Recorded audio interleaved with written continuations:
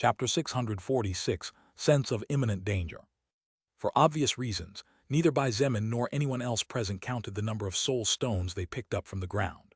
After all, it was impossible for them to do such a thing in the middle of a forest, crowded with mutant beasts, mutant insects, and mutant plants lurking in the shadows waiting for the right moment to pounce on them and devour their bodies and soul power. However, not knowing the exact number did not mean that everyone present was unaware of the great treasure they had managed to obtain on this occasion. Even if we leave now without exploring the 5 pagodas, this trip was definitely worth it. Feng Hong laughed proudly and pointed out, among all these soul stones, there must be at least 200,000 or 300,000. There might even be several hundred of first-order soul stones. This many soul stones alone could compare to the entire treasure of our Chinese rebirth faction. Huang Tian chuckled as he received some medical treatment since he had been injured in the previous battle. Tang Hua petted his tame snake and fed it a piece of mutant meat as he agreed. I must say, to get all this spoils of war with only a few wounded and 0 deaths, it's like I'm dreaming. This kind of battle is one where it would be a miracle if one of us managed to escape alive under normal circumstances. Yay yay! Liang Jing laughed like some kind of creepy witch, but his voice was brimming with admiration as he said in a raspy voice, "Isn't this all thanks to our wonderful team leader Bai? Who would have thought that a human could achieve such a level of might in 3 months of evolution?" Everyone nodded, and it didn't take an overly attentive person to realize that even the 4 guild leaders were looking at Bai Zemin with admiration and appreciation. If before they followed him because of orders from the higher-ups, and because they knew he was the strongest among those present, then his demonstration of power about half an hour ago, and his ability to keep them all alive, won the hearts of each of the soul evolvers and soldiers present. Under the eyes of everyone, Bai Zemin took a step forward, and with a wave of his hand, all the soul stones that had formed several small mountains that flashed with bright lights disappeared without a trace. This, Feng Hong was startled at the sight of something so fairy-like. Jie cough, cough, cough. Liang Jing wanted to act like it was normal, but the coughing wouldn't leave him, and his face soon turned red as if he was having trouble breathing. Fortunately, I left several things at home, or my ring wouldn't have been able to keep all this.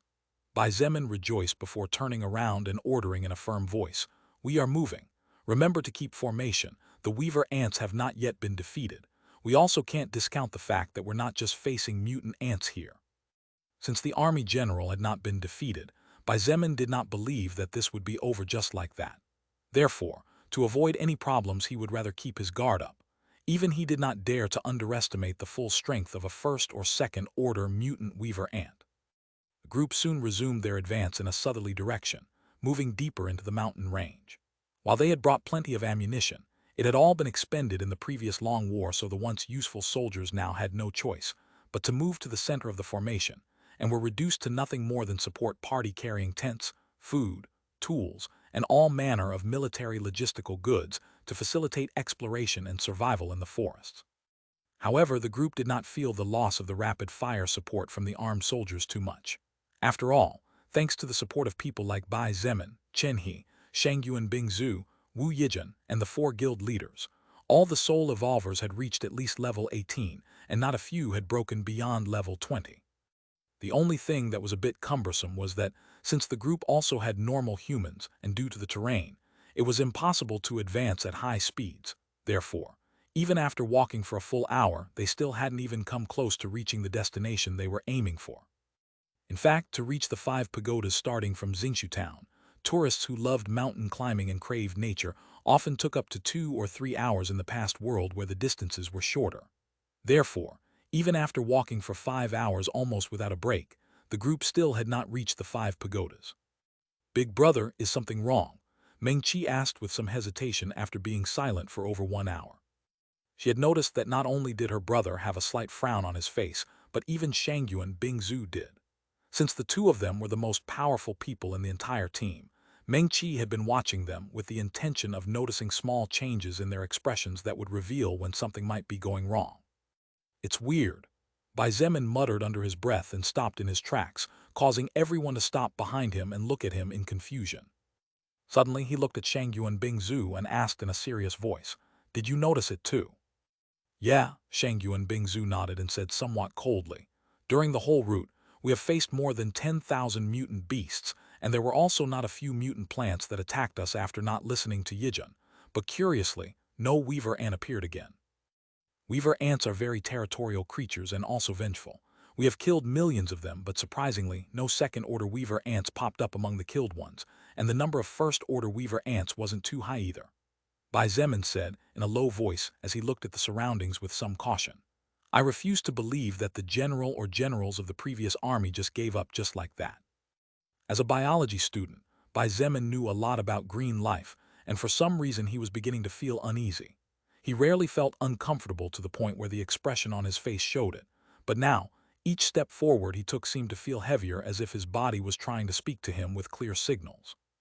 The current Bai Zemin was no longer that Bai Zemin who knew nothing of the world. The current Bai Zemin was the leader of a faction composed of over 30,000 survivors and the top leader of armies of several thousand armed soldiers, and over 4,000 soul evolvers with great potential to grow. Therefore, he knew that as a leader in general, even in the worst circumstances he should not show any worries, as this would affect the morale and fighting spirit of the troops behind him. Precisely because they knew the kind of person Bai Zemin was, Shangyu and Bing Zhu exchanged glances with Chen He, Wu Yijun, Zhang De, Nangong Lingxin, and Kai Jingyi. All of them were becoming more and more serious and tensed, as if they were about to face a great enemy. Seeing the change in the expressions of several of the most powerful people present, the others also began to realize that something was not right. Even the indifferent Ziya did not dare to act relaxed at this point, and the playful Sun Ling had a rare serious expression on her face. After thinking for a moment, Bai Zemin finally waved his hand, and the storage ring on his index finger flashed with a sparkle of purple light before turning off. Under the attentive and confused eyes of everyone, several thousand soul stones appeared on the ground before them, releasing faint, beautiful glows, and forming a kind of rainbow with their varied colors. All of you, I want you to take these soul stones and start evolving your skills as much as you can. Bai Zemin commanded with a deep voice that left no room for argument. If any of you can still evolve a skill further and the cost for it is made up of unclassified or first-order soul stones, let me know and I will see what I can do. The words spoken by Bai Zemin were proof of how serious the situation was. He would definitely not give soul stones to anyone who was not his actual subordinate or who was not under his control in some way or another, much less strengthen a group of soul evolvers who did not yet belong to his faction, and who, if the worst came to the worst, he might have to kill. However, he really felt uneasy, so he was willing to do anything to calm that uneasiness. People like Feng Hong, Feng Tianwu, Huang Tian, Teng Hua, Liang Jing, Sun Ling, Ziya, and those who had been fighting alongside Bai Zemin for a long time already could not be shaken by unclassified soul stones. They were strong enough or possessed sufficient status to obtain such soul stones and evolve the skills that required them, so any skill whose evolution requirement was unclassified, soul stones had already been evolved long ago. However, the same could not be said for all those present. 99% of the soul evolvers present did not hesitate in taking a step forward to get soul stones and start evolving whatever passive or active skills they had left to evolve. After all, soul stones were two precious treasures, so except for a handful of privileged people, none of them could own one just because the monster they killed had a soul stone. If they were discovered doing it, they might even be expelled from the establishment, which would eventually result in their deaths. Therefore, now that they were being offered on a silver platter the chance to become stronger, none of them wasted even a second talking nonsense. About 1 hour later, Bai Zemin had supplied each soul evolver with an average of 60 unclassified soul stones and at least 5 first-order soul stones. Considering that the number of soul evolvers present was just a little less than 400, the number of soul stones that were consumed in that short amount of time was by no means small. Bai Zemin even looked inside his storage ring to confirm that any of all the skill scrolls that could increase the safety of Meng Qi had already been handed over to his family, despite knowing that there were no longer any strong skill scrolls with him. After thinking for a moment, Bai Zemin even took out various swords, spears, bows, maces, leather armor, plate armor, shields, chains, and all sorts of equipment he obtained after slaughtering countless members of the Usra race. Bai Zemin didn't know if he was feeling nervous about nothing or not, but he believed that the practically superhuman instinct that had accompanied him all his life and helped him countless times would definitely not fail him now. And he handed these objects over to the soul evolvers and soldiers. They all looked at him with burning fervor, and their admiration for Bai Zemin grew to levels never seen before. In fact, even though they were all aware that, For someone as strong as him to be being so cautious meant that great danger was probably looming. Feeling how they were becoming more powerful just by standing following his back made over 90% of those present swear in their hearts to follow Bai Zemin all the way to the grave. Move! Bai Zemin waved his hand and turned around, walking forward with resolution in every step he took. Yes. With new resolve in their hearts, they all shouted as they followed their leader with increasing fighting intent. Lilith watched the advance of the human troops, and as her ruby eyes focused on the back of the man leading them forward with courage, she couldn't help but sigh. She had seen the growth of Bai Zemin from the very second number one to this point. She had seen the changes in his attitude, the growth in his character, the reaffirmation after reaffirmation on his resolve, his strengthening. She had seen practically each and every step he took forward. However, what Lilith was most relieved and proud of was that, although Bai Zemin was basically a god among humans, he did not let that strength go to his head. This was what she feared the most, but what, thanks to her constant intervention and warning, he did not forget and kept in mind. Who knows? That caution and wariness, despite being so powerful, could save his life and the lives of many of his loved ones or subordinates who trusted in his leadership. Chapter 647, Mysterious Earth on the verge of evolving completely. The group advanced for another 2 hours, and although it was not possible to see the sun from the forest as the high treetops shielded the interior as if it were a world apart from the rest, in reality, it was not difficult to estimate that it was already dark even without looking at the clock. To begin with, the temperature had dropped enough for the normal soldiers to start shivering with cold, and as if the above wasn't enough of an indication, the howls, growls, and roars of the mutant beasts that were usually quieter during the day had now become unusually active. Bai Zemin, wouldn't it be better to stop and set up the camp over here? Sun Ling couldn't help but interfere as she saw that the young man leading everyone had no intention of stopping. No, Bai Zemin replied firmly without looking back. Setting up camp in the middle of the forest I don't think is a good idea. Even if we set up guard all night, our enemies may appear from above and even from underground. But at this rate, everyone will be more exhausted to fight tomorrow, Sun Ling reasoned with a slight frown. They will be able to rest once we reach the summit. It's not like it will be long anyway. We've already walked so far, so walking another 2 hours won't be the reason for total exhaustion. He continued without hesitation. Once we reach the 5 pagodas, we will finally be able to see the sky again. Our enemies will have no cover, and instead of being attacked from all sides, at least we will only have to defend ourselves against normal land creatures, or at worst a few flying ones. Sun Ling still wanted to say something again, but Shangyu and Bing Zhu shook her head and stopped her. Once he makes a decision, even the most stubborn mule in the world cannot compare to him. Sun Ling forced a smile and shook her head as she said in a low voice, "Forget it. He definitely has more experience than me in going into mutant forests. He should definitely know what he's doing." The group continued to move forward slowly. However, Bai Zemin did not count on the fact that they would have to stop several times to allow the normal soldiers to have some warm mutant meat soup to keep them from freezing. In the end, all he could do was give each of them several hides of mutant beasts that had already dried out to cover their bodies, since the cold during the night was really unbearable, unless one was covered by a strong shelter or some kind of clothing that had mana around it. "All thanks to you, girl." Bai Zemin gently tousled Meng Qi's hair and praised her with sincerity. "If not for you warning me beforehand about the non-evolved ones, now I might be in some trouble." Bai Zemin was used to going into the forest by himself or with soul evolvers. He rarely allowed armed soldiers who had not evolved to venture into such dangerous areas, let alone in the middle of the night. He, Meng Qi smiled sweetly and did not seem at all worried about the current situation.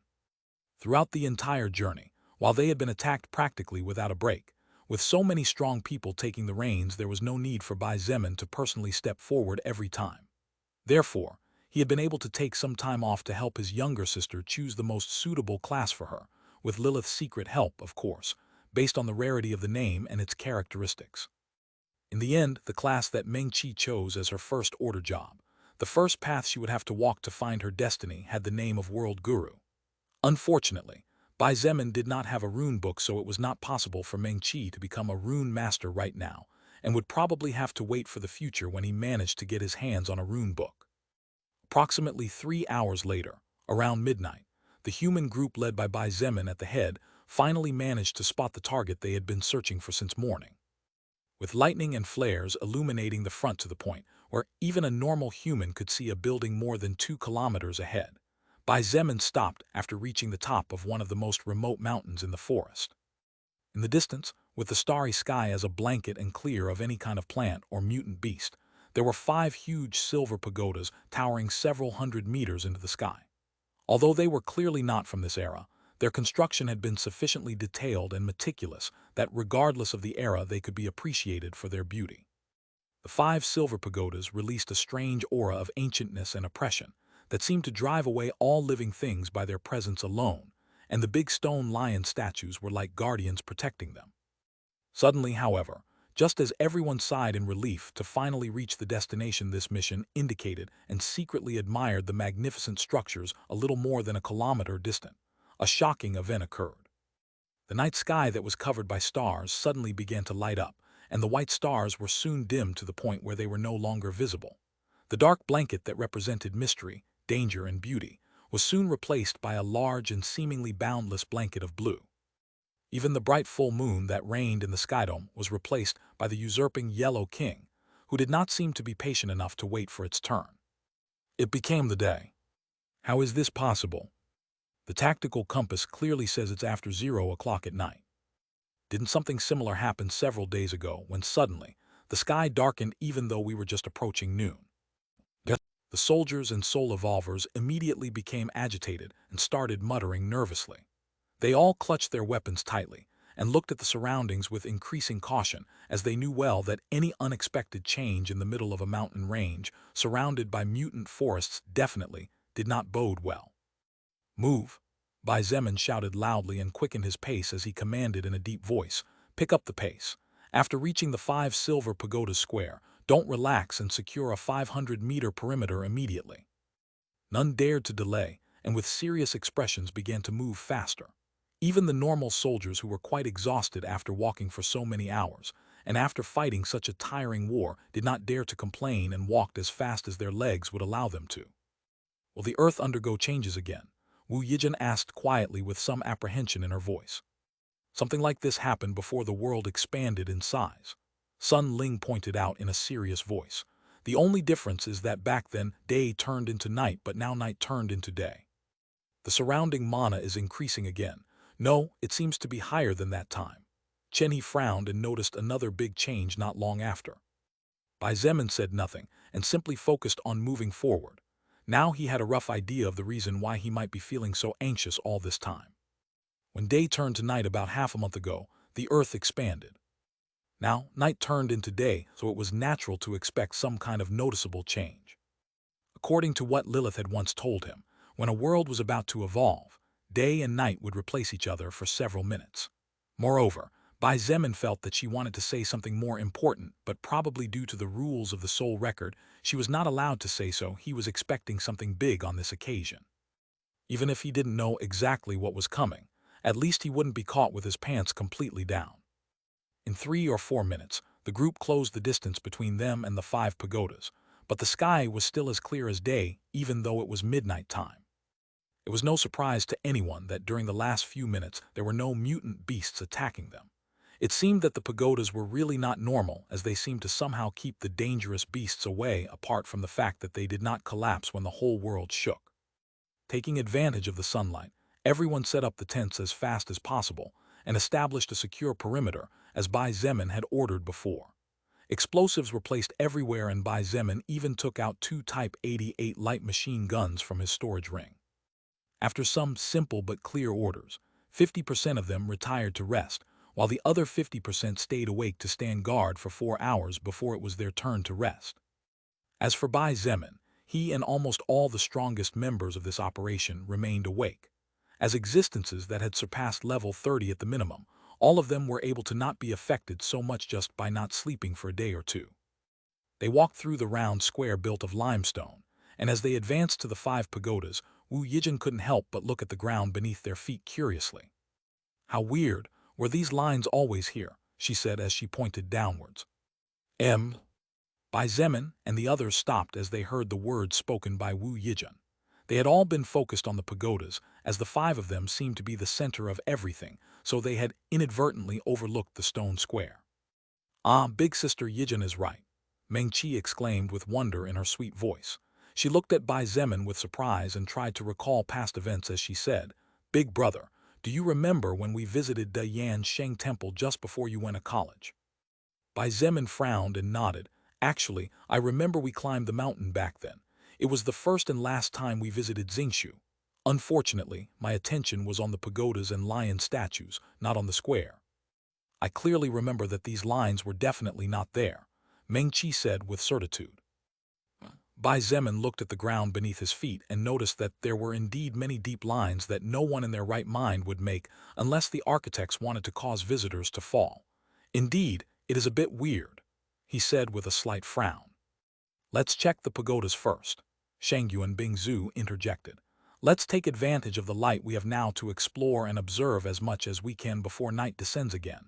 We can draw conclusions and theories later. Right. Bai Zemin agreed with Shangyu and Bingzu and soon ordered the group to move. After all, it didn't make much sense to stand around and watch helplessly for a few lines. Meng-Chi stood back for a few more seconds, staring at the lines with a frown before shaking her head and following the group. She was weak compared to all of them, and her only real ability, and probably the only way she had to help, was her language comprehension skill, so she would try to be as helpful as possible. I think it's a magic circle, Meng-Chi said as she caught up to Bai Zemin. A magic circle? Bai Zemin was surprised, however, soon his eyes lit up with understanding. Look, the entire square is surrounded by small lines that seem to form ancient engravings, but curiously, there are several thicker straight lines that are linked to the 4 pagodas surrounding the pagoda in the middle. Meng-Chi pointed out under her breath. We'll probably find something in the pagodas, and if not, then maybe it can help if we can find a way to see the whole square from a great height. All right, let's look at the pagodas first to take advantage of the light. Tomorrow we can continue on this. Bai Zemin smiled slightly and stroked the top of Meng-Chi's head gratefully. Meanwhile, Lilith watched the clearly unnaturally bright sky, and as she felt the abrupt increase of mana in the surroundings, she sighed. She couldn't help but look at Bai Zemin and felt that he really had bad luck. To think that this little boy would be in such a dangerous area just when his world is about to evolve, she whispered in a voice that only she could hear. Then, Lilith looked down at the stone square from the sky, and her eyes flashed weirdly as she said in a low voice, "But it really does confirm the words Lucifer said back then. It looks like this little planet Earth really has a lot of good things to offer. First, that thing under the sea, and now this." Chapter 648, Ancient Ruins Part 1. Upon reaching the first pagoda located more on the left side of the stone square, the group immediately rushed to the huge metal gate, and by nature Chen he stepped forward in an attempt to open it. "Stop!" Shangyun Bingzu shouted in an anxious and authoritative tone of voice. Chen He's hand froze in midair and looked at Shangyun Bingzu over his shoulder puzzled. "Is something wrong?" "Idiot Chen, are you forgetting that this place is far from normal?" Kaijingi shook her head as she moved her index finger from left to right and laughed quietly. "These pagodas endured shaking strong enough to be compared to historic-scale earthquakes, and now, we just found out that this place is likely surrounded by a huge magic circle. If you touch these things without being careful, you might die without knowing how such a thing happened. At least don't involve me, please. There are still many things I want to do in my life." Chen He's face changed, and he subconsciously jumped backward nimbly to put some distance between him and the huge double door of the pagoda, as if he was afraid that a terrifying monster would come out from inside. "Sorry, I was a bit anxious and didn't think too much about the consequences." He apologized honestly as he realized his carelessness. "It doesn't matter. To be honest, probably most here would have done the same." Zhang De shrugged his shoulders and admitted, "If it wasn't for you being ahead of me, the person in your place would have been me." "That's why strength-type soul evolvers are no good," Nangong Lingxin murmured under her breath, inadvertently drawing angry glares from Huang Tian, who was also a strength-based soul evolver. Bai Zemin shook his head and took a step forward. "All of you stay back."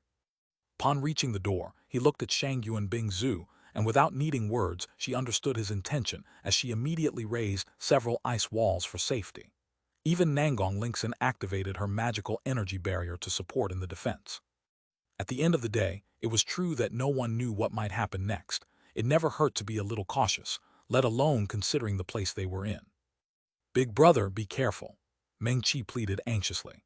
She had just barely gotten back together with one of the people she loved most on the face of the earth, so if something bad happened to him, she probably wouldn't be able to take the blow. Even little Snow grunted under her breath, as if to express her heartaches, as she could also feel that something bad might happen soon based on the atmosphere around her. "Don't worry." Bai Zemin nodded calmly before turning his attention to the double door that was over 4 meters tall and at least 50 meters wide. After making sure of the security measures, he took a deep breath and brought both hands to the doors before pushing inward with moderate force. Surprisingly, the doors didn't even move, forget about opening. "Maybe I didn't use enough strength," Bai Zemin muttered in confusion despite knowing deep in his heart that it was definitely not the reason. In fact, several seconds passed, but no matter how hard he tried, the pagoda doors did not open. Even after using practically every point of his strength stat, the double door did not move from its place even a millimeter. My God! Bai Zemin was dumbfounded as he stared at the door before him with his eyes wide open. His strength stat was over 900 points in total, but even then the door did not move from its place in the slightest.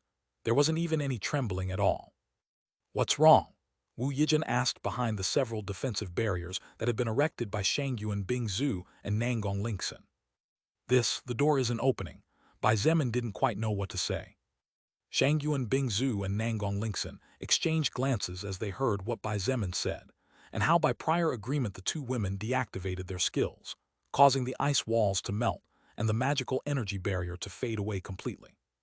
"What do you mean by the door isn't opening?" Shangyuan Bingzu asked after Bai Zemin came back into view. "It just won't open." Bai Zemin shook his head and explained what had just happened. "What?" Jade looked at him in disbelief as he heard that the door didn't even move even after Bai Zemin used all his strength. "How can that be possible?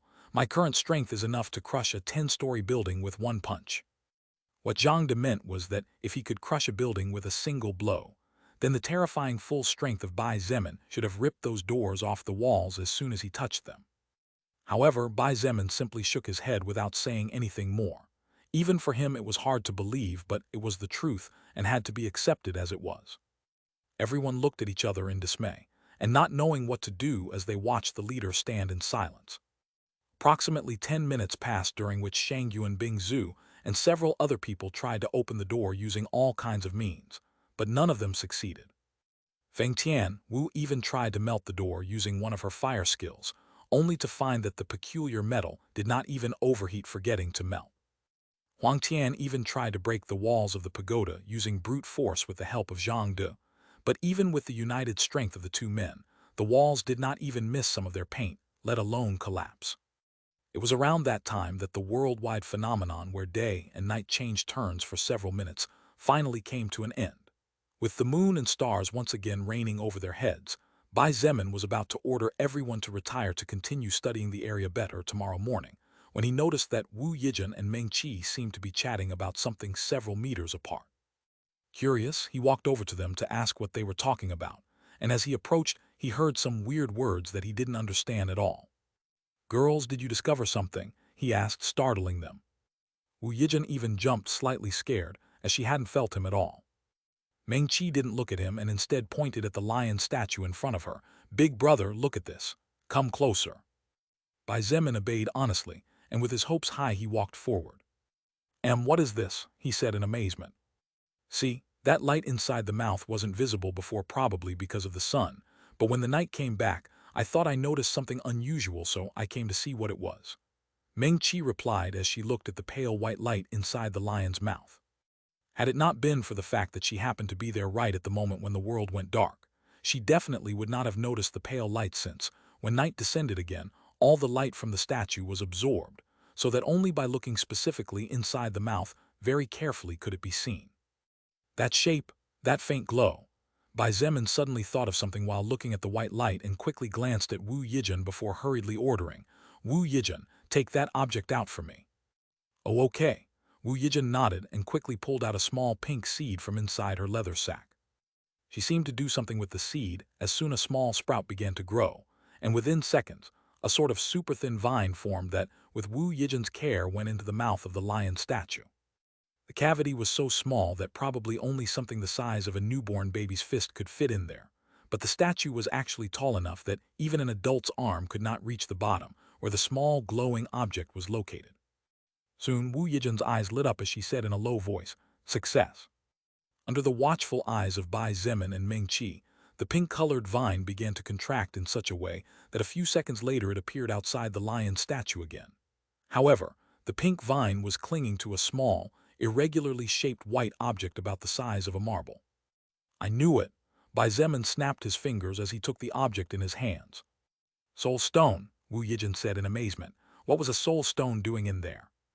Actually, it's an unclassified soul stone.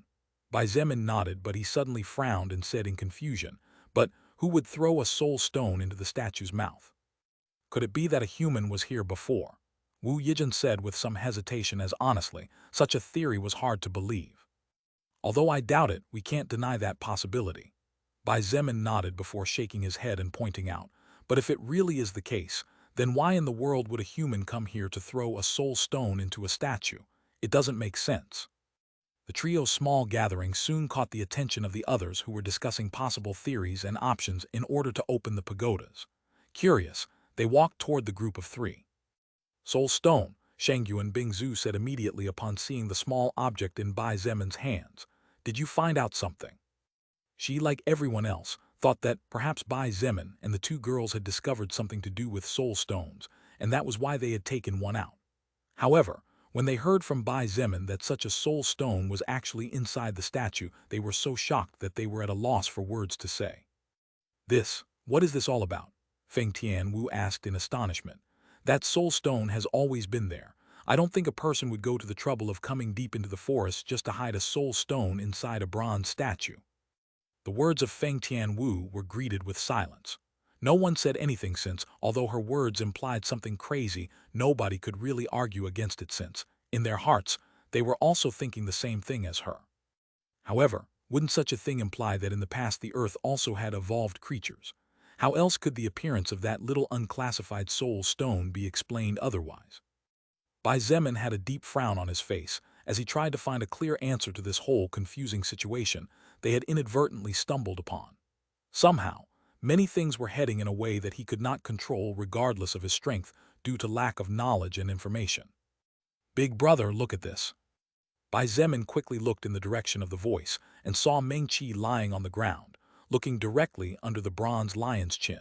He didn't even think about it before he threw himself on the ground and looked up in the same position as his sister. "1,000," Bai Zemin murmured in a low yet clear voice in the middle of the night silence. Right on the bottom of the statue's chin, the number 1,000 was written in Mandarin characters. Could it be that this thing wants 1,000 unclassified soul stones? He reasoned immediately. I was thinking the same thing too. Ming Qi looked at him and nodded with a serious expression on her face. I think the only way to open the pagodas is through these bronze statues, and apparently the statues work with soul stones. She hesitated for a moment before saying what everyone was thinking in their hearts. Maybe someone left that soul stone as a clue. The real question was, who had left that soul stone there? With only one question at the base, many more were born automatically. Was it really someone from ancient times? Had the soul record visited this world before? Could the pagodas have been built to hide something? Chapter 649, Ancient Ruins Part 2-2. In accordance with the theory that Bai Zemin and Ming Qi reached after seeing the word written on the underside of the bronze lion's chin, he took out 1,000 unclassified soul stones from his spatial storage ring and began to throw them one by one into the statue's mouth. The soul stones were very small. Even the only third-order soul stone in Bai Zemin's possession was not even the size of a baby's fist and could barely be considered a lotus seed, so the unclassified stones that were barely the size of a small fingernail had no problem passing through the small hole in the statue's jaws. 2 or 3 minutes later, and under everyone's anxious eyes, Bai Zemin finally finished throwing 1,000 unsorted soul stones into the bronze lion statue. However, several seconds later all that greeted them was the sound of howling wind in the middle of the night. Nothing happened. Sun Ling was confused and somewhat apprehensive. The others also looked at each other in dismay, and Bai Zemin frowned trying to understand what was wrong. However, it was at that anxious moment when a flash of light suddenly began to illuminate the area and attracted the attention of all of them. Flash. On the left side of the large stone square, part of the lines that made up what looked like a huge magic circle began to light up little by little. The pale blue light was by no means disturbing to the eye, and in the midst of the darkness, it felt extremely warm. However, as the blue light spread across the thick, small lines coming closer and closer in their direction, none of them dared to relax as they didn't know with what they would be greeted next. "Get ready to fight," Bai Zemin ordered out of prevention as he took a step forward and subconsciously covered Meng Qi behind him. What was happening woke up some of those who were resting, and seeing that part of the stone square was beginning to light up, they also began to rush out of the tents in a hurry. Some of them even ran out bare-chested and struggled to put on their armor while holding their weapons tightly. Approximately 5 minutes later, 1/10 of the lines covering the circular stone square had lit up with that faint pale blue light. However, except for the bronze lion which also glowed slightly with the same color of light, nothing else happened. No enemies appeared. The pagoda in front on the left side of the square did not open at all. Nothing that Bai Zemin or the others expected happened. However, even though nothing had happened, they all knew in their hearts what was really going on. It was just that none of them really wanted to admit it. Finally, after several seconds of silence, Wu Yijin forced a smile, and while looking at the bronze lion located on the other side of the double door, she quietly remarked, "Considering that 1/10 of the square has just been illuminated, and considering that there are 5 pagodas and 10 lion statues here, I think we need to do something about all of them." Bai Zemin exchanged glances with Shangyu and Bingzu before smiling bitterly and saying in a low voice, "Isn't it ironic that we have to thank the weaver ants?" Upon hearing Bai Zemin's words, they all felt like spitting out 3 liters of blood and dying. However, in their hearts, they knew that he was right because while it was true that their lives were in danger as a single grab by those strong insects was all it took to be torn apart, it was thanks to the weaver ants that attacked them that the group managed to obtain large numbers of soul stones. "At least we don't have to go back empty-handed." Nangong Lingxin shook her head, not knowing whether to laugh or cry. "For more, visit." "It really is like that," Chen He commented as he lay on his back under the head of the bronze lion located on the right side of the pagoda. "This statue also requires 1,000 unclassified soul stones." Bai Zemin said nothing and simply began to take out more soul stones from his storage ring. What else could he do? There was no way he was leaving here without knowing what was hidden inside the pagodas or what this place hid in general. He and everyone else could find answers to many questions, and that alone was definitely worth the great price they were paying. Indeed, after a few minutes, right after Bai Zemin threw the 1,000th soul stone inside the bronze statue, the same pale blue color started to illuminate part of the square, and in no time 2/10 of the place appeared completely illuminated by that faint pale blue light. The previously illuminated part had merged perfectly with the current one, and the small and large lines that seemed to form strange engravings made up a mysterious image similar to a puzzle that after a long time was finally being fulfilled. When the pale blue light that spread across the thickest line, and one of the 10 main lines that seemed to compose the core of the giant magic circle, finally reached the bronze lion statue, it began to glow slightly, and soon the light of the 2 bronze lions covered the outline of the pagoda that had been silent until now. Bang! The sound of something breaking thundered in the middle of the night, and the huge double doors that had been closed, no matter what means the others used to try to open them, finally detached from each other, and slowly began to open backward as if someone was pulling them from the inside. Swoosh! "Step back." Bai Zemin unhesitatingly took out the golden soul armament and turned it into a spear under everyone's astonished eyes. "What is that weapon?" Huang Tian asked in astonishment as he retreated but still stood in front of everyone and raised his giant bone shield in front of his body. It was a sword before, but it suddenly turned into a spear. Teng Hua was also shocked as his pet snake hissed menacingly towards the pagoda that was opening wider and wider. "I will help you." Shangyu and Bingzu appeared beside Bai Zemin and said 4 simple words expressing her determination. But Bai Zemin did not refuse since he did not know what might come out from inside the pagoda. If nothing evil came out then, it would be great, but it was doubtful that good luck would be with them. Flash, flash. Suddenly, and as the doors opened wide enough for the piercing darkness of the interior to spread outward, 2 flashes of bright red light came on amidst the crackle of the increasingly open doors. "Eyes?" Bai Zemin was startled before leaning forward and taking an attack stance. Of course, how could anything be so easy? Shangyu and Bingzu also drew her sword and created another one with ice using her skill.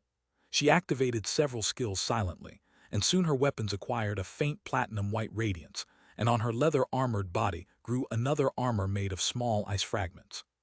Flash, flash, flash, flash, flash, flash. Flash, flash, flash, flash, flash, flash. In just a few seconds, thousands of golden flashes glowed amidst the terrifying darkness that ruled inside the pagoda. That demonic glow scared many to the point that if it weren't for those two practically omniscient figures standing at the front, most of them might have immediately run away.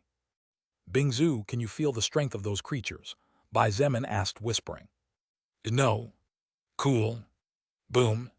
The two doors finally slammed loudly against the inner walls of the pagoda after they opened completely.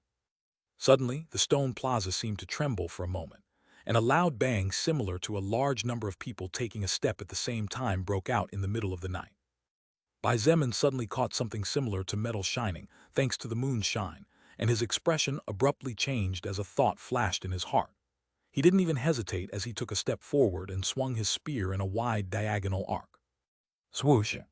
It was just at that moment, when from the front a flash of bright light shot outward from the pagoda at lightning speed. Bang!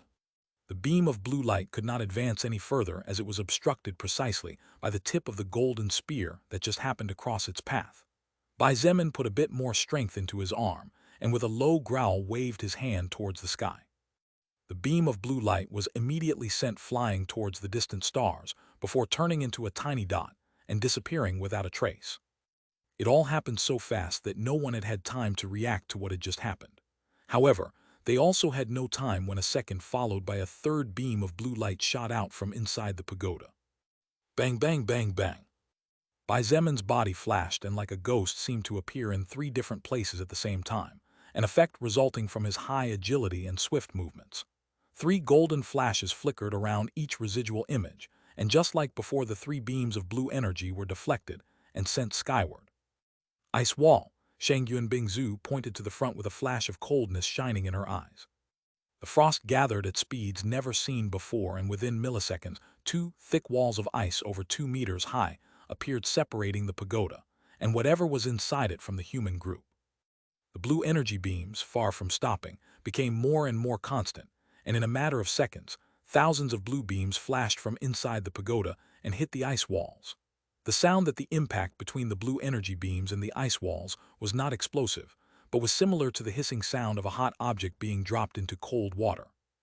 Unclassified, Bai Zemin said as if to make sure. Unclassified. Shangyuan Bingzu nodded but reminded him, even so, those beams could end the life of an initial first-order human soul evolver if they hit the head. Great, Bai Zemin nodded, and was about to move forward to finish off the enemy when suddenly another change occurred. Several synchronized footsteps echoed in the middle of the night, and with agile movements equivalent to a level 20 human soul evolver, over 3,000 strange silhouettes rushed out from inside the pagoda, circling the ice walls in seconds and appearing before the human group.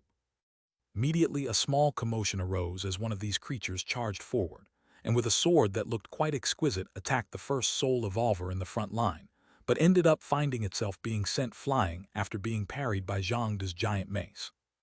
However, that creature soon stood up again, and with unwavering resolve charged forward again.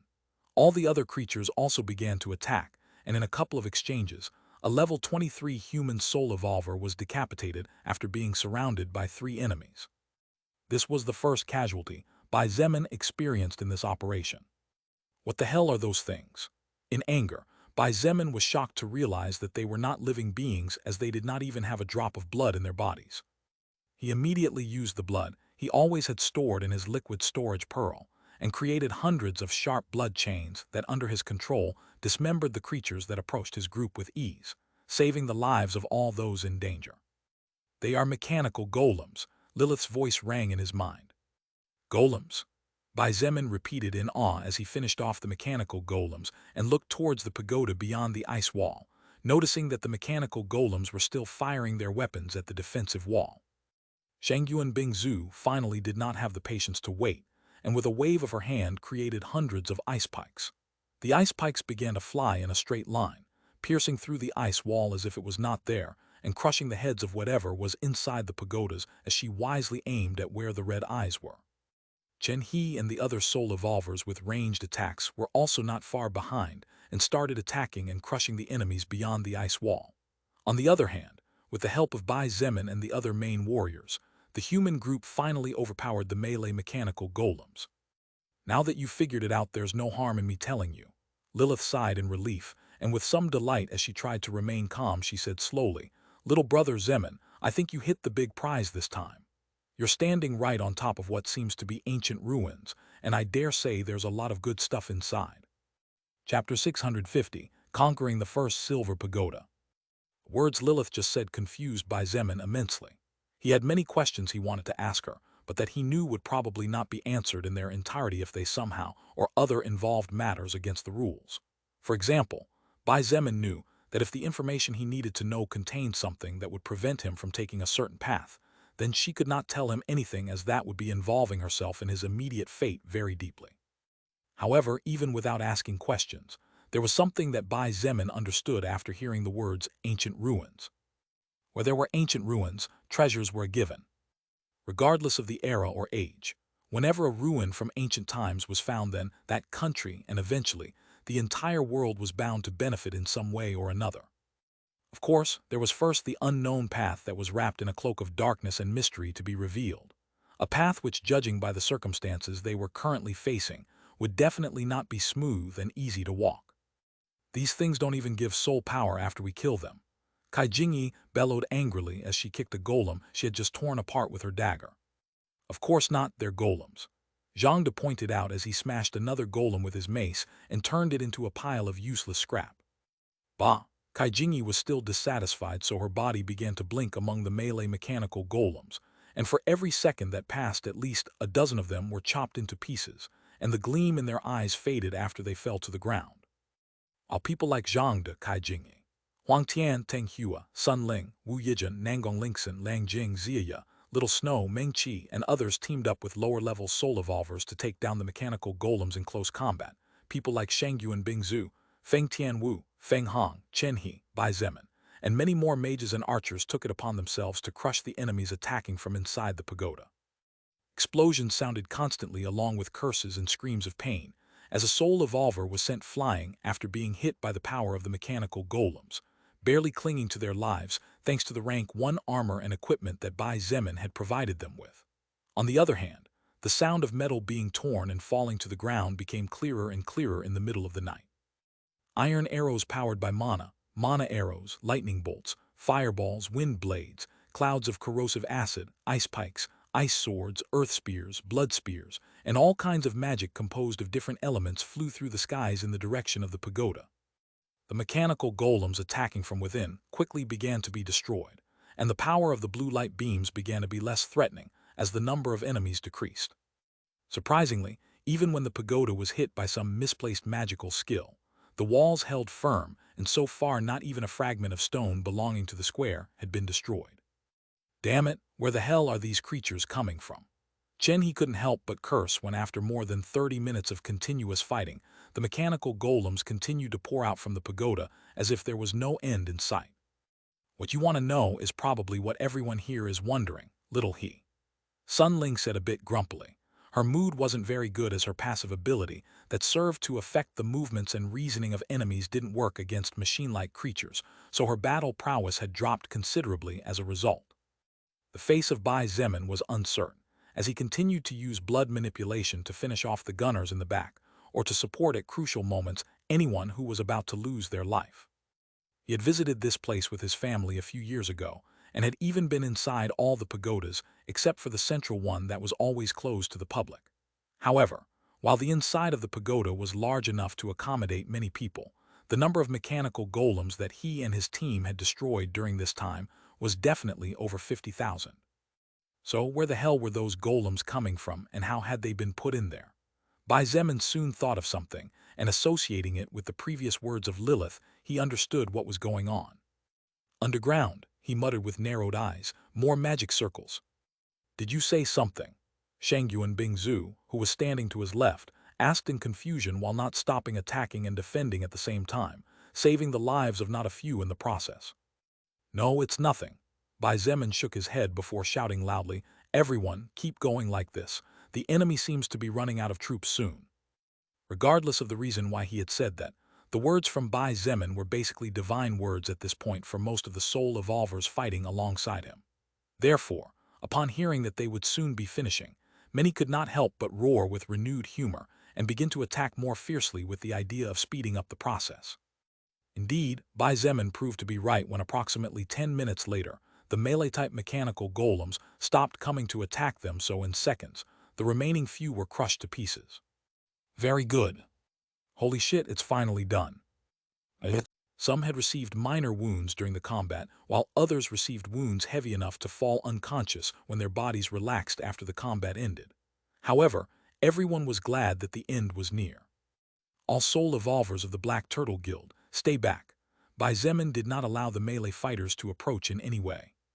The energy beams that the gunner golems fired from inside the pagoda were really powerful, to the point that, just as Shangyuan Bingzu said earlier, a first-order human soul evolver of the initial stage would be killed on the spot if they were hit in a vital area. Approximately 5 minutes later, the last of the gunner golems fell to the ground when its head was hit by a fire arrow launched by Feng Hong. Immediately after that, the place fell deathly silent, and seconds later the blue light covering 2/10 of the stone square changed to a green color. Ni, Feng Tianwu muttered under her breath. Her generous chest rose and fell as a result of her slightly labored breathing. She had consumed quite a bit of mana in the battle against the Weaver ants, and had yet to fully recover when another battle raged, so she needed a night's rest to regain her full strength. In fact, Feng Tianwu was not the only one, as most of those present had slightly pale faces and were physically and mentally exhausted.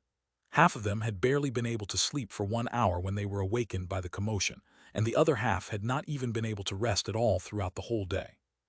Bai Zemin noticed the relieved expressions on the faces of everybody when they realized that the battle was over, and he realized that they all needed a refreshing night's sleep. Sending them off to fight now was definitely not wise at all. What do we do now? Sun Ling walked up to Bai Zemin and looked at him. He noticed that her face was slightly sweaty, and her breathing was also a bit labored. At the end of the day, Sun Ling was one of the few who charged to the front, and at all times she was fighting at least against 10 mechanical golems at the same time, so she was naturally somewhat exhausted after losing a lot of her stamina. Bai Zemin turned to face the giant door of the now open pagoda before closing his eyes and ordering in a soft voice, "Everyone, you've done a good job. Return to the tents and get some rest. We will continue the exploration in 6 hours." Several sighs of relief filled the surroundings, as relieved smiles filled the faces of everyone present. Bai Zemin gave a few more orders, and eventually, except for him, Shangyuan Bingzu, Wu Yijun, Chen He, and Zhang De, everyone went asleep to replenish their energy. While Ziya was probably still well, her assigned task was to protect Sun Ling, and in urgent moments support Wu Yijun if her life was ever in danger and Bai Zemin or Shangyuan Bingzu could not help her. Although Meng Qi also wanted to stay awake, Bai Zemin reprimanded her and ordered her in a firm voice to go to sleep, for which she reluctantly retreated to the central tent and soon fell asleep next to Little Snow. While Meng Qi wanted to be more useful and help her brother the most, her stamina was not particularly high, and this was basically her first large-scale exploration and assault as a soul evolver. The number of things she had experienced in just a day was too many, so a night's rest was probably something she needed both physically and mentally. With each of them scattered in different areas and covering the camp area to prevent any mutant creature or enemy of any kind from sneaking in and wreaking havoc on the sleeping troops, the night's time began to run slowly. Meanwhile, Bai Zemin sat cross-legged on the ground staring at the open door of the pagoda they had just conquered. The night still had several hours to go, so he would surely be bored doing nothing during all that time. Suddenly, a breeze of otherworldly air containing the scent of fresh roses surrounded him, and not even a second later, he heard the lovely voice of the one who had become the most important woman in his life. "Aren't you going in now? For more visit." It's hard to say if there isn't a more powerful enemy in there. Even though all the golems had a power level equivalent to an unclassified soul evolver, the swords carried by the melee types were all rank 1 swords with over 300 points of physical attack power. Bai Zemin pointed out in a whispering voice. On the other hand, the power of those energy beams was truly terrifying. Even first-order level 30 mutant beasts would be suppressed if a team of 50 normal men surrounded it with that kind of weapon. "I see, that means you'll wait until tomorrow." "Yeah, besides, I still need to think of a countermeasure." "Countermeasure?" If worse comes to worst, I'll probably have to use Crimson Blood Judgment. And if things get really bad, I might even have to use the power of gravity manipulation or the endless blue lotus flame. I need to think up something to not affect the surroundings in a big way. I understand. I guess you'll use the night to think about it.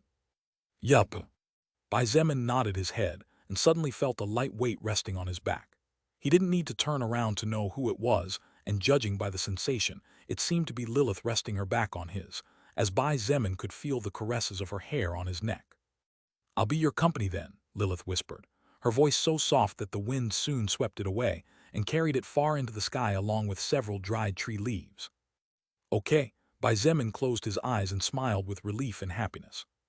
Relief because he finally didn't feel lonely anymore. Even in the middle of the night, regardless of whether he had to stand guard or if he couldn't sleep, he would now have someone to accompany him for the rest of his life. As for the reason why he was happy, Bai Zemin believed that any sentient living being in the universe would be happy to be reciprocated and accompanied by the one they loved even in the middle of a cold night like this one. The night passed without any incident worth mentioning. There were no enemies attacking from the air, from the forests, or even coming out of the now open pagoda. Bai Zemin and Lilith rested against each other as they chatted about things that had no real purpose, mostly with Bai Zemin sharing some of his life's experiences, and Lilith giggling under her breath or making funny remarks about it. When the tactical compass clock struck 8 a.m., and after everyone had eaten breakfast, Bai Zemin finally stood up after staying in lotus position all night and turned around. There, hundreds of faces charged with energy and vigor looked at him with firm, resolute expressions, brimming with faith and overflowing with confidence. A night's sleep really could do wonders. "Move." Bai Zemin waved his hand and turned on the spot. His eyes flashed with anticipation as he took the first step forward toward what could be one of the greatest changes for mankind. Chapter 651, Electromagnetic Rifle and Pills.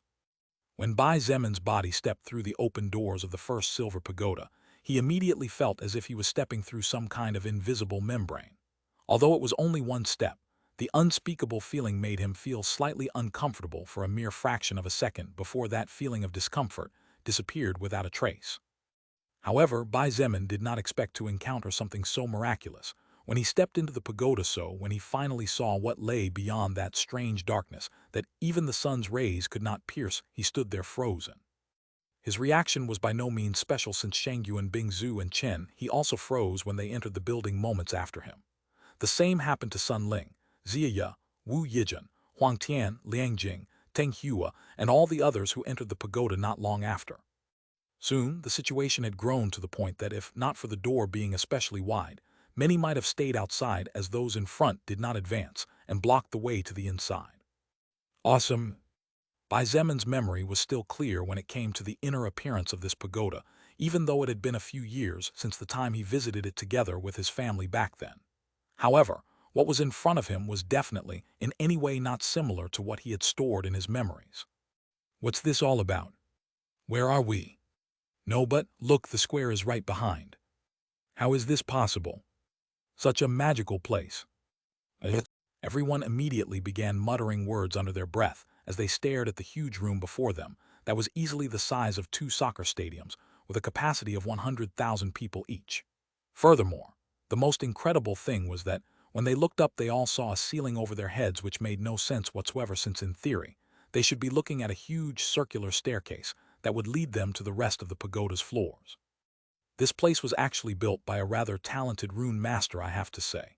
Lilith spoke in a voice that only Bai Zemin and Shangyu and Bingzu could hear.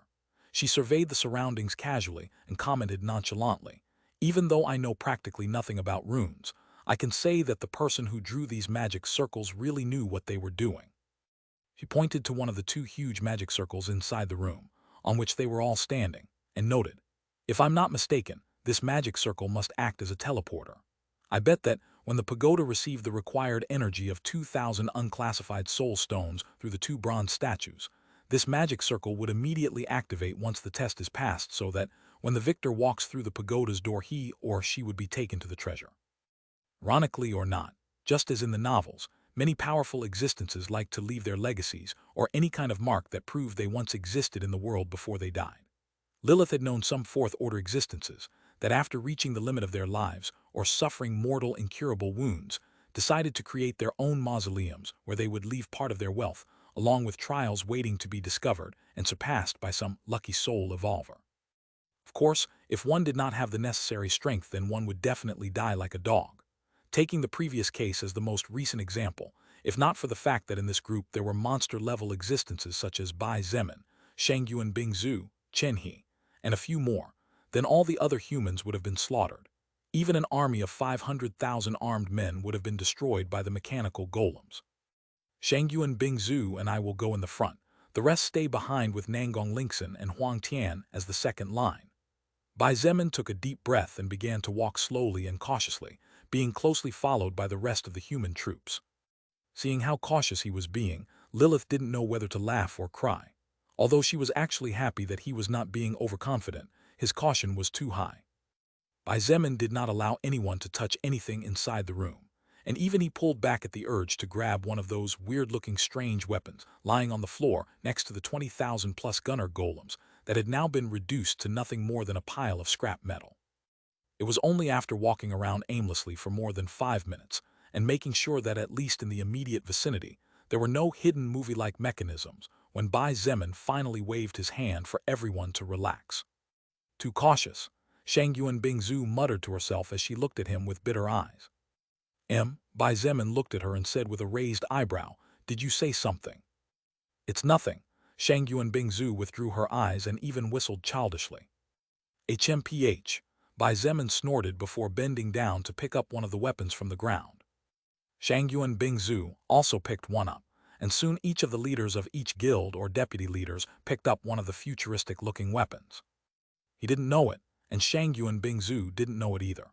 But actually that short exchange drew a lot of attention, mostly due to her ever-cold expression finally melting away and demonstrating such a gentle and playful personality that contrasted greatly with her usual indifferent and cold self. The gun was approximately 100 centimeters long and weighed about 5 kilos, which made it a relatively heavy weapon considering it was shaped like a rifle, with the most notable difference being the barrel. The barrel of the gun was actually 2 metal arms that extended along the gun in a straight line, making up in total more than 60% of the total length of the weapon. In addition, the barrel had what looked like several bright red metal plates joining the 2 arms. Overall, the weapon looked quite powerful despite its peculiar structure. Soon, the weapon's records flashed in the eyes of Bai Zemin. Electromagnetic rifle. Long-range weapon. Rank 1. Physical attack power, 75. Magical attack power, 3500. Remaining energy, 2240 Soul Megacyclone. Durability, 2548/3000. Options. 1. The wielder of the weapon can switch between rapid fire and single-shot mode at will. 2. It recovers durability by expending some of its stored energy. 3. It has a maximum range of 10,000 meters without diminishing its power at all. Description. First-generation weaponry that possesses enough power to evaporate an entire lake in a matter of minutes. If an experienced, unevolved shooter carries it, they can easily claim the life of first-order existences and even hurt second-order existences slightly. It consumes energy contained within soul stones to operate. What? This sucker has over 3,000 magic attack power. It looks like a weapon out of a sci-fi movie, not only in appearance, but also in actual capability. Holy crap, it can even hit a target 10 kilometers away without losing power. Ha ha ha, our snipers will definitely have fun with these toys. The people who picked up an electromagnetic rifle immediately began to discuss with voices of amazement about the high power of the weapon, but also for the rest of its capabilities, including its peculiar appearance. However, unlike most of them, Bai Zemin was amazed by something else while looking at the weapon. Yes, he was shocked by the high power that the electromagnetic rifle had. Yes, he was amazed by its ability to self-repair. Yes, he was astonished by its high range. However, Bai Zemin was more surprised by the fact that the weapon in his hands was not a treasure by any means, and had actually been built by human hands. Such a thing simply did not make sense in the eyes and common sense of Bai Zemin. If this electromagnetic rifle was in a top-secret military base or something similar, then he could understand it. However, this was in a ruin left behind from who knows how many years ago. Didn't that mean that, in the past, the technology of mankind, or whatever had lived on Earth, had far surpassed the technology of the current era? Magical circles, ancient ruins, futuristic weapons, a soul stone in a place it shouldn't be. It all pointed to one thing, and when Bai Zemin looked at Shangyuan Bingzu, he noticed how her blue eyes were trembling as she looked at him in shock. Bai Zemin took a deep breath and gestured to her that this was not the place or time to freeze or stay talking about anything, causing her to nod even without coming out of the shock she was feeling. All soldiers and soul evolvers should pick up an electromagnetic rifle as a primary or secondary weapon, depending on your combat style. Also, except for the tents and military tactical equipment, I want everyone to leave anything else you are carrying, including the firearms you brought. Bai Zemin ordered in a deep voice, and immediately everyone started to work. Each of them carried a military tactical bag large enough to store more than 10 missile launchers, so the number of electromagnetic rifles that could be stored in each bag was more than 50 once all the weapons and food in reserve were brought out.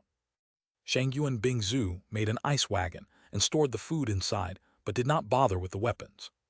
Bai Zemin's spatial storage ring was already practically full to the brim at this point.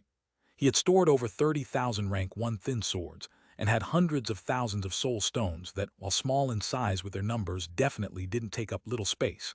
Therefore, he could only store around 5,000 electromagnetic rifles before stopping, as he needed more space for whatever they found inside this huge room.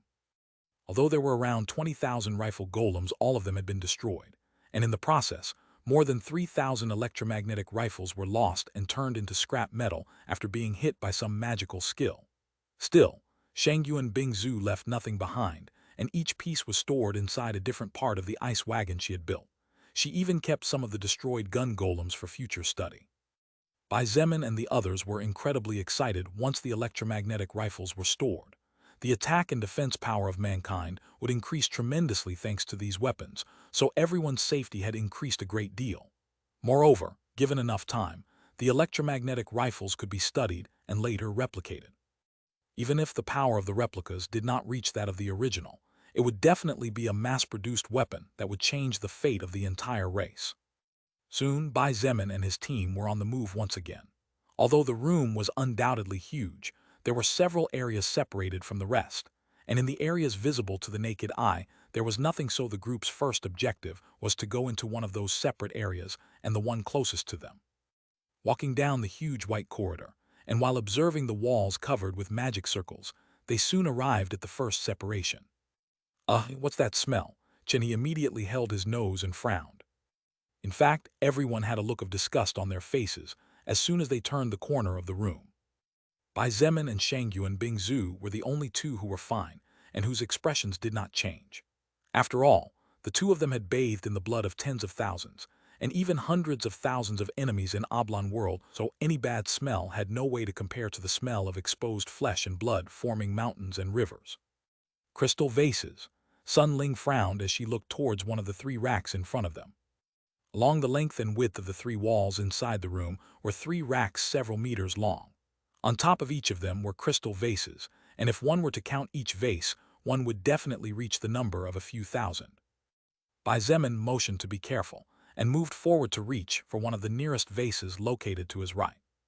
The vase was simple, except that there was a small magic circle drawn on the lid covering its interior. Looking inside the vase, Bai Zemin finally realized what these things were, and couldn't help but get tremendously excited as he looked at the thousands of vases inside the room. All these vases have pills in them. The smell inside the room was an extremely strong medicinal odor, and the mixture of so many smells together, staying locked in this place for countless years, naturally reached a level of stagnation that few things could surpass it. Wouldn't it be good to find some divine pill that would increase overall strength? His troops would become stronger just by consuming them, and his entire journey would become much smoother. Chapter 652, Meng Qi's Ambitions and Second Silver Pagoda. Chapter 652, Meng Qi's Ambitions and Second Silver Pagoda. Bai Zemin's joy did not last long when, after reaching into the crystal vase with the intention of taking out one of the more than 100 shiny pills inside, his expression changed as soon as one of his fingers touched the first pill. As if it were an illusion or a soap bubble, the milky white pill immediately broke out at the slightest touch. The medicinal smell immediately mixed with the rancid smell of something that had been rotten for a long time, and like a chain reaction all the other pills that, until a second ago looked in perfect condition, turned into a pile of black dirt inside the vase. What the hell is this all about? Bai Zemin was astonished as he looked at the vase in his hands in wonder. Big brother, let me see the cover of the vase for a moment. Meng Qi walked over as she noticed what had just happened, and upon receiving the lid from a startled Bai Zemin began to look attentively at the magic circle. Bai Zemin did not stop to wait for Meng Qi's verdict, as in his heart he had a clear answer but was unwilling to accept it. He quickly picked up another vase, and after removing its lid tried to take one of the pills inside, only to meet the same event as before for the second time. Damn it! Bai Zemin threw the vase to the ground, breaking it into pieces as he said through gritted teeth, "Don't tell me all these things are time expired." Shangyuan Bingzu and the others did not sit still either, as they immediately started to open the vases with the intention of checking the pills inside. However, by the time a couple of minutes had passed, and after they had opened the more than 5,000 vases inside the large room, all they could rescue from them were 5 pills. All the others turned into a pile of foul-smelling black powder. Big brother, even though I can't draw runes since I don't understand how the process works, I actually understand a bit of their functions after looking at these engravings. Meng Qi approached Bai Zemin again and showed him the small magic circle drawn with what seemed to be some kind of green ink on the top of the lid that covered the first crystal vase. This magic circle actually seems to be a preservation magic circle. I believe that in theory, the pills inside the vase should have lasted a minimum of around 50,000 years, but unfortunately, the power inside the magic circle came to an end after not receiving any more support from any soul stone, so eventually, the pills inside lost their effect. The pills from before were actually nothing more than an illusion that was barely maintained, thanks to the fact that nothing inside this place had changed or moved. Meng Qi's words clarified what most had actually noticed. The pills were naturally made from all kinds of medicinal herbs, and like all consumables, they had a certain time limit before they would expire if the necessary preservation care was not applied. After so many years of being buried in some unknown and unmaintained place, it was a fact that the medicinal pills would turn into a pile of unusable waste. It's okay. Look on the bright side, at least we were able to get these 5 pills, and this is only the first room. Wu Yijun approached Bai Zemin and gently caressed his arm as she saw his depressed expression. Don't worry, I'm just a little disappointed and that's all. Bai Zemin shook his head and sighed. If only we could have obtained all these pills, we could probably drive all the other enemy races out of China in way less time than it would normally take. Shangyuan Bingzu also sighed, but she seemed more optimistic as she said softly, "There's no need to be too disappointed. If in the past someone could make these pills, then we can make them too. We just need to study more about the mutant plants and blood of evolved creatures. As time goes on, we can have our own supply of pills to support us in combat." "I guess so." Bai Zemin nodded before looking at the 5 pills in his hand. Antitoxin pill. It can suppress any poison coming from a 3rd-order skill or lower. Refining pill cleans 10% of lower quality soul power and refines it into high-quality soul power. Only works on existences below level 40. Bone reinforcing pill increases the hardness of your bones by 50% for 120 seconds. Only works on those who have not yet exceeded level 90. Godly beauty pill increases the natural beauty of the one who consumes it by an extra 5%. Only works on existences below 2nd order level 90. Purifying pill clears impurities from any liquid source below rank 4. Bai Zemin read aloud the records of each of the 5 pills in his hands for all to hear, and as he finished, he couldn't help but have some of that disappointment he felt a moment ago disappear. It was worth mentioning that not a few greedy eyes fell on the godly beauty pill as the women listened to its effect.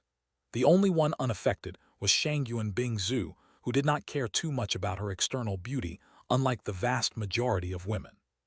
Those pills are already so amazing even though most of their past effect was lost due to the passage of time. I wonder how good they must have been in their prime, Nangong Lingxin said with a sigh. These 5 pills alone were actually tremendously valuable, and except for the godly beauty pill which in Bai Zemin's eyes was meaningless, the other 4 were pills that at the right time and place could save lives and make many things easier. Besides, if he gave these pills to a good team and gave them time, they might be able to replicate the effects to some extent. For example, Before Bai Zemin had given what was left of the health potion he got in Oblong World, when he finished off the second-order giant eagle that had severely wounded Shangyuan Bingzhu to a team composed of biologists, chemists, and developers of new vials. While it had not yet been possible to study the potion in depth, it was true that they had identified more than 50 mutant plants, among which 19 had already been found, so they would probably be able to develop a lower version within a few months at most. The same applied to these pills. He would definitely not waste them unless he really had no choice, as Bai Zemin preferred to hand them over for study. After storing the 5 pills in one of the vases, Bai Zemin had someone pick up the lids or the written magic circles to take with them. "What do you want those lids for?" "Of course, we will study those magic circles, and when we figure out how to activate them we can reuse them or maybe recreate them. It will make our lives easier in the future as well." That was his answer to Sun Ling's question, who immediately became enlightened and couldn't help but praise Bai Zemin in her heart for not letting go of the slightest opportunity that came his way. Moreover, it was thanks to these small deeds that Sun Ling finally began to understand a bit of the reason why the young man her daughter loved was so strong. It was not only about bravery and decisiveness, it was also about knowing how to seize the slightest of opportunities that life put in his path. The group led by Bai Zemin inspected the rest of the rooms, but apart from pills, there was nothing else in the place. Of course, because this place was too old and the pills had been neglected for too many years, 99.9% of the pills inside the ruins were useless, and the ones that still survived had lost a lot of their effect. Still, the result was undoubtedly a good harvest. With over 200 pills whose effects were variable stored in small bottles and separated by their effective use, Bai Zemin and the others walked toward the magic teleportation circle to leave the first silver pagoda. "Mengqi, what are you doing?" he asked as they were about to leave. "I'm trying to draw what I can about the magic circles," Mengqi said as she scribbled something in her book without looking ahead and avoiding stumbling thanks to Little Snow who was guiding her. "This teleportation circle is of interest to me. Big brother, if you want to rule in this new world, you will certainly need more than brute strength and leadership ability." Mengqi wanted her brother to grow into the most brilliant existence of all, as he had the ability to lead mankind into a new era of glory and prosperity. No one was better than him to do it, was what she believed from the bottom of her heart. Therefore, she wanted to support him in every way possible, and it was clear to Mengqi that the power of runes and magic circles would undoubtedly be a crucial factor. Unlike the vast majority, Mengqi knew that while Bai Zemin looked calm on the surface, his heart was pumping lava instead of blood. She did not believe that he wanted to stop after ruling China. And if Bai Zemin wanted to rule the earth, he would then have to face powers that would probably have already established themselves to some extent in different countries. Mengqi had her own ambitions as well. It was just that, contrary to the ambitions of most people who felt the benefits of evolution, her greatest ambition was to take the person who deserved it the most and who she trusted would do a great job straight to the top of the world. She had seen her brother suffer a lot, and she had also seen him sacrifice himself for her. The least she could do for him was to try to help him get the best in every aspect of life. Ruling China could be considered easy, since they all started out the same from a certain point of view. However, ruling other countries would not be easy at all, since those countries would surely have great powers and mighty warriors who, like Bai Zemin, would have used the time since the beginning of the evolution apocalypse to establish themselves as ruling lords. Bai Zemin knew that his little sister wanted to help him, so he patted her head gently and thanked her with a loving smile. But what he didn't know was that she had not only seen into his heart, but was already stepping forward and preparing the groundwork for his future move of large-scale conquest. At the end of the day, there was no way Bai Zemin would let another great power rise up on Earth. This would mean that in the future, whether distant or immediate, a greedy character could point their sword in the direction of his home. Such a thing was something that Bai Zemin would not let happen no matter what. Bai Zemin and the others waited 30 minutes to give Mengqi time to draw the runes that she could read and understand how they worked before finally walking towards the large magic teleportation circle. When they passed beyond the teleportation circle, they magically appeared outside the silver pagoda from before. "I really can't help but be surprised, even though I knew what would happen." Kai Jingyi shook her head as she looked towards the inside of the pagoda, which was a completely normal world unlike that alien room from before. "We too will reach this level someday," Bai Zemin stated confidently. However, he corrected himself as soon as he said those words. "No, we will achieve even greater feats than this." His words were not just empty words, and for some reason when the others heard him, his words sounded like a natural fact that would definitely happen in the future. Moreover, as crazy as it seemed to them, they felt that this future might be sooner than they thought. Shangyuan Bingzu watched his back and could not help but shake her head as she recalled how 3 months ago she practically detested every time Bai Zemin talked big or acted with that confident attitude. Now, far from detesting that kind of attitude from him, she admitted in her heart that it was attractive as she understood the kind of person Bai Zemin was, a man who always kept his word no matter what. Soon the group stood in front of the second silver tower, the one located on the right side of the stone square. The pagoda was identical to the previous one, therefore, the two bronze lion statues could not possibly not be present. Chapter 653, The Best Duo, Opening the Second Pagoda and Sun Ling's Thoughts. Chapter 653, The Best Duo, Opening the Second Pagoda and Sun Ling's Thoughts. 10,000 soul stones. Bai Zemin smiled bitterly as he saw the number written on the bottom and practically hidden on the chin of the bronze lion statue. He slowly stood up and couldn't help but point out, 2 statues, 10,000 each. That's 20,000 soul stones. Holy hell. Even if it's unclassified soul stones, such a huge number is enough to power up a troop of soul evolvers and allow them to take practically all of their skills to new heights. We have no choice. Shangyuan Bingzu forced a smile and shook her head as she looked at him with hidden bitterness. Besides, something is telling me that each time the number of soul stones will be higher and higher, or worse yet, there is a possibility that the last pagodas will only be opened with first-order soul stones. It could even be worse. Don't even mention it. Bai Zemin also forced a smile before sighing, but in fact, you're right. If we want to get to the bottom of all this, the only option we have is to keep moving forward. Besides, it wasn't as if the price they were paying wasn't worth it. While it was risky to open the ancient ruins since none of them had any idea what would come out of there, the 2,000 worth of unclassified soul stones that Bai Zemin used earlier to open the first of the 5 silver pagodas was definitely returned, and with interest. After all, from the first pagoda Bai Zemin managed to obtain more than 200 pills with different effects. Meng Qi managed to obtain some knowledge and information about runes and magic circles. Overall, it was a good harvest, even though it could have been better if not for the fact that practically all the medicinal pills had expired. One by one, the unclassified soul stones flew from Bai Zemin's spatial storage ring, a treasure that by this point was no longer a secret to those present, but despite being curious, no one asked anything out loud. At the end of the day, asking about the secrets of a soul evolver was considered disrespectful, and only the top ranks of the base had information about each one of them. This was a small price to pay in exchange for obtaining countless benefits, and if they had no bad thoughts, there was no need to fear anyway. Approximately 10 minutes later, and with Chen He's help, Bai Zemin had finished feeding the bronze lions with a total of 20,000 soul stones, 10,000 each. Flash flash. This time no one was surprised when another 2/10 of the stone square acquired that characteristic pale blue glow that grew from the lines that made up magic runes, and finally composed the huge magic circle. In a matter of seconds, the lower half of the stone square was illuminated. The lower left side glowed with a faint green glow, while the glow of the lower right side was pale blue.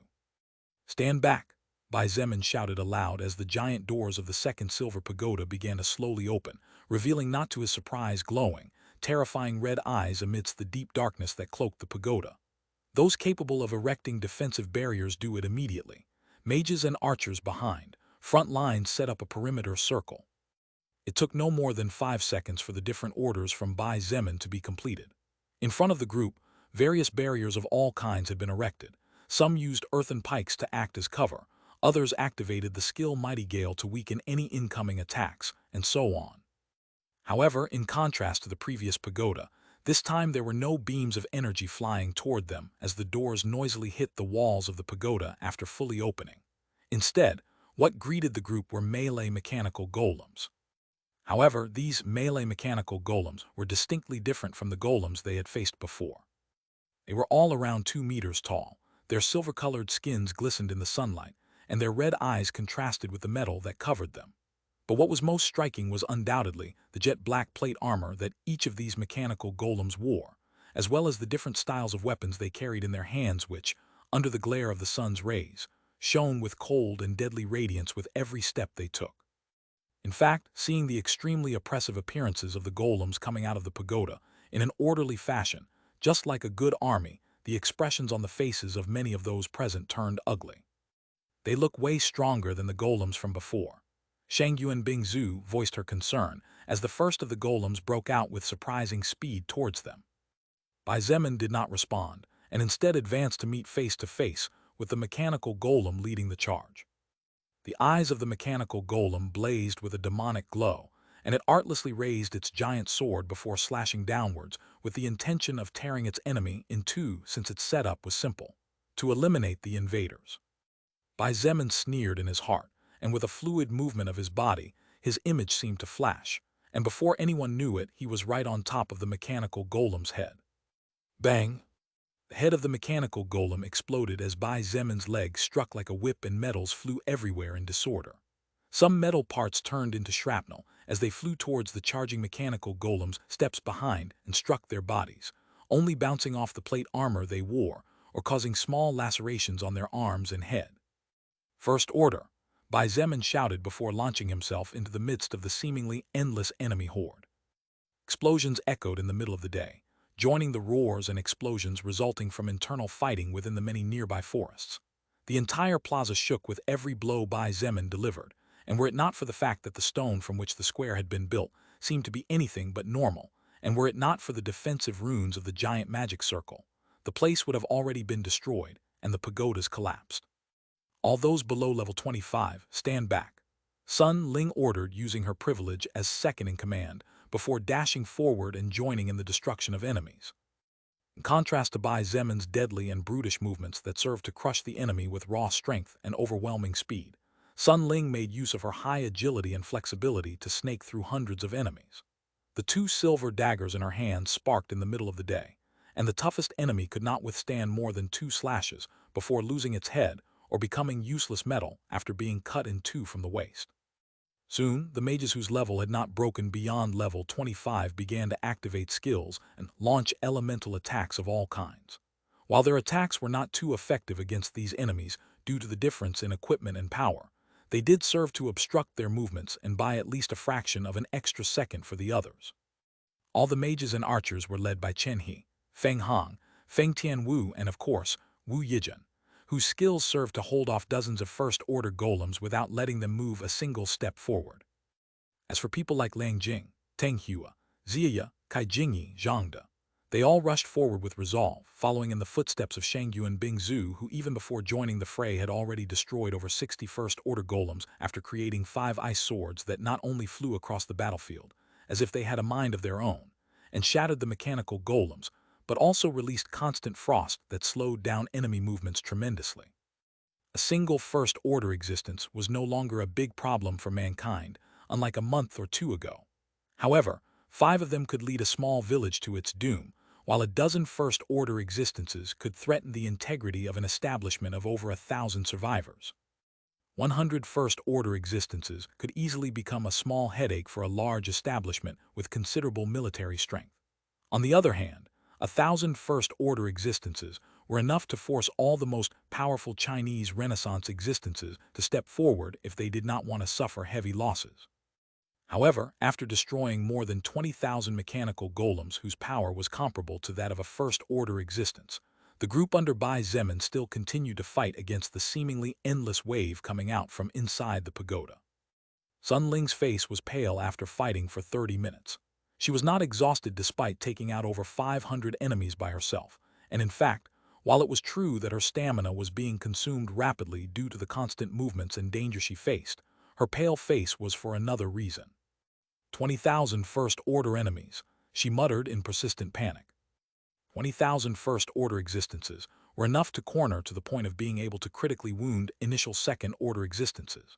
If these 20,000 mechanical golems that had been wiped out so far but whose numbers were rapidly rising with each passing second were to attack the Chinese Renaissance base. Sun Ling shuddered as she realized that most of them would probably die horrible deaths under the blade of the enemy weapons. On the other hand, when she looked towards the center right in front of the door, where more than 80% of the mechanical golems converged, Sun Ling could not help but sigh in relief at the same time as her heart felt a lot lighter. Bang, bang, bang, bang, bang, bang, bang. From the center where thousands seemed to pile up, constant explosions shook the earth and occasional bright flashes of golden light shone under the sunlight. Each explosion resulted in the destruction of at least 100 mechanical golems, but the flashes of golden light were even worse, as each one seemed to be enough to wipe out over 1,000 enemies in an instant. Sun Ling could occasionally see the figure of Bai Zemin for a split second before his silhouette disappeared after being covered by thousands of enemies. But he would soon be revealed once again, as with overwhelming might he crushed them all in an instant.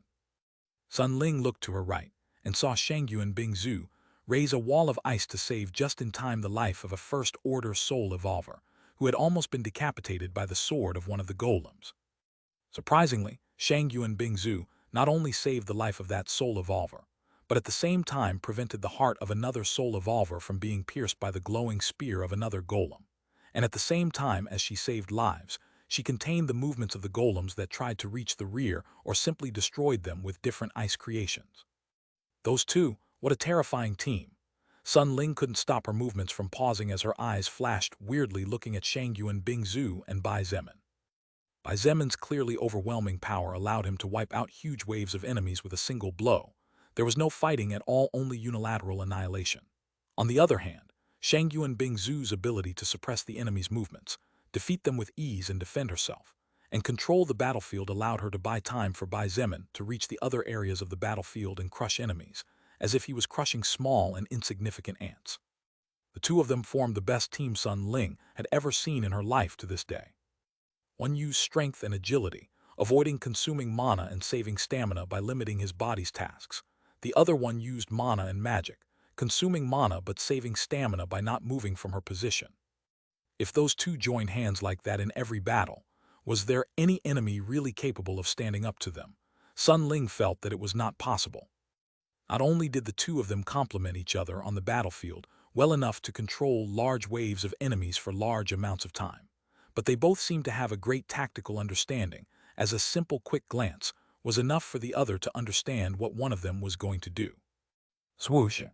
Suddenly, a large metallic-colored vine appeared in front of Sun Ling, and an instant later, an explosion that forced her back a couple of steps rumbled over the vine. "Mom, are you okay?" Wu Yijin rushed to her mother and looked at her with apprehension. "Just now you were frozen. Did something happen?" "No," Sun Ling shook her head. Her face was pale with fear. "I'm sorry, I got distracted for a moment." She had been so focused on others that she forgot for an instant where she was. "I see." Wu Yijin seemed to want to say something more, but knowing it was neither the place nor the time, she told her mother to be careful before continuing to strive hard to control and limit enemy movements, occasionally destroying several of them with a strong attack of empowered plants or thin strands of water. Sun Ling looked at the back of her daughter, who was working really hard with a serious expression on her face, saving many among whom were people like Huang Tian from being injured. Then Sun Ling looked at Shangyu and Bingzhu and Bai Zemin before she sighed, and started destroying enemies again. Sun Ling had absolute confidence in her daughter. Wu Yijin was not only stunningly beautiful and whose sinful body would tempt even the holiest of men, but she was also an intelligent, hardworking, kind, capable, lovely, and talented woman. However, Sun Ling had to admit in her heart that when it came to Shangyu and Bingzhu, she had yet to find a woman worthy of comparison. No matter if it was about her fairy-like beauty, the immortal and sacred aura that surrounded her. It didn't matter if it was about ability or talent. Shangyu and Bingzhu was just flawless in each and every aspect. Sun Ling doubted with all her heart that there was any man capable of resisting if a woman like Shangyu and Bingzhu focused her attention on him. Although so far Bai Zemin and Shangyu and Bingzhu showed only friendly affection between them, it could not be excluded that this might change in the future. Sun Ling could only hope that Shangyu and Bingzhu would not compete against Wu Yijin for Bai Zemin's favor, because as hard as it was for her as a mother to accept, Wu Yijin probably had no means of winning.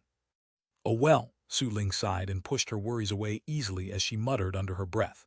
"If worst comes to worst, then I just have to push that boy onto the path of polygamy."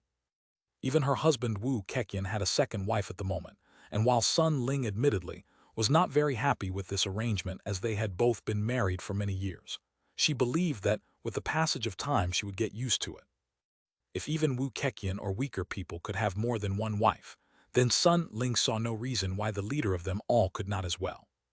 Of course, Sun Ling had yet to learn more about the kind of man Bai Zemin was, since to date she had not seen him be especially close to any woman except Shangyu and Bingzhu. His daughter Wu Yijin, Kaijingyi, and Nangong Linkson. However, even if Bai Zemin was resilient today, he was still young. Evolved first-order humans could easily live for 200 years, while those who reached the second order could live up to 500 years without any problem as long as they were not killed. The second order was guaranteed for Bai Zemin and Wu Yijun, and Shangyuan Bingzhu was already there. Simply put, the three of them would live at worst plus 500 years. What good emperor of the past was not part of the group 2 wives and 4 concubines?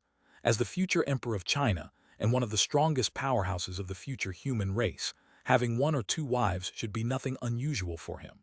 Sun Ling consoled herself before she started chopping up mechanical golems as if she was taking out her worries on them. Chapter 654, Shangyuan Bingzhu's Suspicion. Chapter 654, Shangyuan Bingzhu's Suspicion. Regardless of whether it was Bai Zemin, Shangyuan Bingzhu, or Wu Yijun, none of the three had the slightest idea of what Sun Ling was thinking. The three of them, like everyone else, were focusing solely and exclusively on doing their jobs to the best of their ability and had no time for distractions. Among all those present, only Bai Zemin and Shangyuan Bingzhu were capable of fighting thousands of first-order enemies at the same time for long periods of time without fear of running out of stamina, or having their reflexes and reaction speed deteriorate over time due to extreme focus in the midst of battle. This was because only the two of them possessed sufficient amount or purity of soul power to achieve such a thing. While it was true that Bai Zemin could destroy any mechanical golem as soon as it came out of the gate using his abilities, or simply by turning annihilation of the falling sky into a greatsword, and while it was true that Shangyuan Bingzhu could freeze all the golems in the place without affecting her allies, thanks to her exquisite control over her mana and her skill ice maker, neither of them were willing to do such things for obvious reasons. To begin with, this whole operation was meant to test Bai Zemin's leadership. Moreover, this operation would also serve to win the hearts of the most powerful soul evolvers in the entire Chinese Renaissance, because while proving that he could wipe out all the enemies by himself was a good thing, the effect would be far better if he saved the lives of a few of them in the process. After all, who wouldn't be grateful after someone saved their life? Bai Zemin and his closest subordinates had used this approach before, and it always worked to perfection 90% of the time. The second reason was very simple, but just as important as the first. Right in front of them, Bai Zemin and Shangyuan Bingzhu had the perfect battlefield. The stone square seemed indestructible no matter how much both of them broke loose. The number of enemies was large enough that both he and she had to process all kinds of information with their brains in record time in order to react accordingly and avoid being hit. Moreover, while the enemy's strength meant nothing to them, the weapons in the hands of the mechanical golems were undoubtedly sharp enough to hurt them a bit if they were careless. As if the previously mentioned was not enough, they could let these powerful soul evolvers improve their combat experience against large numbers of enemies whose overall strength surpassed them by a wide margin, improve their overall physical abilities, and of course, improve in the use of their main skills. In consequence of all the above, although it was a bit risky, both Bai Zemin and Shangyuan Bingzhu came to the same tactical agreement. Without even a word, they both understood each other's thoughts and without hesitation set to work for it. Finally, after about 2 hours of non-stop combat, the last mechanical golem whose strength was comparable to that of a first-order soul evolver collapsed on the ground after having its head shattered by a mana arrow shot by Chen-He. Chen-He slowly released the oxygen inside his lungs as he slowly lowered his bow. Finally, it's over. Even Chen-He, who was on the verge of becoming a second-order existence, but whose true power was already comparable to that of one, could not help but feel his hair stand on end as he looked at the mountains of shattered golems. I can't believe we actually won. Feng Tianwu could barely stand upright at this point. Her gorgeous face was sickly pale, and her pink lips had lost their color. Everything within her vision was blurry, a clear consequence of enormous mana consumption and lack of it in her organism. There were several mages who fainted as soon as they knew the battle was over, while most of them fell to the ground gasping for air. The melee fighters were not much different except that some of them began to grunt under their breath as the wounds over their bodies began to ache now that the adrenaline was starting to recede. You all have done a good job. Bai Zemin's voice caught everyone's attention, and those who could still keep their eyes open immediately turned to look at him. Walking slowly amidst thousands of crushed metal pieces that had once composed the bodies of the mechanical golems, Bai Zemin walked shoulder to shoulder alongside Shangyu and Bing Zhu in the direction of the south of the square, where the vast majority of the group was. Bai Zemin was still wearing the same deep dark blue armor he took from the Usra race, whose name was Scales of the Sea General, and which provided him with over 700 points of defense, and also had the ability to decrease the side effects of ice-water type skills by 10%. In contrast to her silver-white hair, Shangyu and Bing Zhu wore armor that also provided around the same defense as the Scales of the Sea General that Bai Zemin wore, only that on top of it were several layers of compressed ice to the point where its color had become very close to Bai Zemin's armor. Those two, are they really humans? Xia could not help but mutter as she watched the two of them advance with steady steps and completely composed, neutral expressions which meant that they were not exhausted in the slightest despite the great battle they had gone through. Bai Zemin ignored the looks of veneration, as did Shangyu and Bing Zhu. He surveyed everyone present, and after a moment's consideration he commanded in a loud voice. Zhangde, Shangyu and Bing Zhu, Wu Yijun, and Meng Qi. These 4 people will be the ones to accompany me to explore the inside of the second pagoda. What? Huang Tian looked at him with wide eyes and noted, what about the rest of us then? Of course, everyone else will stay behind, Bai Zemin said indifferently. He swept his eyes over the top and announced slowly, many of you are injured, and while it is nothing serious, it is best that you take this time to recover and eat something. The day is still long and you probably won't have time to rest during the night, so you'd better take advantage of these rare opportunities for rest that you are given. Bai Zemin intended to explore every last pagoda today, even if he had to go without sleep for another day, as the faster they left this mountain range the better he would feel. It was already past 15 o'clock in the afternoon, so it was necessary to keep moving. Huang Tian looked at the bloody wound on his right arm and gritted his teeth in frustration. Finally, he sighed and his shoulders slumped as he nodded obediently. Even if he wanted to help and get more benefits, continuing to be stubborn here would only give everyone more trouble. Everyone understood that the leader was not going to change his mind, and knew in their hearts that his words were valid, so while some wanted to follow Bai Zemin, and the others in the exploration of the ancient ruins, no one said anything. Bai Zemin nodded, and after giving some orders to Sun Ling and the rest, he turned around with the intention of leaving. However, he and the others had not walked more than a few steps when a loud voice stopped their steps. Wait! Bai Zemin turned slightly and looked at the person who had just stopped them. With a calm expression on his face, he asked, "Do you have something to say?" Feng Tianwu bit her lip as she tried her hardest to sound confident. She looked Bai Zemin in the eyes and said in a strong voice, "I would like to go with you to explore. My skills have a lot of magic damage power and low cooldown. I also have a large-scale crowd control skill that I haven't used yet. If there are still enemies in the ruins, I'm sure I can help." She looked sideways at Shangyu and Bing Zhu and Wu Yijun, feeling as if a flame was burning in her chest the more she looked at them. Feng Tianwu was a mage just like the two of them, but those 2 women who had been fighting all this time looked to be close to optimal condition, while she could barely stay up. Especially Shangyu and Bing Zhu. Feng Tianwu had always been proud of herself, but for the first time, she felt inferior in every aspect, not only as a woman but also as a soul evolver. Therefore, she wanted to prove to herself that she did not lose to anyone. No. Bai Zemin's cold voice brought her back to reality, and when she met his black eyes, all she saw was indifference. Those eyes were the eyes with which someone usually looked at a stranger on their way home.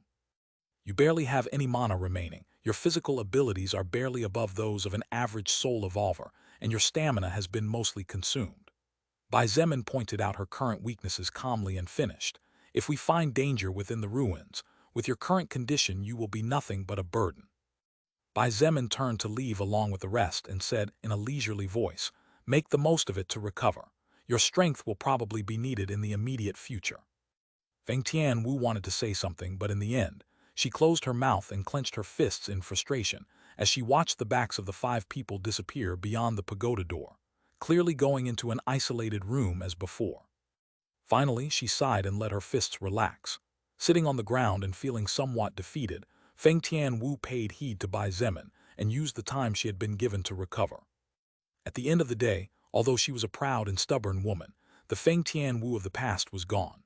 The current Feng Tianwu was mature enough to understand when others were right. Feng Hong was in a better overall condition compared to Feng Tianwu. After all, he was stronger than his daughter. He sat down next to her, and after watching her silently for several seconds asked in a low voice, "Tian Wu, do you know the leader from somewhere?" Feng Tian Wu did not answer immediately and instead asked, "Why do you ask?" She kept her eyes closed, trying to recover her stamina and mana to acceptable levels as fast as possible. "No, for nothing in particular. It's just that I felt that was the case." Feng Tian Wu opened her eyes, and as she looked at the huge silver pagoda where the group of 5 had just entered, she thought for a moment before replying. "In the past, I met a person named Bai Zemin. But the Bai Zemin I knew and this Bai Zemin who is leading us are not the same person." Feng Hong looked at his daughter in confusion, but as he saw her closing her eyes again, he shook his head and did not continue with the matter as he could feel that things were not that simple.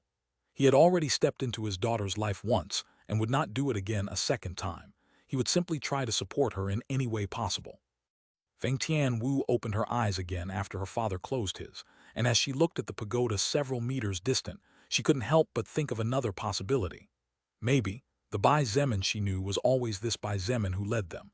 It was just that her past self had no way of noticing it. Because in the end, she never paid any real attention to him. /////. On the other hand, after Bai Zemin stepped past the door of the second pagoda, he and the others immediately felt that weird sensation of stepping through an invisible curtain. By the time they all opened their eyes again, they were in a space completely different from what the inside of a pagoda should be like. This place was different from the previous one in all aspects, except that like the room where the pills were, in this one there were also several magic circles drawn on the walls, on the ceiling, and on the floor. The walls were stained with a faint purple-black color. The floor was covered with ashes. There was a simple furnace set up near a workbench right next to a mountain of mana-filled charcoal, an ancient welding machine, a grinder useful for cutting and polishing metals, pliers, pincers, tongs, chisels of different sizes, and a few items more. But Shangyuan Bingzu was so distracted in her own thoughts that she was not even paying attention to the room, and her focus was on Bai Zemin. She for some reason felt that the female fire mage from before whose name she couldn't be bothered to remember seemed to know Bai Zemin. The two of them had been talking alone previously, and now she was also the only one who even after hearing Bai Zemin's words tried to change his mind. Friends, or could it be? Her thoughts were interrupted by Wu Yijin's astonished voice. "Blacksmith shop." Wu Yijin blinked curiously as she looked at the surroundings, somewhat disappointed. "This room looks so small and there are so few goodies. Don't tell me this is the treasure." Bai Zemin said nothing, and with bright eyes took the first step forward. He picked up the hammer resting on the workbench, and as he saw the tool's records his eyes lit up even more, and his heart sparkled with delight. This place was clearly a huge treasure, even though the size of the room was thousands of times smaller compared to the previous one. Size isn't always important after all, Bai Zemin nodded to himself. "But if it's big it's better," Lilith cut in with a mischievous voice. Chapter 655, Hammer of Excellence and Worktable of the Dreamer. Chapter 655, Hammer of Excellence and Worktable of the Dreamer. The forging hammer that Bai Zemin had crafted using a precious rank 2 metal, refined crusher, was a rank 1 weapon with considerably high physical and magical attack power. Thanks to this hammer, he was able to mold the hardness of a rank 2 metal to his liking, which with his normal old hammer would have been no different than an impossible task. However, it was true that Bai Zemin could hardly be considered a blacksmith who was just getting into the world of the forge. His skill blacksmithing of first-order maximum level was nothing when it came to real blacksmiths that had forging as their main profession, and he didn't need to be told by Lilith for him to know that there were definitely people more talented than him out there when it came to forging equipment. Even so, Bai Zemin had always been quite satisfied with his forging ability. He even managed to forge a rank 3 sword with great physical attack power and excellent options. Even the equipment that the Usra race used did not seem to be a big deal in the eyes of Bai Zemin, since he could forge them on his own. This caused him to mistakenly think that, while there should be a good blacksmith somewhere in the universe, he probably wouldn't come across one anytime soon, or perhaps never in his lifetime. However, after the records of the hammer in his hand flashed in the eyes of Bai Zemin, he finally realized how much he lacked when it came to ability and experience in forging equipment. Hammer of Excellence. One-handed weapon. Rank 3. Physical attack power, 0. Magical attack power, 0. Durability, 20,000/20,000. Options. 1. Increases by 20% the probabilities of success when forging a rank 2 equipment. 2. Chances of the blacksmiths will being transmitted to the options of the new equipment forged using Hammer of Excellence are increased by 15%. 3. Increases the shaping speed of any metal below rank 4 by 50%. Description: as its name suggests, this hammer is the perfect piece of equipment for any novice intermediate blacksmith. Made by a high-level blacksmith with the intention of leaving its goodwill to the next generation to come before its life came to an end. Bai Zemin closed his eyes, and as he held the hammer in his hands, he couldn't help but sigh. Such a good forging hammer, I really have a lot to learn yet. Humans were creatures who by excellence believed they were the best at everything, and unless they saw someone else doing it better than them, they would probably live their whole lives self-deluding themselves. Bai Zemin was no different in this regard because, although he knew that somewhere in the vast universe there must exist a blacksmith more talented than him, in his heart he still felt slightly pleased since to date he had not seen any equipment forged by someone else that could truly amaze him. Even when he invaded a world in its third stage, such a thing did not happen. But now, Bai Zemin finally understood the point that there were mountains beyond mountains, and the thought that it was not good to be too arrogant took even stronger root in his heart. Intrigued by Bai Zemin's complimentary attitude, Shangyuan Bingzu and Wu Yijun approached and inspected the hammer as well once he put it down on the workbench again. Although the two women did not understand very much about forging, it was not necessary to be a blacksmith genius to comprehend that the hammer in front of them was a true masterpiece. Shangyuan Bingzu had been present during the forging process of Bai Zemin's hammer, and she had thought it was an excellent piece of equipment for blacksmithing. However, it was only after seeing the Hammer of Excellence that she understood the true meaning of the word excellent. In contrast to my hammer, which can also be used as an attack weapon, this Hammer of Excellence is not suitable for fighting at all despite being a rank 3 equipment. It is clear that the blacksmith who forged it knew how to focus and transmit its will to the tool it wanted to craft in such a way that a forging hammer is only good for forging, as it is supposed to be. In exchange for serving nothing but forging equipment, this hammer is in fact excellent in terms of fulfilling its purpose. Bai Zemin pointed as he caressed the worktable. Worktable of the Dreamer. Special Object. Rank 3. Durability, 100,000/100,000. Options. 1. Decreases by 30% the probability of failure during the forging process. 2. Decreases drastically the chances of failure during the magic forge process. 3. Equipment of rank 3 or lower completed on the worktable of the Dreamer has a 1% chance of replicating itself.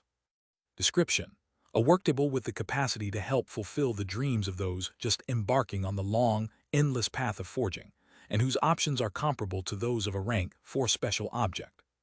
The expression of Bai Zemin froze, as did the hand with which he was just a moment ago caressing the surface of the seemingly normal worktable, whose appearance could be considered as ugly due to the black-purple ash-black stains indelible with time.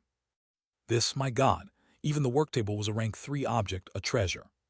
Bai Zemin almost died of a heart attack, as the thought of possibly having left behind such a divine object crossed his mind.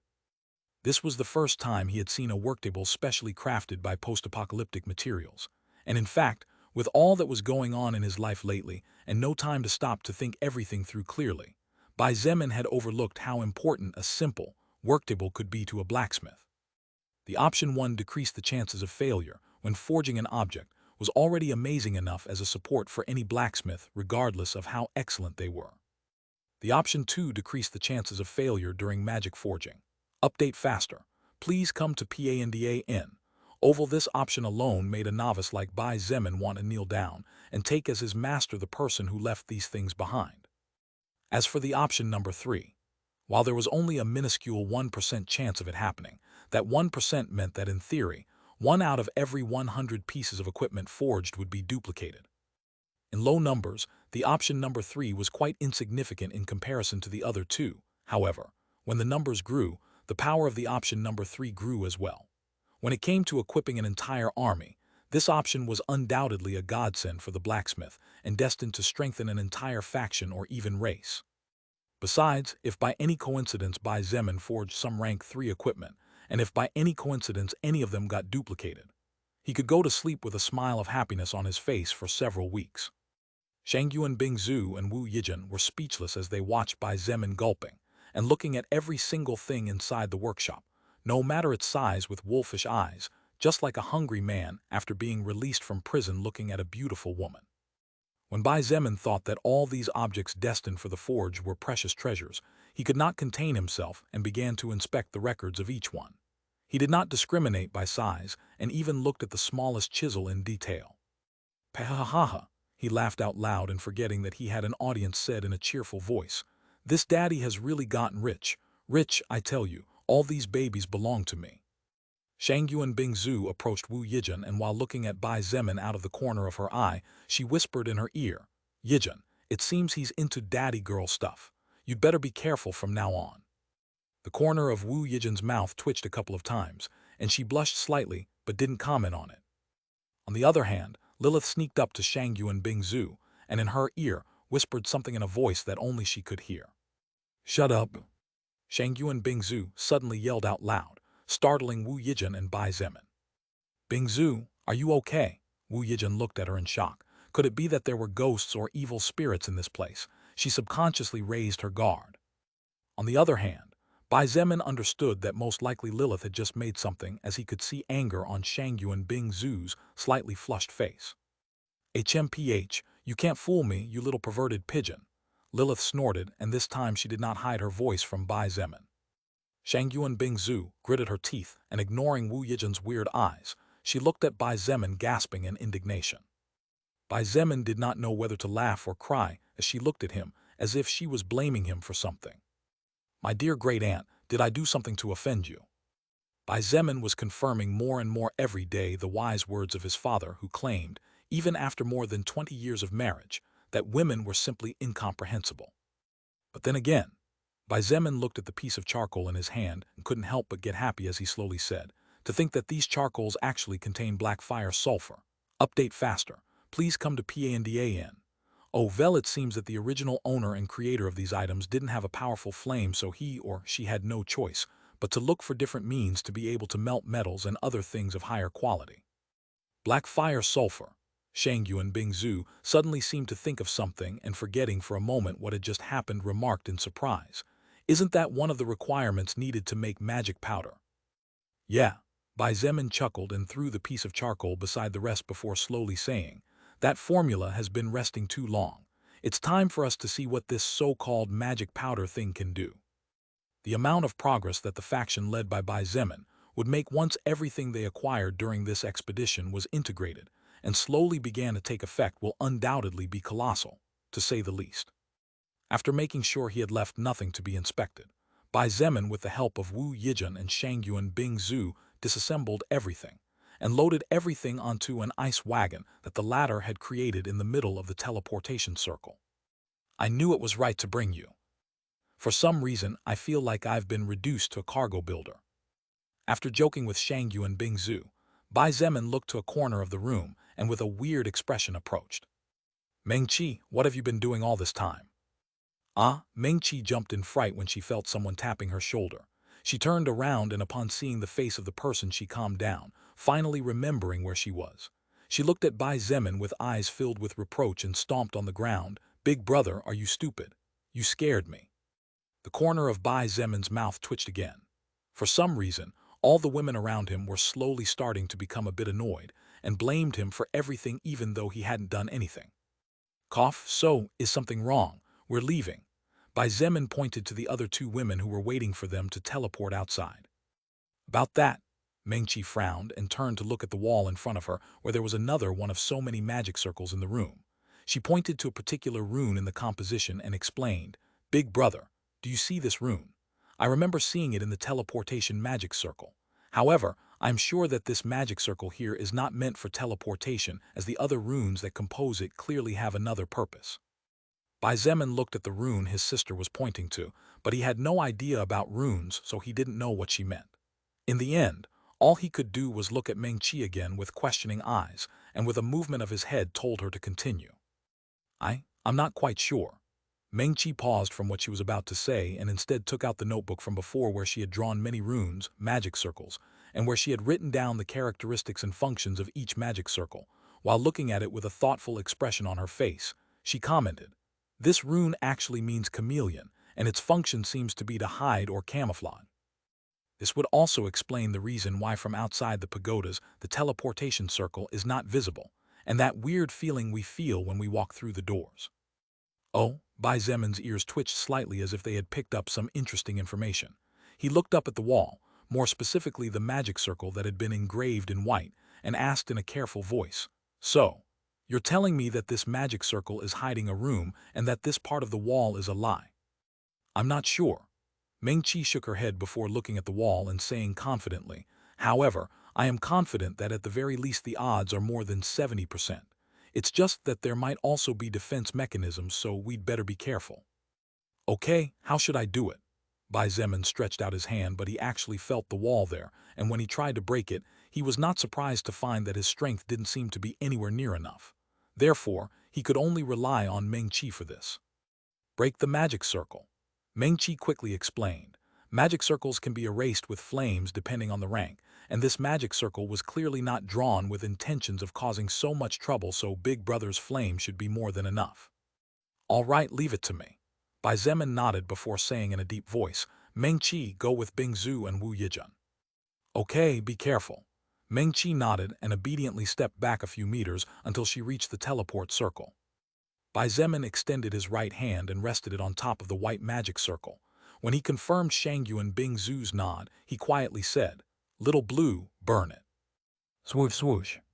A small cluster of blue flames blazed on his palm, and in an instant enveloped the white ink, devouring the magic circle and destroying it in less than a second, before it disappeared inside Bai Zemin's body once again.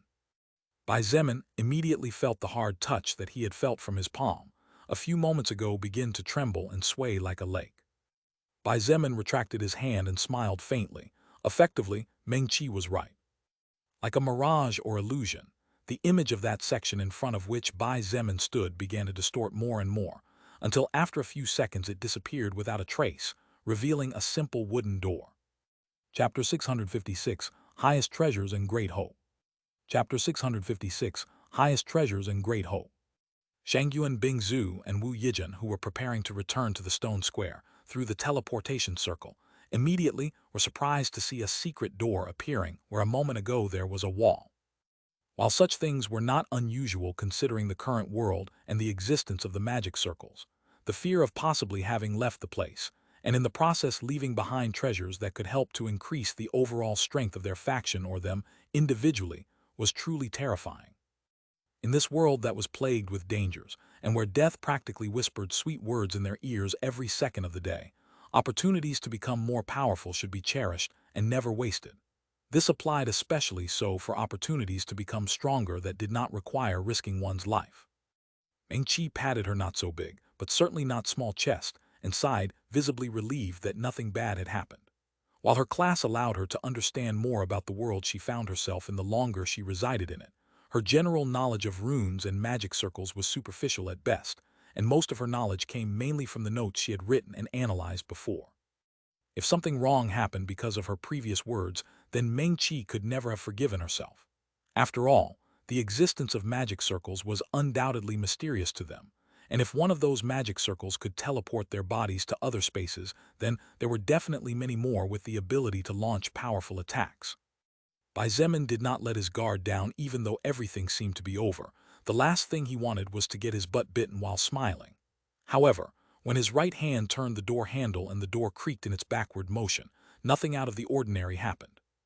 Cough, cough, cough. Bai Zemin suddenly began to cough and subconsciously took a step back as he covered his nose and mouth. Bai Zemin. Big Brother. Shangyuan, Bing Zhu, and Wu Yijun were immediately shocked and cried out his name loudly when they saw what was happening. Similar to Meng Qi, who cried out with affection and concern in her manner of addressing him, the two women thought that, when the door broke open, a poisonous mechanism was shot out from inside. Cough, cough, cough. Damn it. Bai Zemin finally managed to regain his composure, and while waving his hand in front of him, he complained loudly, "This room is dust-free, so I thought it would be the same case with the hidden room. But I was wrong." Bai Zemin was sure that whoever had purposely hidden this blacksmith shop had not put some maintenance or basic cleaning magic circle inside the hidden room, as he or she had done with the main room. He was even imagining an old man dressed in Taoist robes and a long white beard laughing in his grave right now because of his little prank. Dust. This guy. Sigh. Wu Yijun blinked in surprise. Shang Yuan Bingzu gritted her teeth and looked at his back as if she wanted to bite him to pieces, and Meng Qi simply sighed in relief. Bai Zemin turned around and while scratching his head said in embarrassment, "I'm sorry, I didn't mean to. He. Lilith couldn't help but chuckle and secretly shake her head as she watched Bai Zemin's expression. The current him had really grown and evolved tremendously as a sentient human. Lilith couldn't imagine the Bai Zemin of 3 months ago showing such a pure and sincere expression as he was doing right now. After waiting for a few minutes to let the flying dust inside the hidden room seep into the main room and be cleared automatically, Bai Zemin, in the company of 3 women visible to the naked eye, and one hidden from everyone, walked into the hidden room with careful steps. However, there was not much inside the room, and in fact Bai Zemin was slightly disappointed when he saw the single bookshelf with several weird stones. Hey, you 3. Was I the only one who was expecting some rank 3 or even rank 4 precious equipment? Bai Zemin forced a smile without looking back. Honestly, I was expecting something like that too. Wu Yijun nodded, and right behind her Shang Yuan Bingzu and Meng Qi also expressed their agreement. Little brother Zemin, you'd better not jump to conclusions to avoid getting bitten by your own words later. Lilith covered her mouth and let out a chuckle as she said those words. Bai Zemin blinked, and his slightly decayed mood immediately raised after hearing Lilith's words. There was no way she would say those words if what was in front of them was not something good, or was there. Therefore, any disappointment he had ever felt before vanished from Bai Zemin's heart without a trace in just an instant. Let me see what this is all about. He advanced without delay, and upon arriving before the bookshelf placed his hand on one of the stones.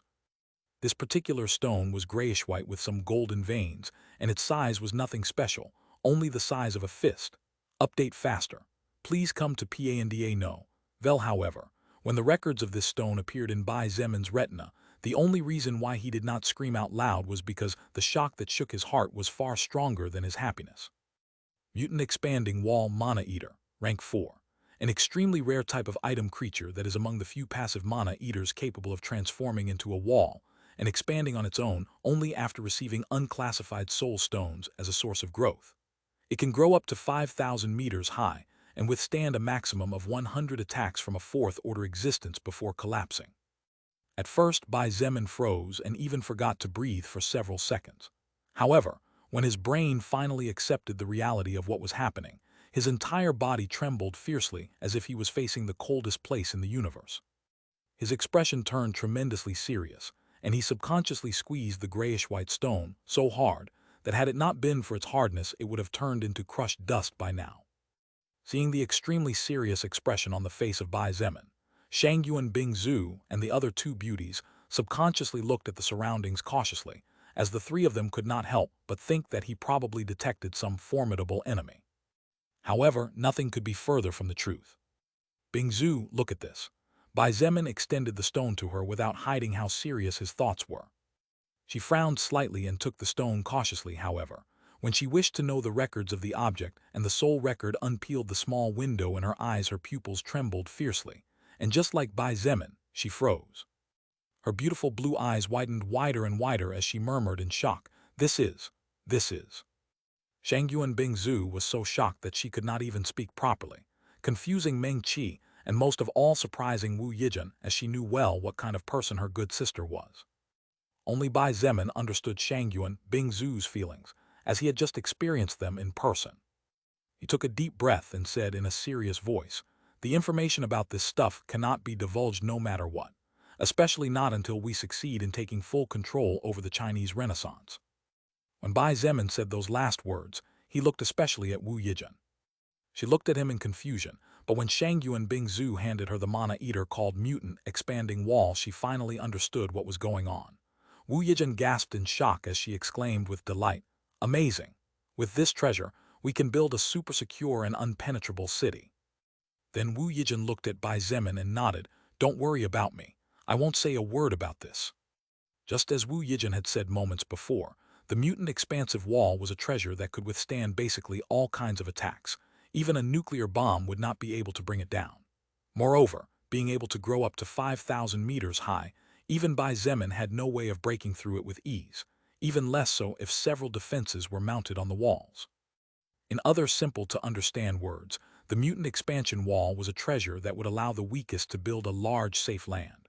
Who wouldn't want such a thing in the midst of the apocalypse? Even the holiest and kindest of men would probably try to steal it at any cost. Wu Yijin understood Bai Zemin's apprehensions.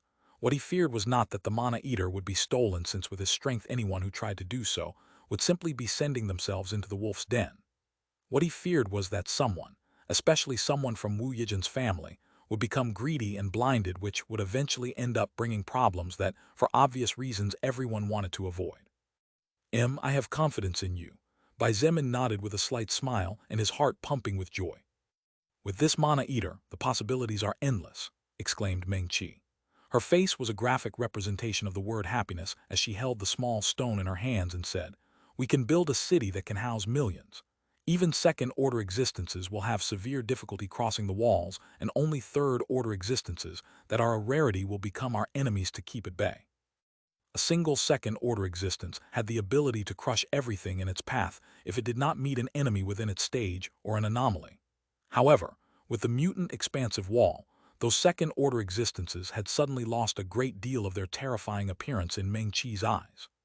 "That's right, big brother, didn't you have blueprints to build a super cannon capable of threatening even third-order enemies?" Meng Qi suddenly looked at Bai Zemin with glittering eyes, and without waiting for a reply she continued in awe. "If we can build several hundred of those cannons and place them on top of the walls so that the soul evolvers in charge of firing it can see the terrain from several kilometers away, our transcendent faction's domain in the area will be absolute." Bai Zemin understood Meng Qi's joy as he himself was joyful.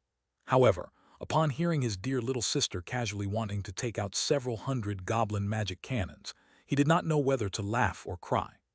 Forget about several hundred. His faction had not yet been able to develop a single one. Long before, Bai Zemin had handed over a handmade copy of the blueprint for building the goblin magic cannon.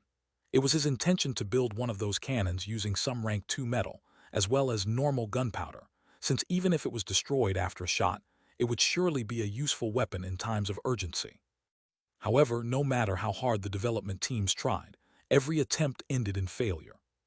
Maybe we can build some cannons," Shangyuan Bingzu suddenly said, looking towards the bookshelf in front of them that still had around 40 or 50 more stones metals. "Update faster. Please come to Panda Inn. Oh, well, even. We could even potentially build several energy generators using the blueprint we got from that night battle in the forest." Indeed, Bai Zemin nodded, and after taking a deep breath he turned and picked up a stone metal. The records of the object soon flashed in his retina. Jeslucium metal, rank 3. Excellent material for the construction of light energy weapons or mana-powered vehicles. Despite not being especially hard, its lightness makes it easy to move, and its characteristic of reducing its own weight makes anything constructed from Jeslucium even lighter than objects constructed from any lower-rank metal. Bai Zemin was happy, but he could not deny that at the same time he felt some disappointment which was soon swept away. While the Jeslucium was a rank 3 mental, its description specified light energy weapons, and its lightness was surely proof of its weakness. He did not believe that the Jeslucium could withstand the firepower of the goblin magic cannon. However, weren't there several stones metals that still needed to be explored? Bai Zemin was sure that at least one of them should meet the requirements for the construction of the cannon and generator. What happened?" Wu Yijin's cry made Bai Zemin automatically turn in her direction with concern, but all he saw was her smiling from ear to ear while holding some kind of heavy-looking stone as big as 3 basketballs together. "This metal called abryantine is just what we were looking for. Hard, tough, and it even increases the power of heavy armaments below rank 4 by 10%. "Let me see it." Bai Zemin immediately advanced and like a ghost took the metal away from Wu Yijin. Seeing that Wu Yijin's words were true, Bai Zemin did not fight Shangyuan Bingzu, who had just snatched the metal called abryantine from him, and instead clenched his fists tightly. "Finally, we are finally able to make energy generators for our bases and defensive cannons on our walls," he said with gritted teeth and bubbling excitement. "With all these precious metals and stones, I refuse to believe that we can't build at least a few dozen cannons and 20 or so generators." Shangyuan Bingzu, far from looking like a cold and arrogant woman, looked like a little girl with a smile as warm as the sun on her face when she finally realized what was happening. Everything they were working hard for was finally showing results after so much sacrifice. In their heads, the image of a colossal-sized city with tightly packed defenses and beautiful well-lit buildings, with people walking with smiles on their faces through the streets began to take shape. For the first time since all this chaos broke out, he saw real hope for mankind, light among so much darkness. Chapter 657, Opening the Third Pagoda and Lion Leading an Army of Lions. Chapter 657, Opening the Third Pagoda and Lion Leading an Army of Lions. When Bai Zemin in the company of Shangyuan Bingzu, Wu Yijun, and Meng Qi left the ancient ruin that was probably hidden under the stone square and the second silver pagoda, he was naturally greeted by the group that had been waiting anxiously outside. Although the most exhausted ones had already fallen asleep as they couldn't stand the mental exhaustion, stamina consumption, mana consumption, and the wounds covering parts of their bodies, the vast majority actually stayed awake and were simply resting sitting down after having eaten. While it had only been about 2 hours since the group of 4 had access to the second pagoda, 2 hours of rest was enough for most of them to recover a great part of their stamina. After all, unlike the high stamina of people like Bai Zemin and Shangyuan Bingzu, 90% of those present did not even reach 100 points, so it was naturally easier to recover figuratively speaking. Blacksmithing. The expression on the faces of each of them was a bit disappointed to see that what was in the ice wagon were old machines, and some artifacts intended for forging equipment. After all, as soul evolvers, what mattered most to them were those things that could boost their power in some way or another or be of use in times of need. For example, while the pills from before would surely not be consumed by any of them in the short term, if at some point in this expedition a danger occurred that was great enough to make the annihilation of the team a possibility, then the leader would surely hand over any pill capable of helping that possibility of annihilation disappear. On the other hand, what were the use of a dirty table and some fancy-looking hammer? Bai Zemin naturally shook his head in his heart at the reactions of the others. While it was true that blacksmithing was not useful for fighters in the short term, learning to forge your own equipment not only gave you the ability to repair and not depend on the availability of a blacksmith, but at times like a deep forest internment, you didn't need to worry about being left without a weapon or armor in case you broke them during a lethal battle. Of course, he would not discuss such things with other people, as everyone was free to think what they wanted. Bai Zemin personally would take anything that helped him become stronger regardless of how cumbersome it was. Besides, these people would surely be even more astonished than when they found the pills in the first ancient ruin, if they knew about what Bai Zemin had hidden in his spatial storage ring, and what those objects represented for a faction, with the intention of setting up a firm foothold in this chaotic new world. Bai Zemin noticed that all the armor and weapons that the mechanical golems from before had been piled up in a single place, and after some questioning, he knew that it was the work of those who were not so tired and wanted to help. This made him have a very good impression of this group of people, more than he already had. Among all those present, even the weakest soldiers or the lowest level soul evolver were all brave warriors, regardless of whether it was when they stepped into the gloomy dark forest, when the weaver ants ambushed them, or when they walked for more than 10 hours in a row. None of them turned around to run away no matter how challenging the situation seemed to be, and instead bravely fought with tooth and nail even after losing their weapons. Such people were commendable, and Bai Zemin did not want them to die in this place. Therefore, he ordered them all to rest a bit more before heading to the third pagoda. "You have really changed," Shangyuan Bingzu remarked as she helped Bai Zemin put all the armor and weapons regardless of whether they were in good condition or broken into a new ice wagon. "Oh, why are you mentioning it so suddenly?" Bai Zemin raised an eyebrow in surprise before saying, "By the way, it's amazing that all these weapons and armor are rank 1. I even thought I saw some armor better than the one I'm wearing now. If it were the past, you probably wouldn't let the troops rest any more than necessary. Update faster. Please come to Panda Novel com," Shangyuan Bingzu said, overlooking his comment about weapons and armors. "The current you became more, how shall I put it? Kind. No, that's not the word. You mean the current me is more empathetic to my troops," Bai Zemin chuckled. "That's not the word I was looking for either, but yes, empathetic is a good way to put it." She nodded slightly. Bai Zemin shook his head and did not continue with the matter. After the evolution of Stoneheart, Bai Zemin's coldness towards the whole world was naturally not so unnatural anymore. The current him knew and understood when he needed to be cold, or when he didn't, so he had certainly become a man more worthy of the word leader. About an hour and a half later, Over 35,000 close-ranged weapons and rank 1 heavy plate armor were stored and sealed in an ice wagon. Although there were only about 5,000 pieces of each that were healthy and could be used immediately, as the other 30,000 would probably have to be repaired or even completely melted down to be reused. Those 5,000 sets were enough to raise an entirely new army of soul evolvers, even if you ignored the 10,000 pieces of rank that they obtained from the previous battle against the unclassified mechanical golems. Even those broken pieces could not be ignored, as the process of reforging or repairing them would undoubtedly be easier than forging everything from zero, saving the blacksmiths a lot of time. At this point, the group led by Bai Zemin had lost 10 soul evolvers and 5 soldiers. However, those casualties occurred during the assault on the first pagoda, as no one expected the assault of over 20,000 energy beams, let alone being surrounded by over 24,000 non-sentient golems equipped to the teeth. Although it was not 100% perfect as everyone would probably like, the truth was that, in the eyes of everyone present, the achievements of the group were already mind-blowing, to say the least. Under the leadership of Bai Zemin, they managed to obtain 3 wagons as big as giant cargo trucks filled with objects that in some way or another would definitely boost the faction's strength to new heights and would help to recover the lost homeland. Looking at the firm, straight back of that black-haired young man gazing into the distance, everyone felt as if they were looking at a huge, insurmountable mountain.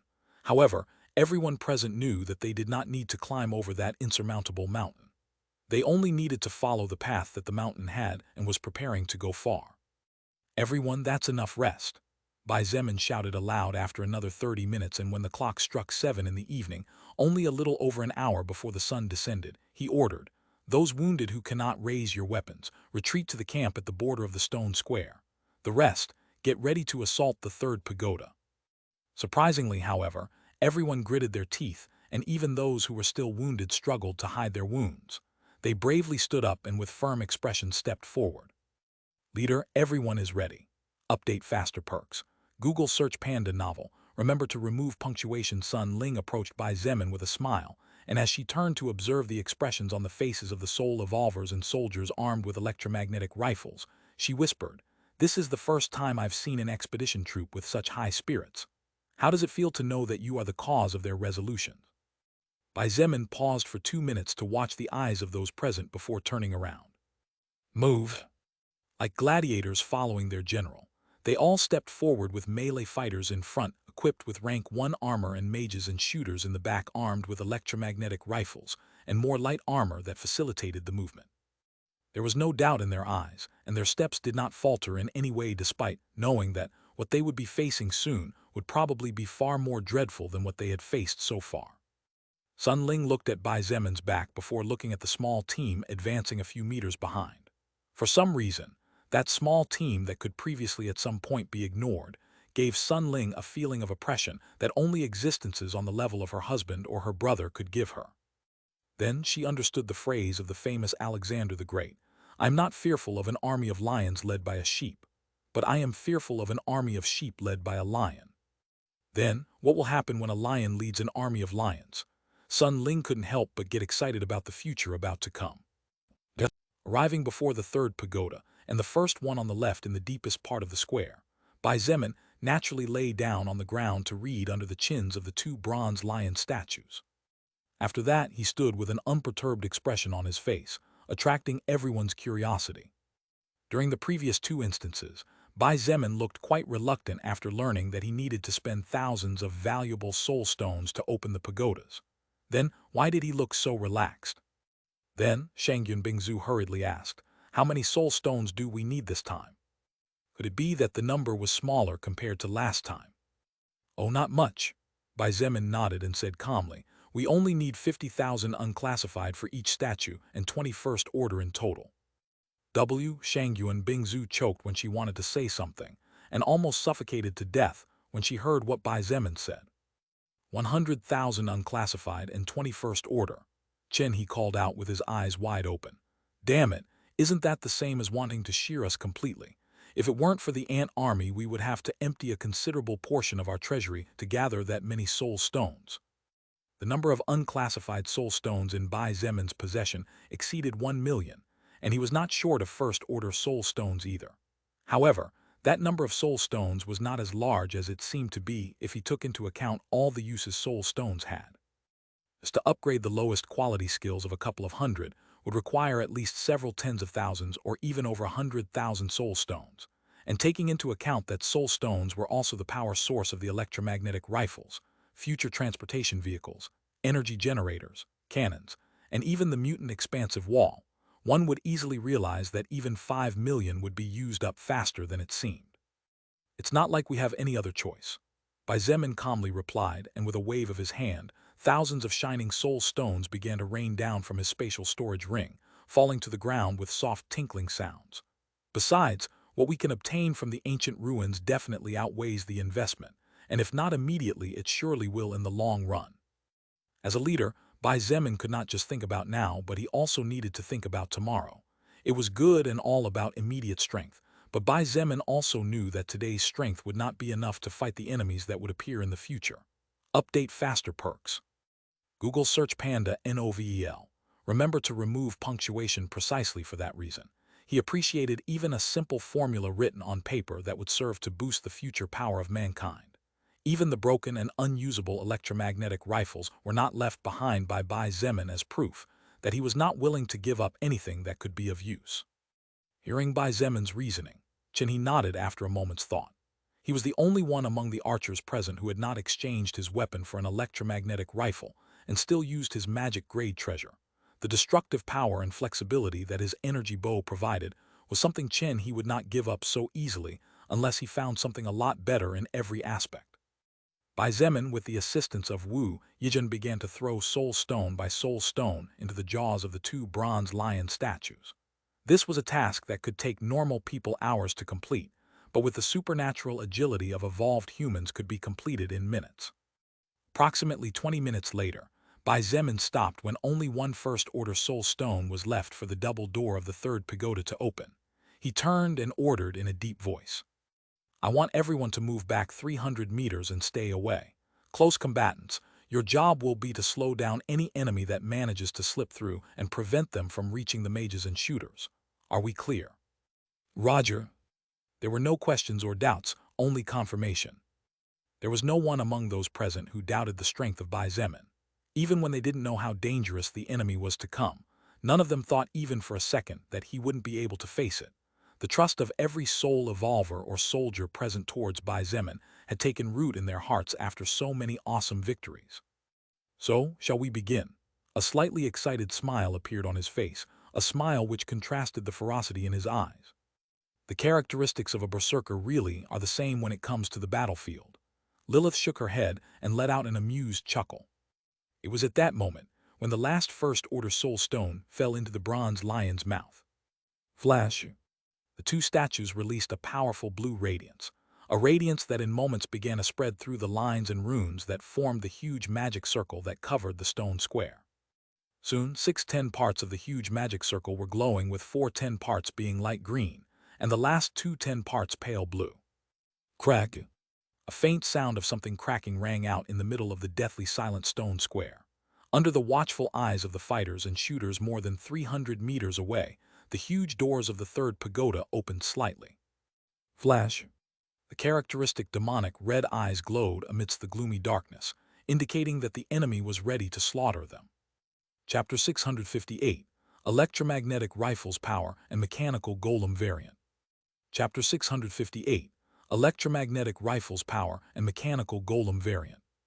When the first pair of red eyes glowed with demonic radiance amidst the darkness that plunged the inside of the pagoda into a world of shadows, Bai Zemin did not wait for the pagoda doors to open as before, and instead waved his hand, as he sent a small strand of mana into his liquid storage pearl. Swoosh! The small red pearl, appearing for the first time before the sight of most of those present, naturally surprised each of them.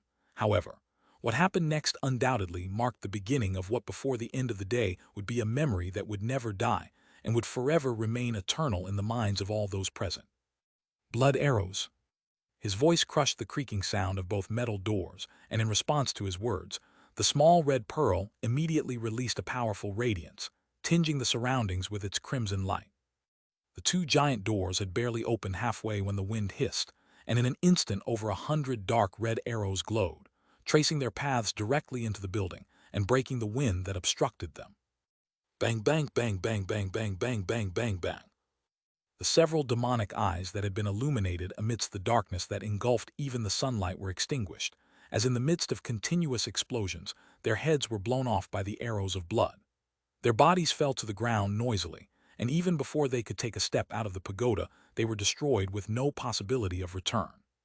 The red demonic eyes disappeared, and apart from the sound of the pagoda doors, opening the only sound that could be heard, was the remaining echo of the falling bodies of what were probably more mechanical golems. This. What happened? The leader. But why? The abrupt change in the situation naturally left everyone present dumbfounded. Some of them even almost let their weapons slip, and their nerves began to go back without them even realizing it.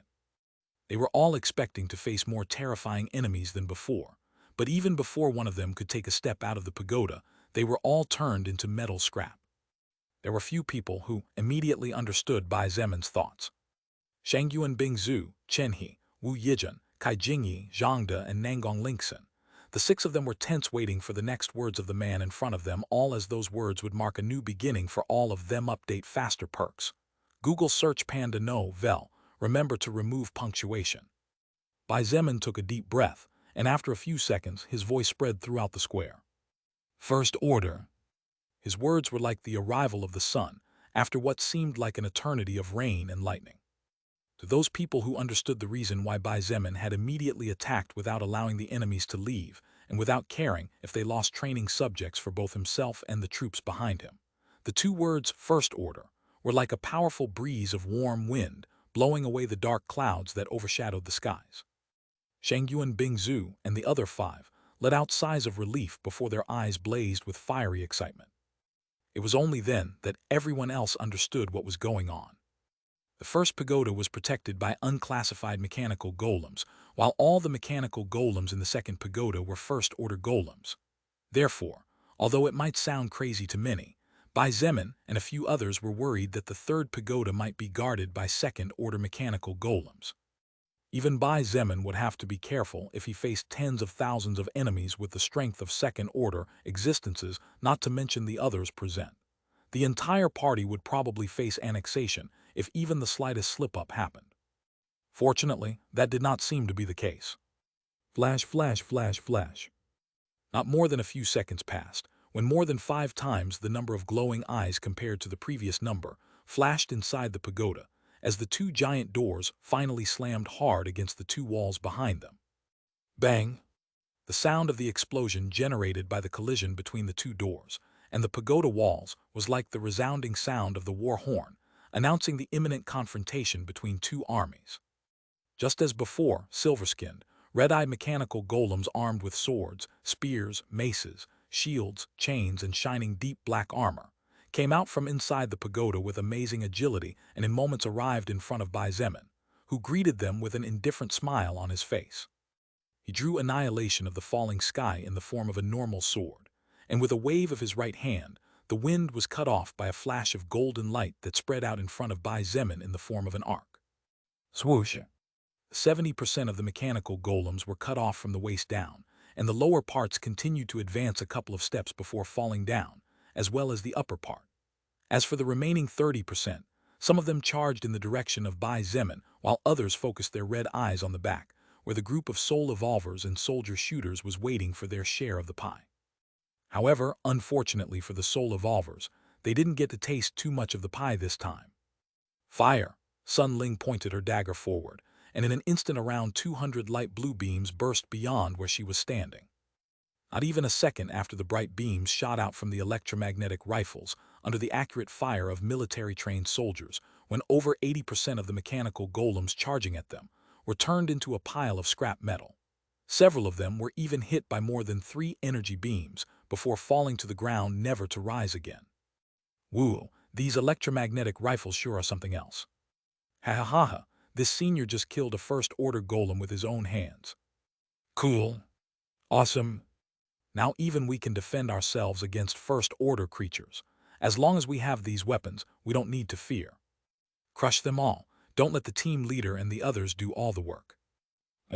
The power of the electromagnetic rifles naturally amazed everyone, but mainly delighted the soldiers who, without evolving, felt like they were falling behind. Now they too had the power to help their comrades and defend their loved ones. Update faster perks. Google search panda no, vel. Remember to remove punctuation. The soul evolvers were shocked to the marrow of their bones as they saw the terrifying power of their human race's newly acquired weapon, and shuddered in terror as they realized that had it not been for Shangyuan Bingzu and Nangong Lingxin's powerful defensive barriers, they would have all lost their lives hours ago and wouldn't even have known how they died. Interesting. Feng Hong roared, and over 50 fireballs floated above his head as he shouted loudly, "Brothers and sisters, let's not let the army take too much prey, or we will become the biggest joke in the entire base." At the same time as Feng Hong's words made the soul evolvers' blood boil and raised their competitive spirits, he proved that it was not for nothing that he was the man leading the Phoenix Guild, which was composed of the mages with the highest and most frightening attack power in the entire Chinese Renaissance faction. Meteor rain. Bang bang bang bang bang bang bang bang bang bang. The 50 fireballs were only the prelude to the real attack, because when Feng Hong's words fell, hundreds of magic circles appeared in the sky, and from them, fist-sized fireballs began to rain down. Each fireball, despite its size, was definitely powerful, as even the rank 1 armor covering the metal body of the golems was incinerated in no time, and the mechanical golems had not taken more than a few steps before turning into a pool of thick silver-colored liquid. In just 5 seconds, over 3,000 mechanical golems whose power was comparable to that of first-order soul evolvers were turned into useless scrap, and even the armor and weapons disappeared from everyone's sight. Good skill, Bai Zemin couldn't help but praise aloud. He had stopped holding back the mechanical golems upon seeing how relaxed the soul evolvers were with the help of the shooters armed with electromagnetic rifles, so he naturally glimpsed Feng Hong's attack. Although the name Meteor Rain was too much for a skill that only generated fist-sized fireballs, Bai Zemin believed that if Feng Hong continued his growth, he would one day be able to bring his skill to the stage of doing justice to its name. One should not forget that Feng Hong, despite being level 50, had not yet broken into the second order. He had just in a sense slaughtered over 3,000 existences within his own order of power. Now Bai Zemin finally understood where Feng Tianwu's talent came from. It looked like her father was actually a natural talent for fire-type magic. With the trained soldiers now wielding deadly long-range weapons capable of crushing first-order existences if they hit the right place, and with the soul evolvers not willing to be left behind, and thus giving 200% of themselves, the first wave of mechanical golems was soon overwhelmed. Not even 10 minutes passed before more than 20,000 first-order golems fell to the ground. Most surprising of all was that, in fact, Bai Zemin and Shangyuan Bingzu barely intervened during the entire confrontation, providing support as the mechanical golems began to come out at twice the speed as before and slowly overwhelmed the human group. However, the second wave was not as easy as the first one. Swoosh! Midst hundreds of melee mechanical golems, a flash of blue-colored energy broke past the allied lines composed of golems, and in an instant closed the slightly more than 200 meters between the inside of the pagoda and the human group. The face of Zhang changed slightly when he realized that the attack was directed in his direction, and that his relatively low agility did not let him move out of the way in time.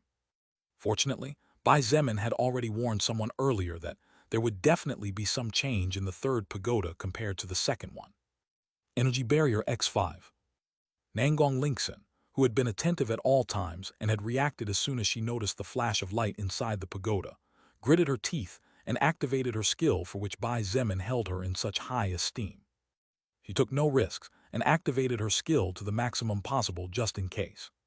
When the blue energy beam met the multicolored energy barrier, there was no explosion or strange bangs. Instead, what happened was a clash between two equal types of energy, with one trying to devour the other.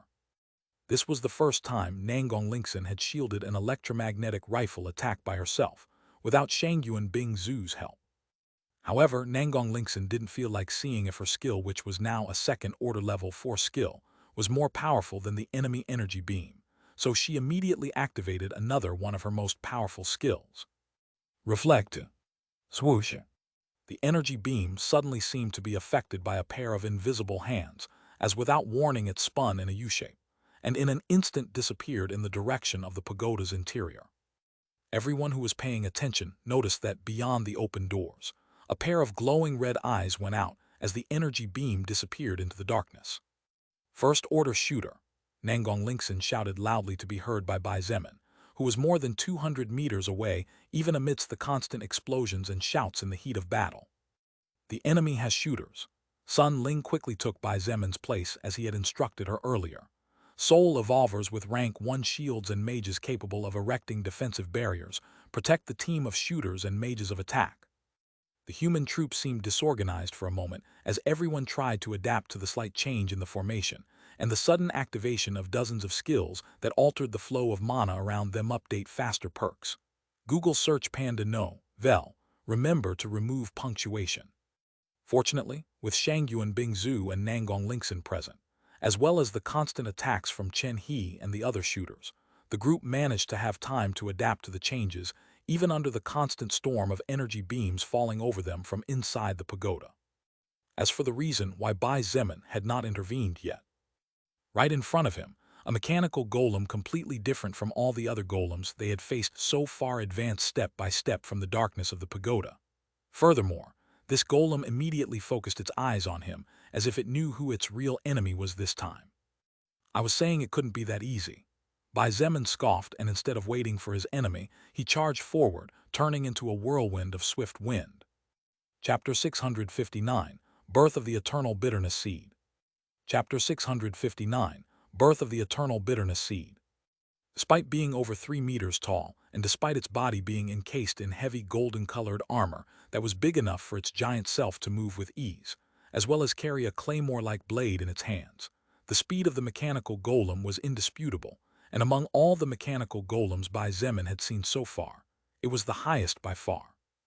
With the terrifyingly high agility of Bai Zemin and the abnormally high agility of the golden golem, the distance between the two closed in a mere blink of time.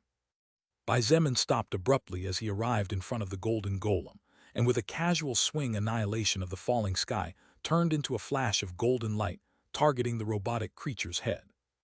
However, the golden golem did not stand there waiting for the sword of Bai Zemin, as it took advantage of the momentum of its rush and the weight of its body to slash fiercely with its claymore downwards.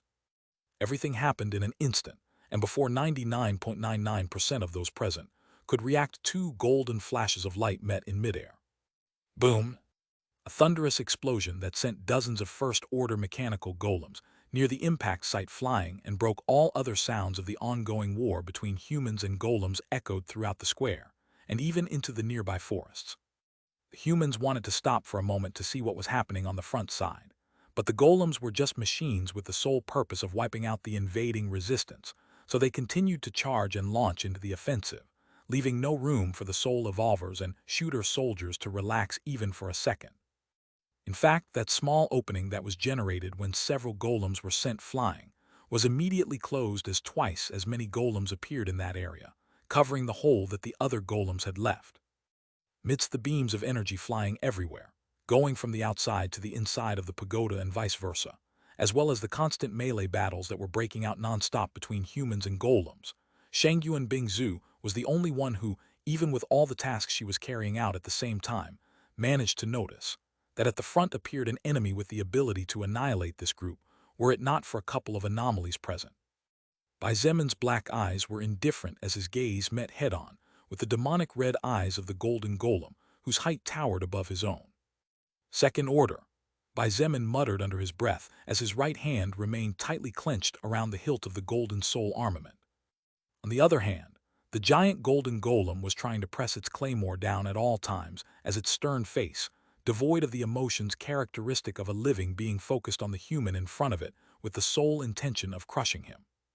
Unfortunately, Bai Zemin's arm was as firm as Mount Tai, while the 2 arms of the giant golden golem trembled and creaked, trying to use strength and weight to defeat what seemingly could not be defeated. The golden mechanical golem was undoubtedly powerful. Its strength and agility made it an existence capable of annihilating large-sized factions, let alone a small group of several hundred. However, the person it was facing was not someone it could stop. The body of Bai Zemin swayed slightly, and in an instant he appeared just above the head of the golden golem. The giant clearly had more than strength and agility, as its reflexes were remarkable. Unfortunately, when the golden golem raised its weapon behind its body to block the incoming attack, its claymore was found blocking nothing but empty, powerless air before its body was sent flying like a kite whose kite had been cut off. Boom! The explosion of the giant golem's body carelessly slamming against the front wall of the third pagoda rumbled noisily, and had it not been for the square and the buildings above it being protected by an especially powerful magic circle, the destruction would definitely not have been small. Bai Zemin watched as the golden golem slowly stood up, and a flash of bitterness shone in his black eyes. Although the attack power of annihilation of the falling sky cannot be underestimated, its sword form is not sharp enough to cut through this golem's body. He sighed before imagining the form of a giant golden sword. To change the form of annihilation of the falling sky, the wielder needed to have a clear image of the weapon they wanted said soul armament to change into. But for Bai Zemin, who had hammered long enough to at least understand the composition and shape of most melee weapons, such a thing was not difficult at all. A second was all it took for annihilation of the falling sky to release a deep golden radiance, and by the time that golden radiance vanished, in the hands of Bai Zemin was a giant sword as tall as his body. Furthermore, if one were to look closer, one would notice that except for the color and the dull red runes, the shape of the weapon was exactly the same as Crimson Thunder Dragon's last words. Bang! The golden golem lunged forward after leaping back to its feet. Its resolve did not waver as a living being probably would have, and its only goal was still to crush the biggest impediment before it. Even the deep cut that had almost severed its body into two halves was not enough to stop it in any way. However, Bai Zemin was no longer in the mood to play with the golden golem. Bai Zemin tightened his grip on the large wielder of the golden greatsword, and his left foot moved forward at the same time, as he brought both arms behind his body together with the weapon. Then, just as the golden golem stopped in front of him and raised its claymore high, Bai Zemin growled under his breath before propelling his entire body forward, making use of his left foot at the same time as the muscles in his arms swelled, and he slashed fiercely diagonally. If my weapon is not sharp enough, then I just have to turn you into a pile of scrap metal using brute force. Annihilation of the falling sky in the form of a greatsword turned into a huge bright golden arc that shimmered the surroundings, and long before the golden golem could slash with its claymore downwards, its chest was firmly struck by Bai Zemin's attack. Boom! The shockwave resulting from the thunderous explosion that left several of the soul evolvers behind Bai Zemin in deafness not only sent thousands of first-order golems flying, but the bodies of those golems were torn to pieces when the air pressure engulfed them. In fact, had Bai Zemin not taken the shockwave by himself, most of the people behind him would have disappeared from the face of the earth, as a little over 200 meters distance was nothing to second-order powerhouses. The body of the golden golem froze, but this only lasted a second before any resistance Bai Zemin felt disappeared. The great golden sword in his hands slashed beyond the empty space in front of him at the same time as different pieces of the body of the giant golem were sent flying messily all over the place. Even the big golden armor that had clearly been forged from some kind of high-quality metal gained several cracks on the surface. It was clear that the durability had dropped tremendously due to the previous attack. All the mechanical golems that were coming out of the pagoda were also destroyed by the cutting shockwave, and the sound of their metal parts hitting the ground after raining down from the sky echoed everywhere. With no more golems coming out of the pagoda, the remaining ones were soon wiped out, and it took no more than a few minutes to finish off the shooter-type golems hiding in the dark cloak inside the pagoda. By the time all the golems were defeated, the group of soul evolvers and shooter soldiers did not cheer as they did during the previous two cases. Instead, they all gawked at the back of the person standing a couple of 100 meters in front of them. Standing among mountains of shattered metal pieces, mostly destroyed weapons and armor, Bai Zemin was looking at the third pagoda with annihilation of the falling sky in its greatsword form, resting comfortably on his right shoulder, while only his right hand clutched onto the long hilt.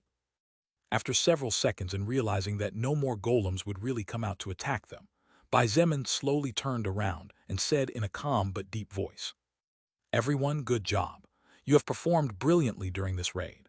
Also, let me tell you that when we return to base, I will reward each of you in a way that does justice to the bravery and talent you have shown during this expedition." However, Bai Zemin did not receive the enthusiasm he expected to receive after he said such words. Instead, Sun Ling looked at him with hesitant eyes, and after glancing sideways at the giant armor that had been sent flying to the other side of the square, asked in a low voice, "This Bai, team leader, can I ask you a question?" "What is it?" Bai Zemin nodded indifferently. That golden-armored golem."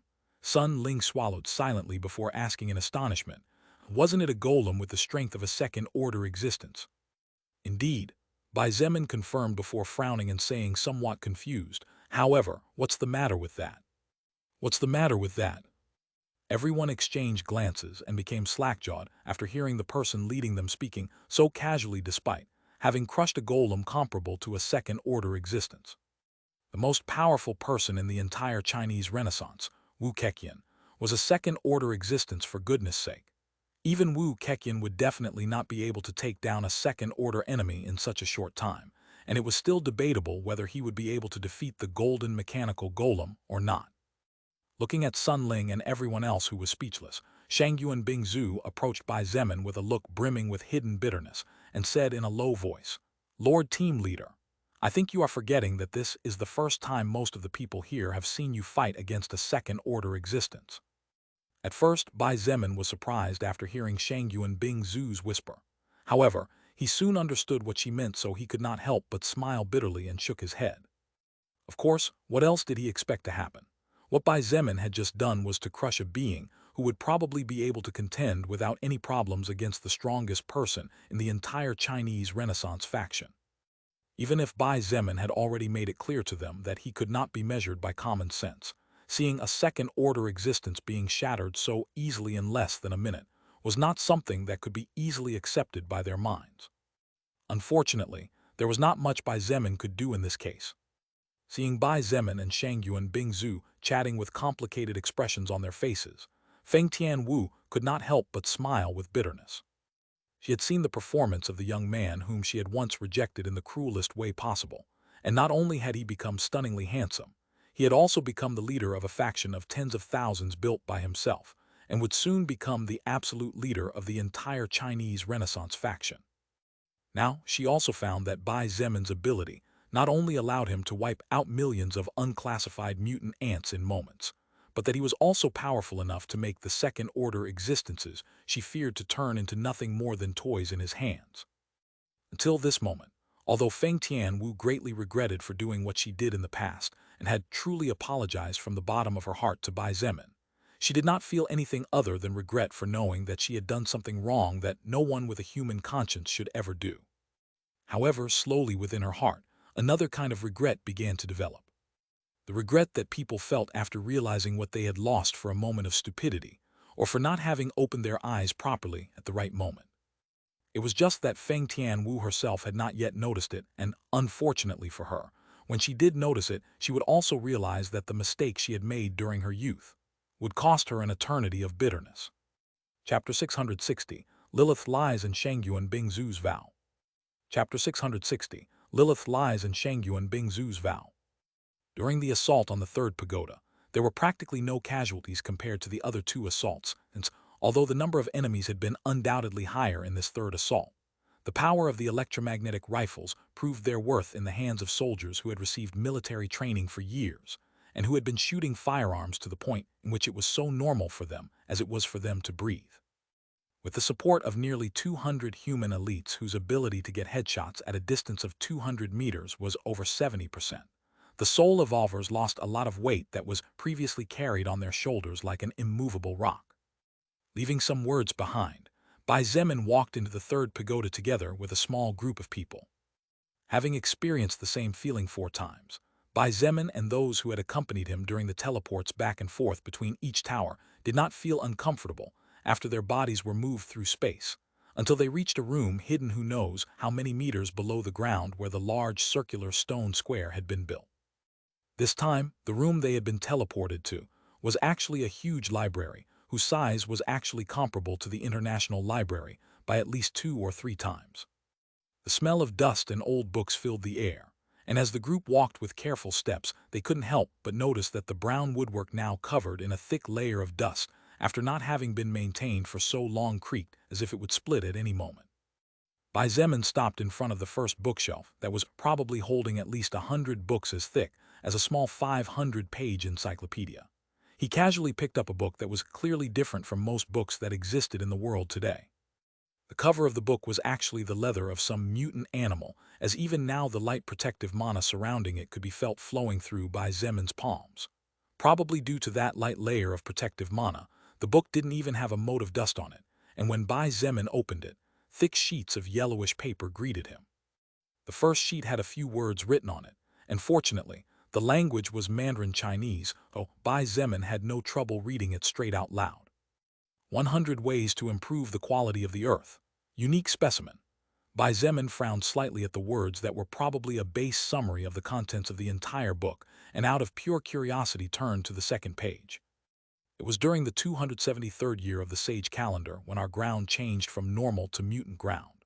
When our human race finally managed to get half a foot firmly on safe field, and our sages began to study the earth, they realized that they could now plant the same plants as in the past, but what they would get in return would be greater quantities, and in qualities never seen before.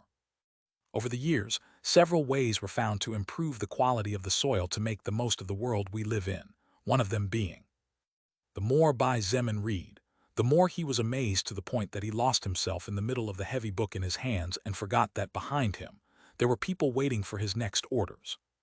Year 273 of the Sage calendar, but what the hell was that calendar? Bai Zemin had never in his entire life heard of such a thing, so at first he couldn't even help but think that the book in his hands was a piece of trash written by someone boring even though deep in his heart. He knew that such was not the case after witnessing the previous two ancient ruins. However, the more he read the more he realized how logical the words written in the book were, and the more he was amazed at the wonderful benefits that the corpses of any evolved creature could offer to the world. And in return, the world would respond by giving you resources that many could only dream of. Furthermore, Bai Zemin realized that while there were several ways to get benefits from the ground they walked on daily, in reality, those ways had to be applied in order and had to meet certain special patterns. If a single step was completed before or after, or if it was simply ignored, then the process would end up failing. In short, the book in his hands was undoubtedly an incredibly valuable treasure for mankind in the long run. Bai Zemin immediately ordered everyone to start putting the books into storage. He didn't care what these books were about, and all he knew was that if one book he picked up by coincidence was already so valuable, then the other books inside this library would definitely have great uses at some point. He was not going to leave any of them behind. Of course, Shangyu and Bingzhu had to build another ice wagon. Seriously, I feel like I've reduced to cargo character. Shangyu and Bingzhu sighed as she stretched her hands skyward to free herself from the sluggishness, without realizing that, in the process, the curves of her delightful body highlighted even more than they already were. Don't complain, I'll pat you on the head later, Bai Zemin said casually as he watched the others work from the second floor. In fact, with Wu Yijin taking the helm, Bai Zemin didn't need to worry about anything as she was far more effective than him when it came to this kind of job. You think everything in this world can be solved with a pat? Shangyu and Bingzhu looked at him feeling a bit speechless. I am not Luo Ning, nor am I Xiang Feng or the Wen sisters.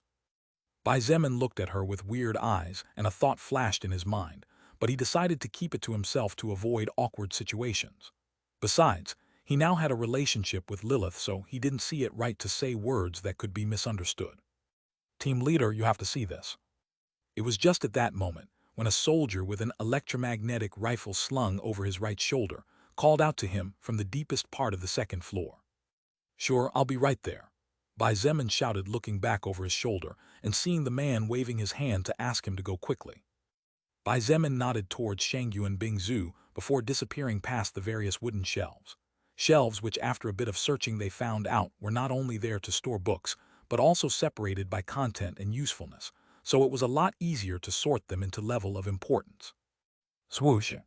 Shangyu and Bingzhu was about to go downstairs to help Wu Yijin when a rose-scented breeze caused her to stop in her tracks. Looking back, she saw the only woman who could make her admit defeat in terms of appearance and strength, no matter how unwilling Shangyu and Bingzhu was to do so. She immediately frowned when she saw the smile on the lips of Lilith. For some reason, those ruby eyes looked especially bright now, and Shangyu and Bingzhu didn't like the mocking glance Lilith was giving her at the present moment. What do you want? she asked clearly without much goodwill. No, well, I actually wanted to make peace with you, Lilith said with a faint smile, and her eyes flashed weirdly as she saw the surprise in Shangyuan Bingzu's eyes. Did you perhaps bang your head against one of the pagodas? Hee. Although these pagodas are in fact tough, they can only handle at most one attack from a fourth-order existence. Lilith chuckled at Shangyuan Bingzu's words. She ignored her frown and continued, the reason I want to make peace with you is because I actually realized that what I was thinking before doesn't even have a point. Do you want to read more chapters? Come to Panda Novel.com. Shangyuan Bingzu for some reason felt a bit uncomfortable at the weird behavior of the woman in front of her, and even more so at her last words. She frowned harder than before and asked in a low voice, "What are you supposed to mean by those words?" Lilith sighed, and while playing with her hair she answered calmly and in a slow voice, "To be honest with you, your beauty, as well as your talent and willpower, shocked me from the very first moment I saw you. Do you want to read more chapters? Come to Panda Novel.com for a second-order lower existence. Your beauty is comparable to beautiful fourth-order women, which apart from me probably only Uriel of the Army of Heaven could achieve." Oh, just in case, but Uriel was considered the most beautiful woman in the history of the universe until recently. I tell you this to help you to understand and show how prideful you can be. Lilith did not give many details. Shangyuan Bingzu was not stupid, and naturally understood that the reason why the woman called Uriel was no longer the most beautiful woman in the history of the universe was probably due to the appearance of Lilith herself. It was just that Shangyuan Bingzu didn't care about anything she was talking about. Beauty or not, she never cared about such things more than what was essentially necessary, and in fact, her beauty had often been a source of problems. Lilith paused, and seeing the disinterest in the stare of the woman in front of her, she chuckled before continuing calmly. At first I was just amazed by your talent, beauty, and willpower. However, that was all. The problem started when I slowly began to realize that somewhere along this whole journey, my heart began to be attracted to that little scoundrel. It was then that, just like any woman, I began to feel a hint of jealousy, and as I realized that you were gradually becoming an existence capable of walking alongside him while I could only watch from the sidelines, I began to get worried. So, you're telling me that your rivalry against me is because you realized your growing affection for Bai Zemin? Shangyuan Bingzu asked clearly with confusion painted on her face. Yeah, Lilith sighed before smiling slightly and then saying, however, I recently realized that there was no need for me to feel any pressure from you. It's just silly. Although Lilith seemed to come with good intentions, for some reason Shangyuan Bingzu could not understand why she felt increasingly annoyed with the woman in front of her now. Regardless of what Shangyuan Bingzu might be thinking, Lilith continued. Your goals are completely different from mine. But even if we put everything aside, Bai Zemin and I officially entered into a man and woman relationship recently, so after calming down and putting my emotions in order, I realized that there was no point in feeling on guard against you. What? Shangyuan Bingzu's pupils trembled for a split second, and her eyes widened in shock before her expression returned to normal. Lilith's eyes glistened, and no one knew what she was thinking as she said with a chuckle, well, things just happened. Anyway, now that the heart of the man I love is mine, there's no need for me to worry about nonsense. And thanks to that, I realized that there was never really a need for you and me to get along badly. After saying those words, Lilith didn't seem to notice the ugly expression on Shangyuan Bingzu's face and extended her flawless free hand forward. How about we make peace? Shangyuan Bingzu stared at the hand in front of her, and her cold expression made it difficult for people to know how she felt or what her thoughts were. After what seemed like several minutes of silence, however, Shangyuan Bingzu raised her head without taking Lilith's hand, and as she looked at those bright ruby eyes, her own blue eyes sparkled as she said in a calm but clear voice, I hate you. Lilith looked genuinely surprised as she blinked at her and asked in a low voice, You hate me? Shangyuan Bingzu looked at her fearlessly and said in a clear voice, I hate that you treat people's hearts like toys.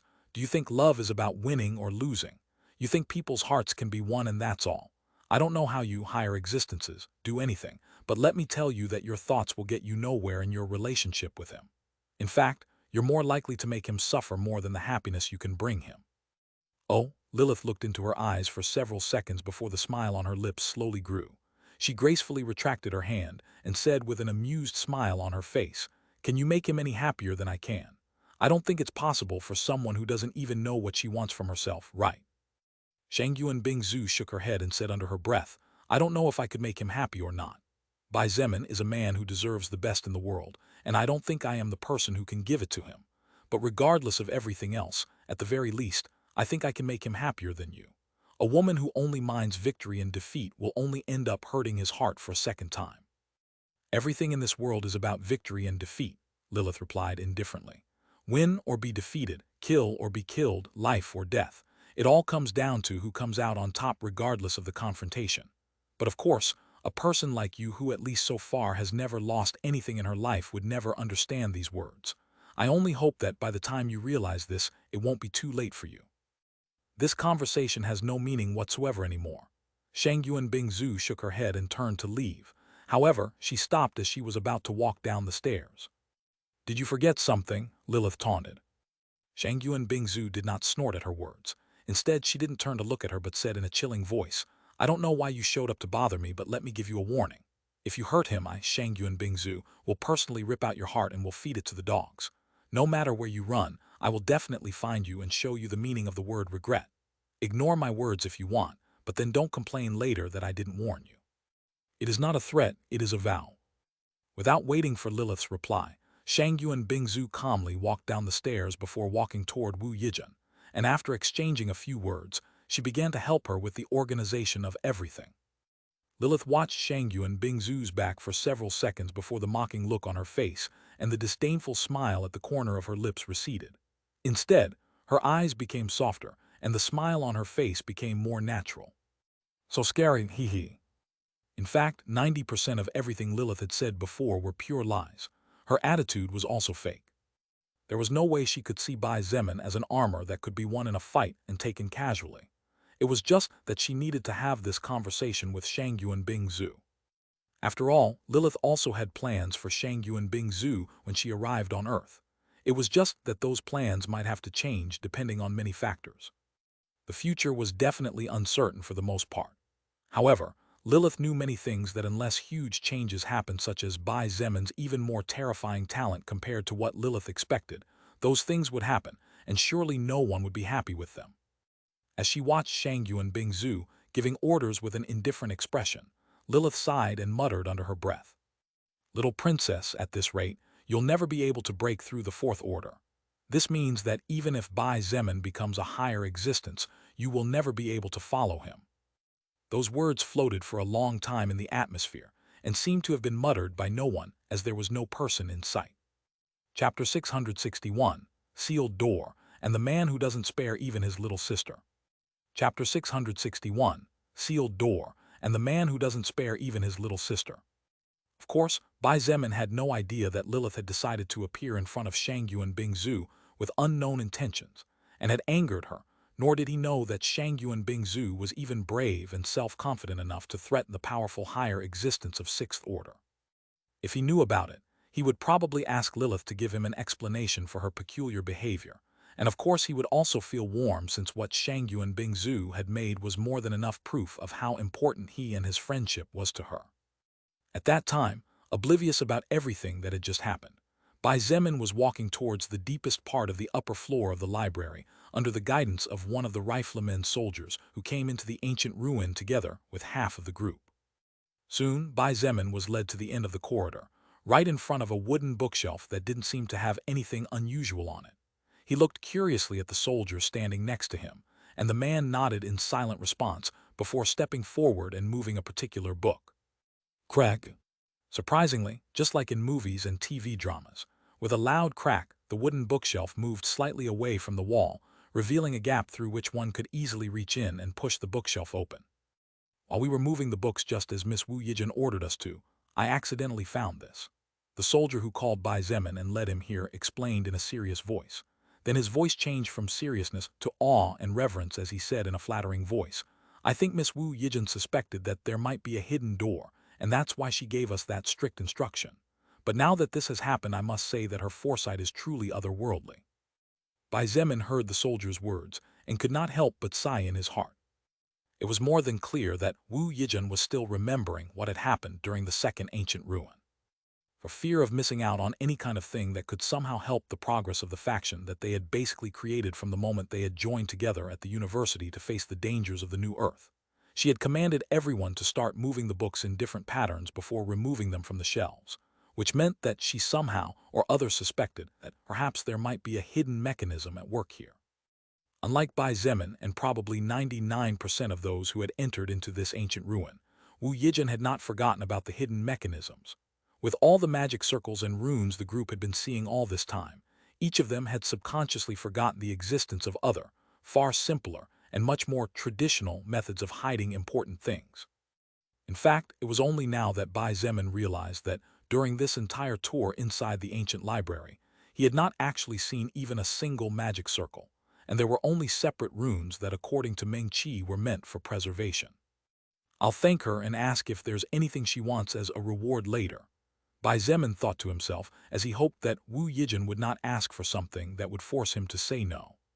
"Team leader, be careful," said suddenly the man who led him here.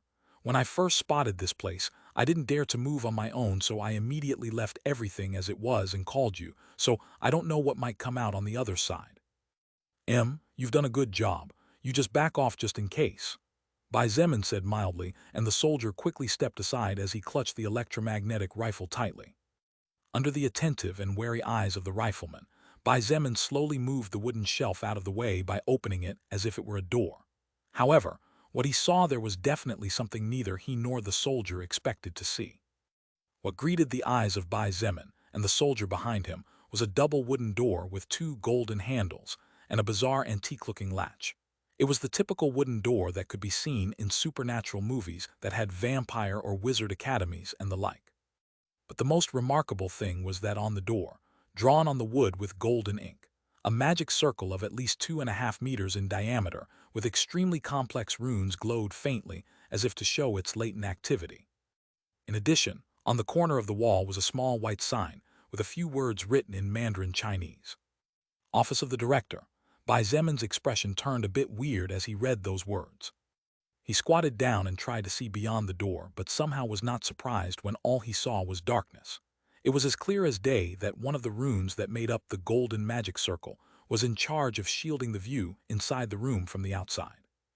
Bai Zemin tried to open the door but was also not at all surprised when he failed to make the handles move at all. As for trying to destroy the door and open an entrance on his own, Bai Zemin did not dare to do such a thing. To begin with, he didn't know whether this place had a defense mechanism or not. However, his main reason was the golden magic circle that flashed like a living thing trying to warn him about the danger it represented to life. Besides, as Bai Zemin stared intently at that golden circle that was flashing at him and even released a slight vibrating sound, he felt every cell in his body screaming for him not to do what for a second crossed his mind. There were few things that Bai Zemin feared, and in fact, the only time he felt similar pressure was when Emperor Thanath of the Usra race appeared before him during the invasion of Oblong World. Considering that with all his trump cards on the table, and utilizing the combat experience he had gained so far during his various battles to the death, as well as his wits and bestial instincts, Bai Zemin was confident that he would be able to take the life of a peak third-order existence if he risked his life. However, he was self-aware and was clear that at least before he converted to a second-order existence, wanting to fight against a fourth-order existence was no different from suicide. In fact, back then in Oblong World, Bai Zemin could barely cause any damage to Emperor Thanath even with his Void Fist, which undoubtedly belonged to the category of powerful and destructive skills in his arsenal. One had to remember that the Bai Zemin at that time was getting a lot of power boosts, among which was a 20% increase to his overall strength, thanks to the effect of the title Destroyer of Destroyers. Considering that only peak third-order and fourth-order existences presented mortal danger in a 1 versus 1 against Bai Zemin, the golden magic circle in front of him should definitely be able to unleash power comparable to the power of one of those two scales. Probably its fourth order, Bai Zemin sighed before reluctantly taking a step back. "Team leader, that door." The soldier behind hesitated as if uncertain whether to continue. "Go and get Meng Qi. Tell her I need her help up here," Bai Zemin ordered in a deep voice. Roger." "Big brother, this magic circle is even more advanced than the teleportation circles we saw before. I don't even understand a single rune out of all the ones in it." Meng Qi shook her head and rubbed her eyes hard as they had turned somewhat red after being exposed to the constant waves of mana flowing in and out of the golden magic circle. Are you all right? Bai Zemin asked with concern as he gently stroked her delicate back. I'm okay. Meng-Chi nodded and gradually stopped rubbing her closed eyes. She looked at him with her beautiful eyes still reddish and said in a voice thick with regret, Big brother, I'm sorry. Not only am I weak in strength, but now I can't even help you with the single thing you expect me to do for you. She even bit her lip hard to the point where small drops of blood appeared on them. Bai Zemin hurriedly pulled her into his embrace, and while caressing her hair tenderly said in a serious voice, Meng-Chi, are you silly? I thought my little sister was the smartest of all. This magic circle is something that even I am fearful of, and I dare not touch it casually. It's completely normal that you can't understand anything about it, silly girl. Bai Zemin's words were undoubtedly helpful as Meng-Chi's heart immediately felt more at ease. After all, if even her big brother, who in her eyes was a practically divine existence, couldn't do anything, then there was no way she who was thousands of miles behind him could do something. It was just that she really wanted to be of use to him, and feeling that she had failed him was a bit unbearable. Looking at Bai Zemin, who was slowly managing to calm Meng-Chi down with his cuddles, Lilith couldn't help but smile and said in a joking tone, You little scoundrel, you and this little beauty are not related by blood right. Could it be that you plan to not even let your little sister go? Bai Zemin almost fell to the ground when he heard Lilith's words, and to Meng-Chi's shock, he began to cough furiously with his face as red as an African monkey's butt. Big brother, are you okay? Meng-Chi looked at him in shock, and for a second she thought that maybe the golden magic circle had launched an invisible attack before realizing that if she was okay then such a thing was not possible. Bai Zemin did not respond to Meng-Chi, and instead looked at Lilith with incredulity. He really felt like spanking her hard right now, and if it wasn't for Meng-Chi present, Bai Zemin would definitely sit on the ground with her lying face down on his lap, before he started spanking her until her bottom remembered the size and warmth of his palm. Damn it, woman, how dare you say those words and with that foxy grin on your face? Bai Zemin wanted nothing more than to shout those words and catch Lilith to give her the punishment she deserved. But to avoid looking like a madman talking to the air, he decided to swallow his words for the moment. Ha ha ha, Lilith couldn't help but laugh with delight at the ever-changing expression on Bai Zemin's face. This was the first time she had ever seen him so awkward and even embarrassed about something. It seemed to be that she had found another weakness in him, and Lilith would certainly use it to tease him more often from now on. Chapter 662, Fourth Order Kang Gying and Cursed Healer Zia, Ya Part 1. Chapter 662, Fourth Order Kang Gying and Cursed Healer Zia, Ya Part 1. Because the number of books was too large, and it was still necessary to inspect the inside of the huge library to avoid missing important things, Bai Zemin left Wu Yijin behind with Kai Jingyi to help her, giving orders to the group of soldiers and soul evolvers that would continue to work on the third ancient ruin. As for Bai Zemin and Shangyuan Bingzu, they both went out shoulder to lead the half of the group waiting outside the third pagoda to challenge the trial of the fourth silver pagoda of the five. As for Meng-Chi, she asked Bai Zemin to let her stay in the third ruin, as she apparently had the intention of studying the golden magic circle from a distance.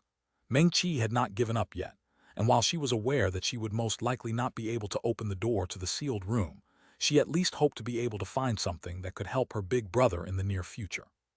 Bai Zemin naturally allowed Meng-Chi to stay in the third ruin, but only after she promised him with all her heart that she would not go close of the golden magic circle.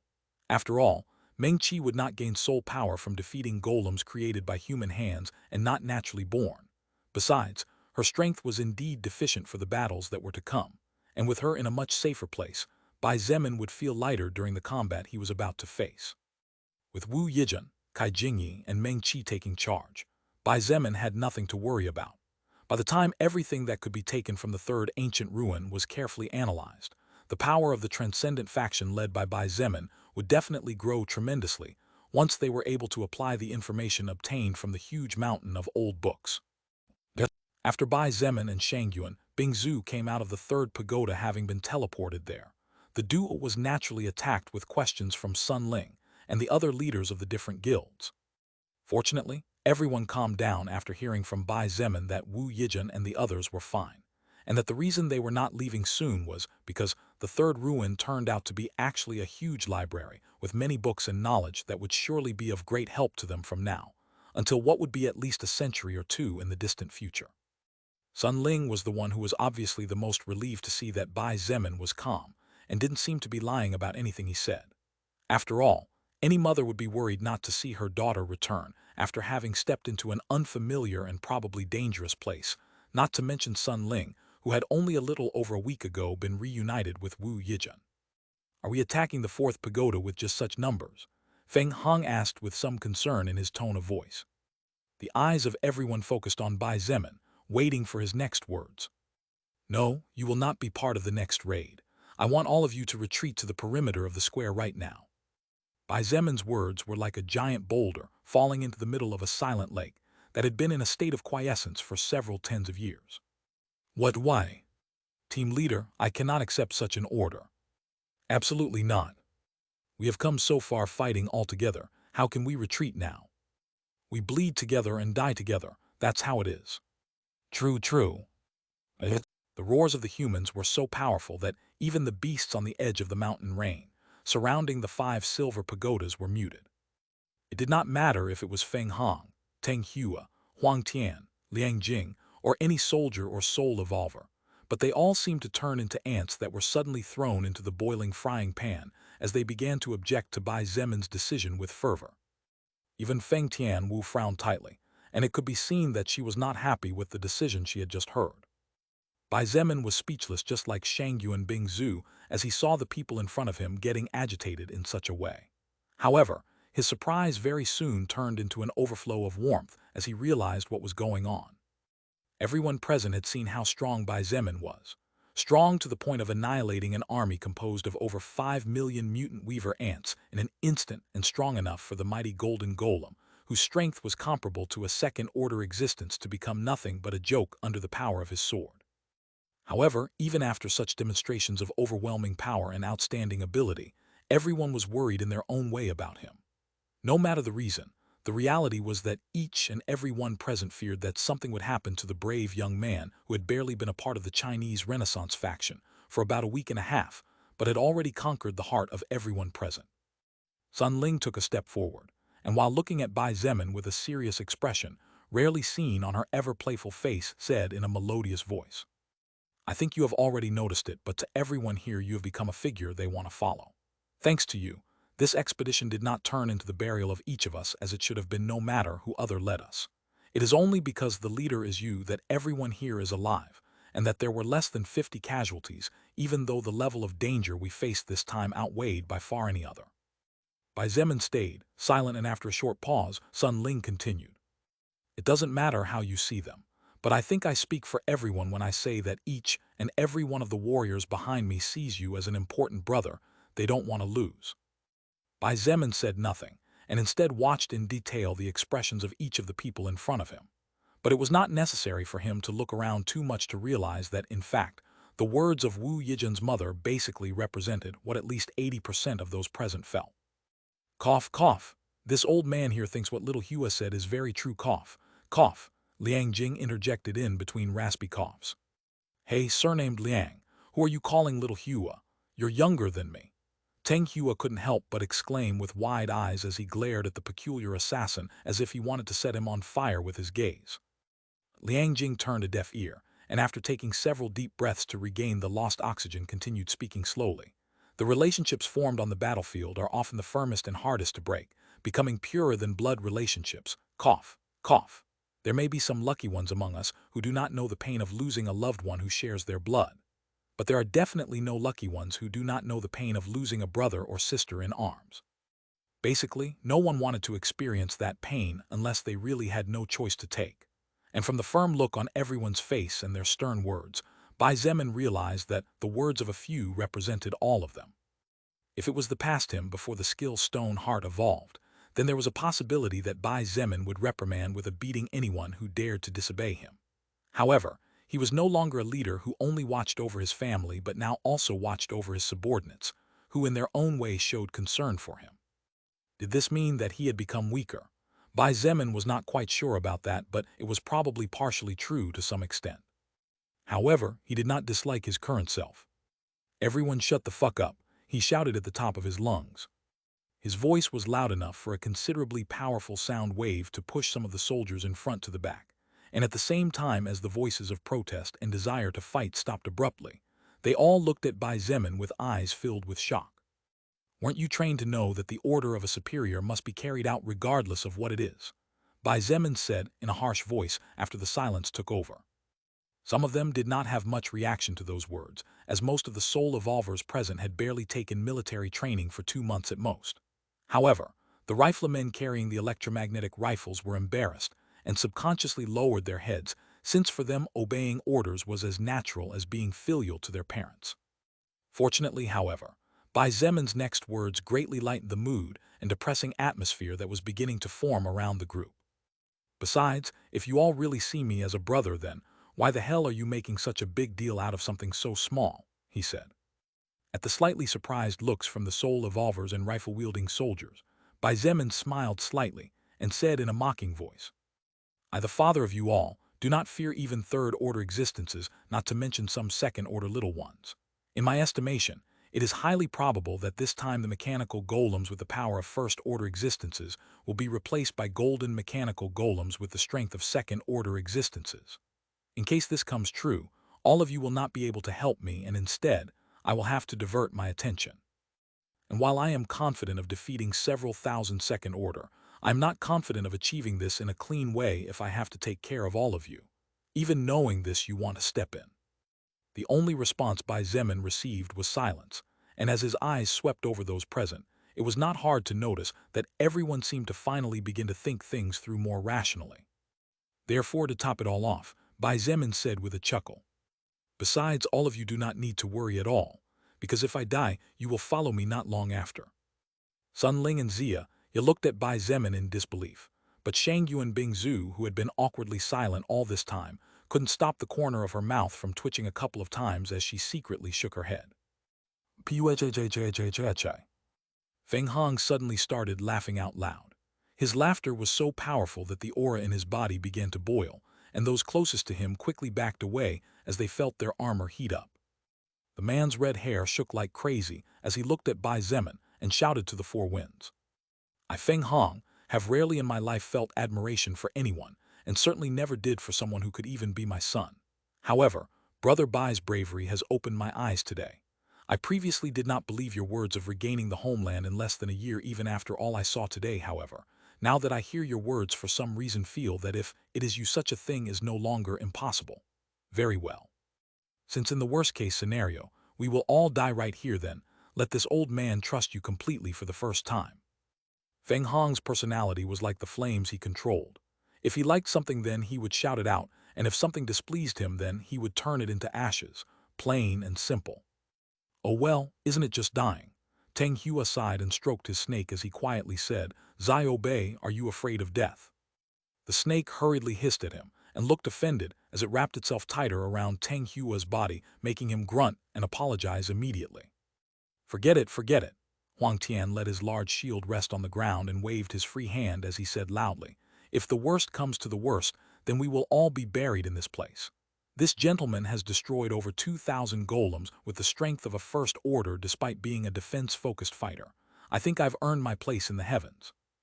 Right, this senior here even destroyed over 1,000 golems despite being an ordinary soldier. A man shouted with enthusiasm as he clenched his electromagnetic rifle tightly.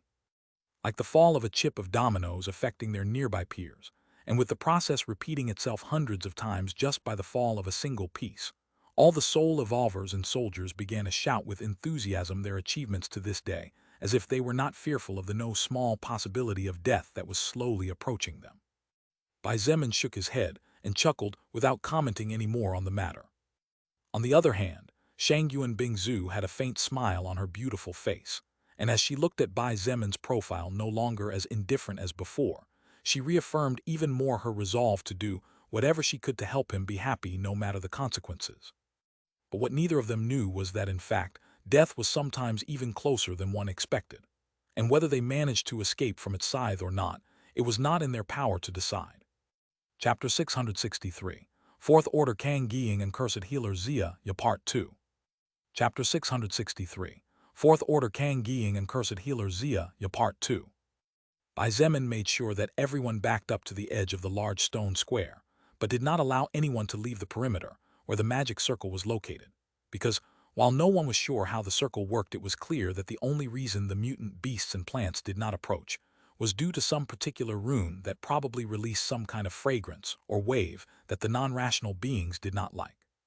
Currently, the human group was deep in one of the forests of the entire mountain range, so there was definitely a lot of first order and maybe even some second order existences roaming the area.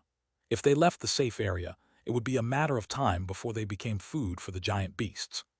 Even so, the group had spread out among the buildings in the square, so that those more evolved could clearly see what would happen during the battle that was to come. Of course, it wasn't as if they all listened to Bai Zemin and retreated. "I will not go with them." Such were Shangyuan Bingzu's words when Bai Zemin looked at her. "Actually, I already knew that." Bai Zemin scratched his head and sighed. "Honestly, even I don't know if I can fight tens of thousands of golden golems with the strength of a second order, so I do appreciate your help." Shangyuan Bingzu nodded as if she was very satisfied with Bai Zemin's words and said no more. "I will also remain here and help the two of you." A clear and melodious voice sounded from behind Bai Zemin and Shangyuan Bingzu just as the two were preparing to start the trial. Turning around, Bai Zemin saw Ziya standing with bare hands and wearing the same leather armor as before. "If you want to, but are you sure? Your mission should be just to take care of Sun Ling, shouldn't it?" Bai Zemin looked at her intrigued. "Just like you said before, if you die then we will all die anyway," Ziya pointed out before continuing in a voice that was neither cold nor warm. "Besides, my mission is not specifically to take care of Miss Sun, and in case of need young Miss Wu, my mission is to make sure they both make it to the base alive. But for that to happen you need to live at least until these trials are over." Bai Zemi shook his head and said no more on the matter. Ziya was a mysterious person even until now. The woman had not even shown any signs of having a weapon so far, and her way of fighting enemies was quite mediocre in Bai Zemin's eyes considering that she was a second-order existence. "Bingzu, you check the other bronze statue." "Okay." Ziya watched silently as Bai Zemin and Shangyuan Bingzu walked towards the two bronze lion statues opposite each other on both sides of the huge dark door of the fourth pagoda. And just like the previous cases, the two lay on the ground for a few seconds before standing up again. Bai Zemin and Shangyuan Bingzu looked at each other, and both saw the bitterness in the eyes of the other. "Ladies first," Bai Zemin said with the intention of letting her vent first. The bitter expression on Shangyuan Bingzu's face grew as she said through her teeth, 10,000 first order and 22nd order. Bai Zemin forced a smile that was actually so ugly that he looked like he was crying and shook his head when he heard her say that. Same with the other statue. 10,000 first order soul stones and 22nd order soul stones, Ziya exclaimed in shock, one of the few times she lost the neutral expression on her face. She looked at both of them with wide eyes and said in surprise, "Where are we supposed to get all those soul stones from? Even the entire Chinese Renaissance doesn't have that many first order soul stones, and forget about the second order ones." First order existences, despite being considerably more normal now compared to the past, since they could be found with relative ease as long as one went a little deeper into the forests, were living beings with enough power to wipe out an armed team of 1,000 men with no problem at all. As for those of the second order, Ziya herself was an existence of that caliber, so she understood how terrifying they were, and the fact that in nearly 300,000 human survivors there were barely 3 second-order beings was proof of how rare they were. However, the two bronze statues in front of her were demanding a total of 20,000 first-order soul stones that could only be obtained by killing existences within that scale of power and 20 second-order soul stones. All this in itself was already insane, but if one took into account that one would not always obtain soul stone by killing an enemy, then that insanity became even greater insanity. "Looks like we'll have to give up on the remaining 2 pagodas for now." Ziya sighed and shook her head. "Even though it's a shame, we have no choice. At this rate it will take us at least several years to gather so many second-order soul stones, but even then we can't exclude that we need them to evolve our skills, and they'll probably be even more necessary after we learn the contents of the books we obtained during the 3rd pagoda's raid. Oh well. At least we got some good resources this time, and also found out the secret of the Silver Mountain Pagoda Forest." The mission Wu Keqian had given Bai Zemin was to discover the reason why the 5 silver pagodas inside the Champing Mountain range did not collapse like all the other buildings during the earthquake that shook the earth during its expansion, and in the process, demonstrate his ability to lead evolved troops and normal human troops. Considering the high level of success of the mission, it was a given that the power of the faction would soon be handed over by Wu Keqian to Bai Zemin. However, who was Bai Zemin? Since when had he ever backed down in the face of challenges? If the price to pay is high, then the reward certainly will be too. Bai Zemin said as he waved his hand, and with a bleeding heart allowed several thousand first-order soul stones to fall on the ground. Xia was speechless, but as she picked one up and saw that she had coincidentally picked up a first-order one, she set it down and picked up another, only to realize that this was also a first-order soul stone. And then another, and another, and another. So many first-order soul stones. Xia muttered in amazement and subconsciously asked as she stared at him, "Where did you get so many of these from?" "This is my Christmas present," Bai Zemin said through gritted teeth. Seeing him so resolute, Shangyuan Bingzu sighed in her heart. What Bai Zemin was doing now was a huge gamble, to say the least. The Transcendent Faction's treasury had around 100,000 first-order soul stones, while the number of second-order soul stones was only 52, taking out around 1/4 of the total first-order soul stones, and over 1/3 of the total second-order soul stones, to open a door that would lead them to treasure that might or might not be worth it was too big a risk that few would be willing to take. After all, even if what was inside the fourth ancient ruin was useful, but had no immediate use like the soul stones, then the strength of the faction would stagnate for a long time. Such a thing was too dangerous in a world like this where time was extremely precious, even though ironically, everyone had higher life expectancies. Soon, under Xia's incredulous eyes, 2 small mountains of 10,000 soul stones each, and 2 small piles that were composed of 20 second-order soul stones each glittered on the ground. My God. Xia felt like she might faint from shock. She looked at Bai Zemin and Shangyuan Bingzu looking indifferent as they threw soul stone after soul stone into the bronze lion's mouth, and she felt as if a part of her existence was being ripped away from her. Jesus Christ. Those two were casually throwing the first and second-order soul stones as if they were throwing rocks into the lake. Xia soon realized that the 2 people in front of her were too mysterious, even more mysterious than she herself knew she was. However, she was aware that for Bai Zemin and Shangyuan Bingzu to be able to obtain such a large amount of soul stones of such high quality, the strength of both of them definitely had to be monstrously high. She lowered her head for several seconds, and her eyes constantly flashed with hesitation, as if she was trying to make some kind of decision. However, it didn't take her very long to raise her head again with firmness and resolve in her once hesitant gaze. As to what decision she had made, probably only Xia herself knew. It took but a few minutes for Bai Zemin and Shangyuan Bingzu to finish feeding the 2 bronze statues with the necessary soul stones, so when the last of second order fell through the mouth of the bronze lion to the now glowing stomach, both statues immediately released the characteristic pale blue radiance, just as it had happened to the other 3 pagodas before.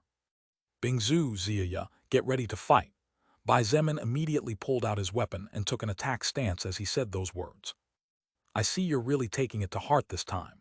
Shangyuan Bingzu frowned slightly as she saw the weapon Bai Zemin was using. Xia's pupils contracted to the size of a needle, and for an instant, her entire body shuddered as she looked at the giant sword Bai Zemin held in front of him with both hands clutching the hilt. Crimson-red lightning flashed from within what seemed to be a small jewel embedded in the center of the guard, and flickered along the huge blade of the weapon, creating small thundering sounds in the process. This was the first time since she began her evolution that Xia felt fear in the face of a weapon. As I said, even I don't dare to underestimate several thousand second-order existences and probably some third-order existences. Bai Zemin reaffirmed his grip on the hilt of Crimson Thunder Dragon's last words as he said those words.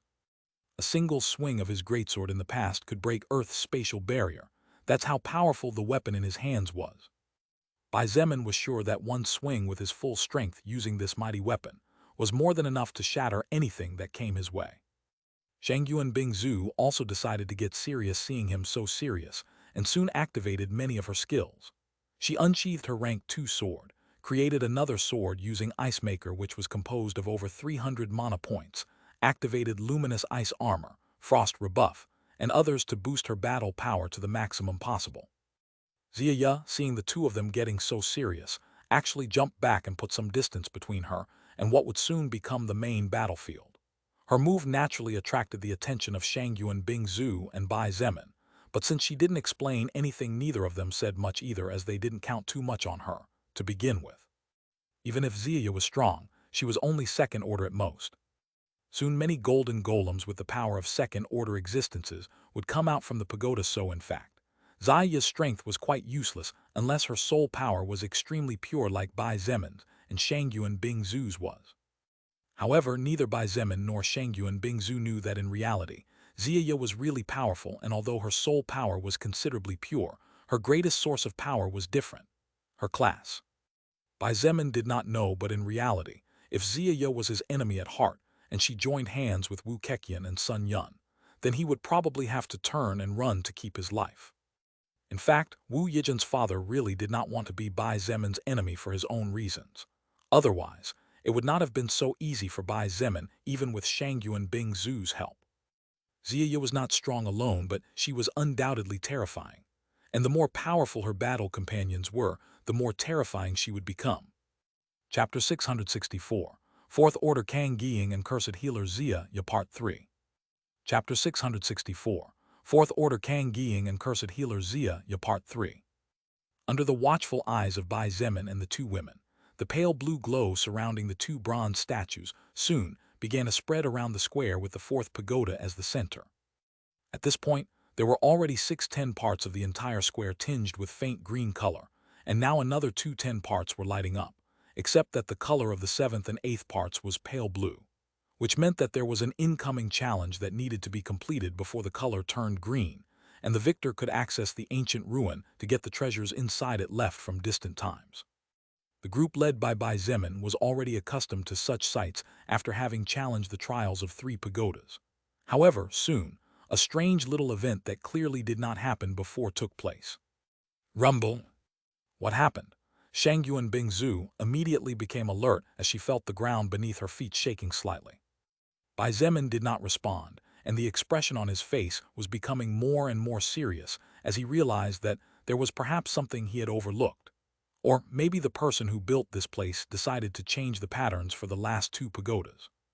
If this was the case, then what Bai Zemin and the 2 women were about to face might be a lot worse than several thousand second-order beings.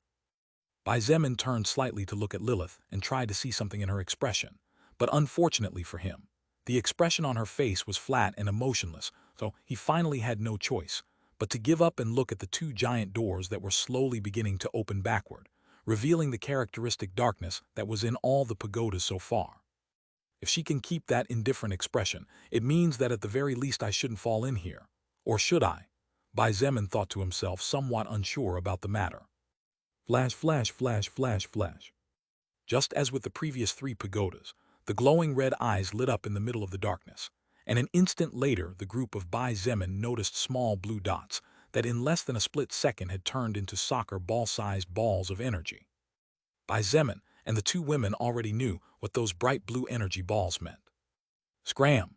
Bai Zemin took a step forward and slashed his greatsword ferociously from up to down as he let out a thunderous roar. Boom! The air in front of Bai Zemin exploded at the terrifying pressure of Crimson Thunder Dragon's last words and his terrifying strength. At the same time as a huge sphere of pressurized air formed and shot forward at lightning speed, pushing Xia and Shangyuan Bingzu several steps back and splitting the air into 2 parts. Hundreds of bright energy beams shot out from inside the pagoda, and in an instant met head-on with the huge sphere of air that had been formed by Bai Zemin swinging his weapon.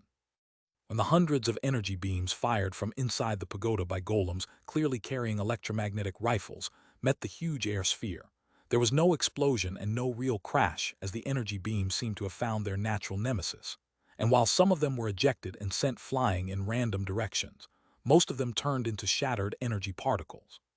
The sphere of air that was like a small world measuring over 20 meters in diameter continued its path, creating small explosions in the process, until it finally arrived in front of the pagoda. Boom! What happened was the representation of how many times the aftershock or cause of an attack could be more resonant in comparison to the attack itself. The pagoda, despite not collapsing, this time no longer stood as firm as before because it actually trembled slightly once the wind sphere could not get through the door due to its size.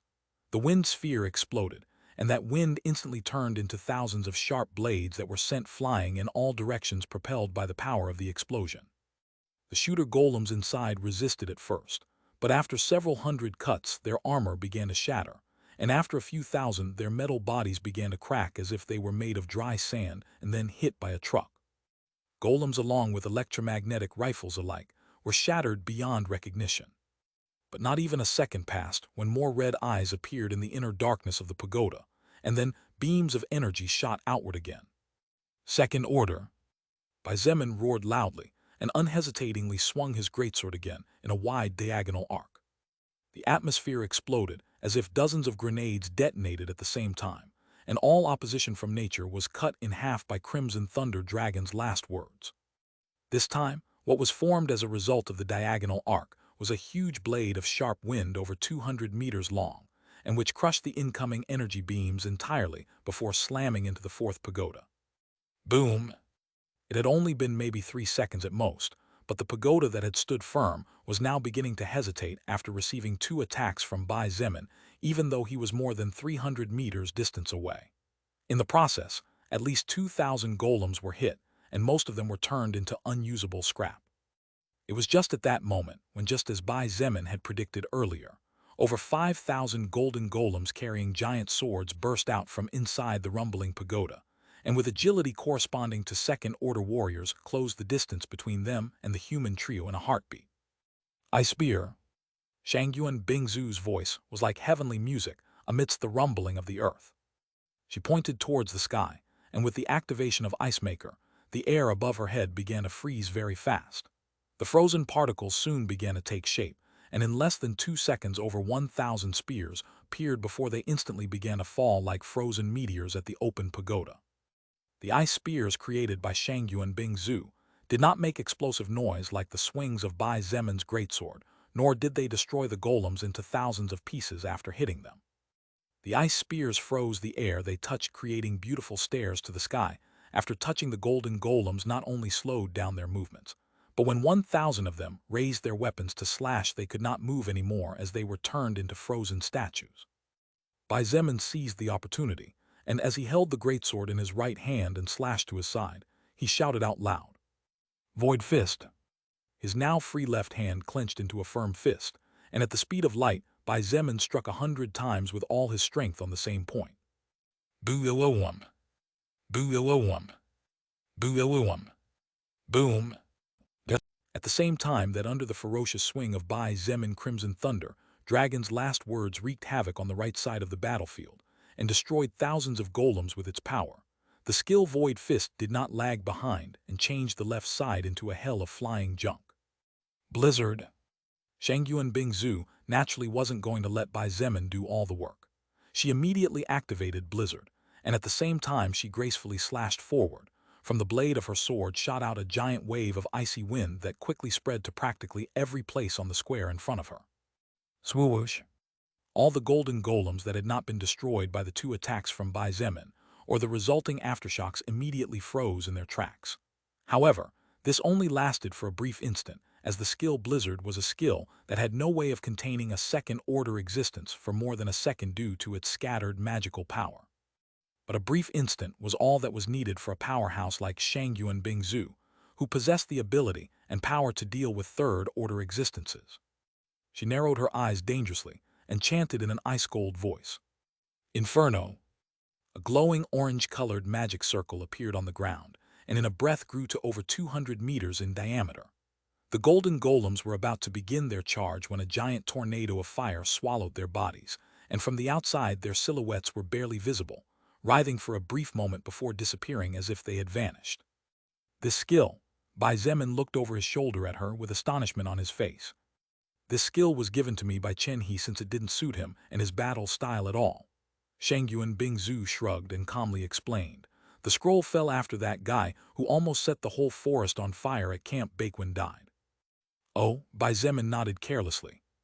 He could vaguely remember that arrogant soul evolver who, despite being as weak as an ant, dared to challenge him, but actually couldn't even overcome the shock of seeing his fire being devoured by the endless blue lotus flame before finally being killed by Chen He. Face of Shangyu and Bingzu shone under the glow of the burning flames that continued to incinerate the golden golems that stupidly charged forward as she slowly explained. If it was before, I definitely wouldn't have learned a fire-type skill since it might weaken my ice-type ones. After all, skills are attached to our souls, and from a certain point of view, we are our skills. But after advancing to the second order and obtaining Spirit of Ice, I don't need to worry about such things. I see. Bai Zemin nodded, noticing how slowly the fire tornado over half a kilometer high began to weaken and lose altitude as well as power. But that fire boy had such a strong skill. Shangyu and Bingzu rolled her eyes and said with fake pain, I naturally evolved the original skill. Besides, are you comparing me to a nobody? You hurt my feelings. Hahaha, sorry.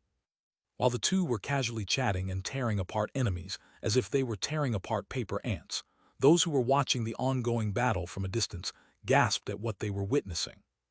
Huge spheres of wind that looked like an active magic skill were being created just by swinging a weapon, a fist the size of a building destroying everything in its path, as if it was the hand of God descending from the heavens. Spears of ice raining down from the clouds and gusts of wind freezing everything in its path. Tornadoes of fire that incinerated everything it touched without leaving a trace of its existence. This. Sun Ling looked wide-eyed into the distance, and when she tried to put into words the shock she felt in her heart, she failed miserably. But in fact, everyone felt the same way. Bingzu. Chen, he muttered in shock as he looked at the goddess of ice and fire crushing golden golems, as if crushing second-order powerhouses was nothing more than a matter of hands swinging for her. Chen, he was not surprised that Bai Zemin was treating second-order golden golems with such ease. At the end of the day, he had given up trying to comprehend how strong that young man, who a couple of months ago was a nobody in his eyes, was.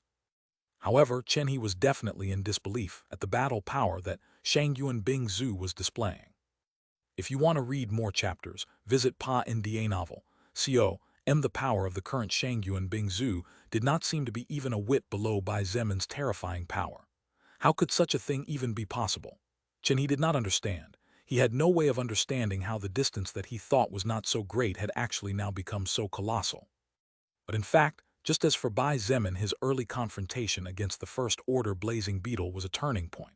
For Shangyu and Bingzu, her breaking point was when she stubbornly decided to follow Bai Zemin and invade Oblong World, obtaining over 80% of the level 99 Giant Eagle's soul power, while she was only level 50. Those two, are they even human? Feng Hong gulped as he watched the flaming vortex finally die down, revealing nothing but metal puddles now scorched and stuck to the stone floor. We fight alongside such divine figures, a soldier muttered in shock. The soldier's words were precisely the words they were all wondering in their hearts. What they were seeing, the death of thousands of powerhouses comparable to second-order soul evolvers, was by far millions of times more shocking than watching Bai Zemin annihilate the weaver ants. The face of Feng Tianwu was pale, but her eyes sparkled with desire and steadfastness as she watched the bright flames finally extinguish after incinerating everything in their path. Only she knew her own thoughts and doubts or resolutions at this moment. Boo-oh-um. Boo-oh-um. Boo-oh-um. The explosions continued, and the golden golems were turned into trash under Bai Zemin's sword or frozen statues that were subsequently shattered by Shangyu and Bingzu. Ziya, who believed that her cursed healer class would be crucial in this assault on the fourth pagoda due to its unique and special characteristics, watched in shock and wide-eyed, as for 5 minutes the two young people in front of her seemed to become gods with divine powers or supreme beings who decided who lived or who died with a few words or a wave of their hands. Ziya had always been very proud at heart. Her cursed healer class allowed her to borrow some of her teammates' power, temporarily rob her enemies of part of their stats, heal based on percent health, apply curses of all kinds such as blindness, and more. She was basically a pious existence that not even Wu Keqian dared to disrespect in the slightest. However, Ziya realized that she still had a long way to go when it came to true power. Even if she was confident that, with Wu Keqian and Sun Yun, they would be able to win against Bai Zemin and Shangyu and Bingzu, the risk was too high considering how good synergy the two of them had. One could crush anything his weapon touched, while the other could freeze enemies in their tracks with a single magic skill. Such a duo was truly horrible to face. 5 minutes later, and after taking out what seemed to be at least a few 100,000 golden golems between the two of them, Shangyu and Bingzu's pretty face was sickly pale. Although she could annihilate thousands of second-order powerhouses that could not reason or think of strategies and had no skills such as the golden golems, it was exhausting in the short term to consume so many quantities of mana abruptly. Phew, looks like that was the last wave. Bai Zemin released the oxygen from his lungs and rested the weight of his greatsword on the stone floor as he looked at the surroundings cautiously. It seems so. Shangyuan Bingzu frowned as she felt that something did not seem right even though there were indeed no more enemies appearing. Bai Zemin nodded. He was about to take a step forward when he suddenly noticed something that made his movements freeze. Contrary to what he was going to do, he quickly leaped back and raised his weapon in front of him. Shangyuan Bingzu and Zia subconsciously leaped backward and raised their guard to the maximum as they followed Bai Zemin's eyes into the open pagoda door. "Who's in there?" Bai Zemin shouted after several seconds of silence. Actually, he didn't know what was going on at all. The only reason he knew something was wrong was because his danger sense skill was warning him, but mainly because the magic circle under his feet was still pale blue and not light green. This meant there were still enemies to face.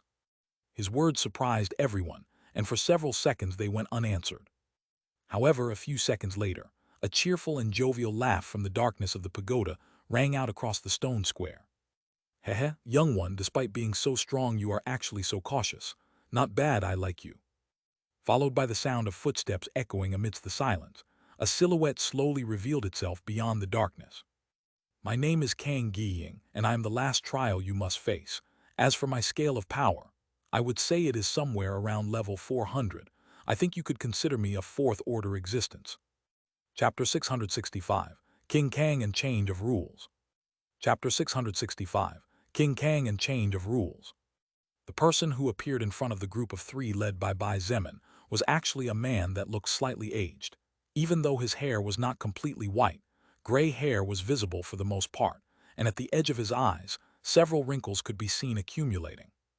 Wearing a deep green armor that perfectly matched the silver shoulder pads and cloak of the same color as the armor, the aura surrounding the person who had just identified himself as Kang Giying could have been extraordinary and praiseworthy, were it not for the terror that his presence alone exuded. The atmosphere around Kang Giying seemed to be trembling slightly, and with each step he took, the ground shuddered slightly for an instant before returning to normal for a second only to tremble again with his next step. Shangyuan Bingzu and Zia froze as they looked at those deep black eyes on Kang Giying's face. The two women looked like they were about to be devoured by two black holes as the fear quickly began to take over their bodies with each step the being before them took. Fourth order. Bai Zemin frowned sharply, and as he looked at Kang Giying, he couldn't help but compare the aura of the man in front of him with the aura of Emperor Thanath of the Usra race and Emperor Jack of the Ghost race, both fourth-order existences, rulers of the Oblong world. Kang Giying stopped his movements more than 300 meters away from the trio, and as if responding to Bai Zemin's words, he nodded. "You could say that in the past I was a fourth-order existence, in fact." In the past, Bai Zemin's ears perked up at those words, and somehow he now understood some things he could feel from the soul power of the man in front of him. "Do you see this?" Kang Giying pointed out as he raised his right arm so that the descending sun was partially covered by it, or so it should have been. Bai Zemin, Shangyuan Bingzu, and Zia were astonished to see how the sun that should have been partially covered by Kang Giying's arm from the angle at which they were looking actually did not seem to encounter any obstacle. In fact, now that the three of them had a better look, they realized that the rays of sunlight seemed to pass through Kang Giying's body as if there was nothing in its path. The man didn't even have a shadow. "Are you a ghost?" Bai Zemin asked in amazement at the same time, as he subtly tried with one hand to gesture to the two women behind him to indicate them to step back. Shangyuan Bingzu and Zia immediately nodded silently and gradually began to distance, but with their eyes still fixed on the mysterious man who had just stepped out of the fourth pagoda. After all, even if they had not yet been attacked, Kang Giying had already told them that he was the last trial they had to pass, so even if they were now chatting in a friendly way, it was only a matter of time before the flames of war would erupt. And unfortunately, even Bai Zemin had little if anything to do here. Not only did he not have the 20% increase in his overall strength from the title Destroyer of Destroyers, but the current Bai Zemin did not even have the 65% increase in strength that the skill, God of War's will, could give him after killing enemies. After all, golems were not naturally born beings. They had no soul power and thus no soul and no records. Golems were just empty shells that had nothing to offer except headaches for their opponents. Even if Kang Gying seemed weaker compared to the two fourth-order existences that Bai Zemin met in the past, an existence that surpassed him by at least 350 levels was not something that Bai Zemin could face in any way. Kang Gying chuckled as he watched the two women back away, but he did nothing to stop them as his attention was focused on Bai Zemin. "Young warrior, would you mind telling me what year of the sage calendar we are in?" "This." Bai Zemin hesitated for a moment before replying in an honest and respectful voice. "Elder, this junior is only a little over 20 years old this year.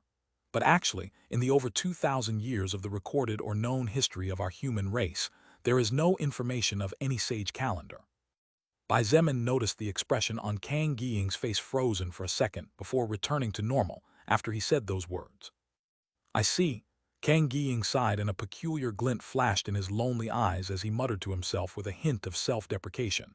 "It seems like a lot of great events happened after this old man went asleep. Of course." Then Kang Gying looked at Bai Zemin again, and as if nothing had happened, he questioned. "Just now you said that you are a little over 20 years old. Is that right?" "That is correct." Bai Zemin nodded with a serious expression on his face. "It's quite good that you're already touching the second order despite being so young, but the most amazing thing is the purity of your soul power." Kang Gying looked genuinely surprised as he looked Bai Zemin from head to toe and slowly said, "You should have killed at least a couple of first-order existences while you were still a little unclassified, shouldn't you? And for your soul power to be so pure, at the very least the amount of help you received could be ignored." Bai Zemin said nothing. In fact, at this entire moment, he held his greatsword high with both feet positioned to attack, defend, or retreat in any instance. After all, he and Kang Gying were not allies even if they were not exactly enemies either. Kang Gying took the silence of the young man in front of him as a positive answer, so he couldn't help but praise him in an honest voice. "For you, despite being so young, to be able to wait so long just to hunt down the right enemy at the right time." Then he sighed and shook his head. "What a shame. A warrior with such a bright future is destined to fall here." "I'm sorry, but I have no intention of falling yet," Bai Zemin replied in a louder voice this time. His eyes sparkled with fighting intent, but mostly with a will to live, as he said in a firm voice that was filled with resolve. "I, Bai Zemin, stepped onto the path of evolution less than 3 months ago, but I have killed tens of thousands of enemies of a higher level than mine. I risked my life to the point where every part of my body can remember a different pain, all for the sake of surviving to find those I love and fulfill my promise." A sound of surprise escaped from Kang Gying's half-open mouth. He seemed to ignore most of what he heard and instead focused on a small detail that caught his attention. "What did you say? You started evolving only 3 months ago." "This thing called Soul Record, whatever it is, came to our world exactly 2 months and 3 weeks ago. All evolved beings, regardless of whether it is a mutant beast, mutant plant, goblin, human, sea creature, or any other race I have yet to see, have begun evolving 2 months and 3 weeks ago at most." Bai Zemin replied in a deep voice, and it wasn't hard to notice the shock on the face of the man a couple of 100 meters ahead of him. "How is this possible?" Kang Gying muttered with lost eyes and surprise flashing in his gaze. He was a man who had seen everything during his lifetime. To Kang Gying, reading a young man like Bai Zemin was really as easy as knowing when a baby was sad or happy. Precisely for that reason, Kang Gying was 100% sure that this young man in front of him was not lying. However, if what the young warrior in front of him was saying was true, Kang Gying did not understand what was happening. He scanned the surroundings, felt the mana of the world, tried to find an answer, but he didn't succeed. All Kang Gying received in return for his curiosity were more doubts and questions. Why was the earth close to its second stage? Why had the goblins already appeared if the world had not even advanced to the second stage? Why had humans and sea creatures already come into contact? Why was the mana of the world so low, but astonishingly pure? Hundreds and hundreds of questions filled Kang Gying's head, but each of them had no answers. Worse yet, Kang Gying knew that the people in front of him could not give him the explanations he wanted to hear, and the time he had left was not enough to find them on his own. This fourth trial was supposed to be a clash between the remnants of me and the challengers. Kang Gying muttered, looking at the ground before raising his head and looking at Bai Zemin with serious eyes. "But it looks like things need to change now." The expression of Bai Zemin and the others brightened as they heard Kang Gying's words. Didn't it mean that at least now they had a better chance of getting out of here alive. But Bai Zemin and the others had already experienced a lot. Everyone here was people who would never let their guard down just because of a couple of words. "Elder, what do you mean?" Bai Zemin asked cautiously. "As you must well know by now, this old man is in fact already dead, and what you see now is nothing but the shadow of what I used to once be," Kang Ying said in a serious and deep voice. "The ancient ruins were built by me and my subordinates after defeating the king of an enemy kingdom, and suffering a mortal wound that left me with less than 20 years of life remaining.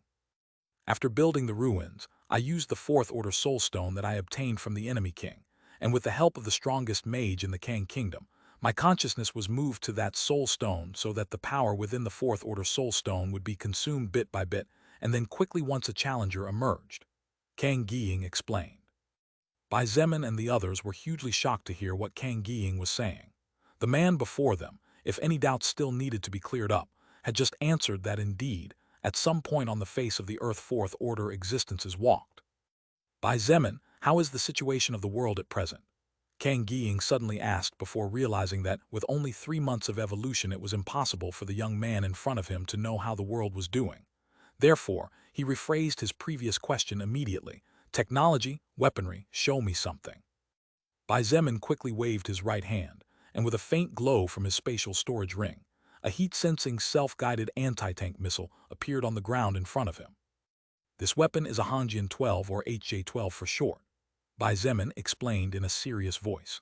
"Elder, among the weapons that a human can carry by itself, and leaving aside larger-sized vehicles, this weapon can be considered as one of the most powerful weapons that exist in the world. It has the capability of destroying even battle tanks, which are the most powerful ground vehicles." "Pure bullshit," Kang Ying spat with wide eyes as he looked at the anti-tank missile on the ground. "That thing couldn't even destroy a Western Kingdom's vanguard vehicle." Bai Zemin was a bit at a loss for words at the sudden outburst of the man in front of him. In fact, he had no idea what Kang Ying was talking about. Kang Ying took a deep breath and quickly regained his composure as he quietly said, "It seems that the situation of our human race is not looking good at all." Bai Zemin smiled bitterly and shook his head.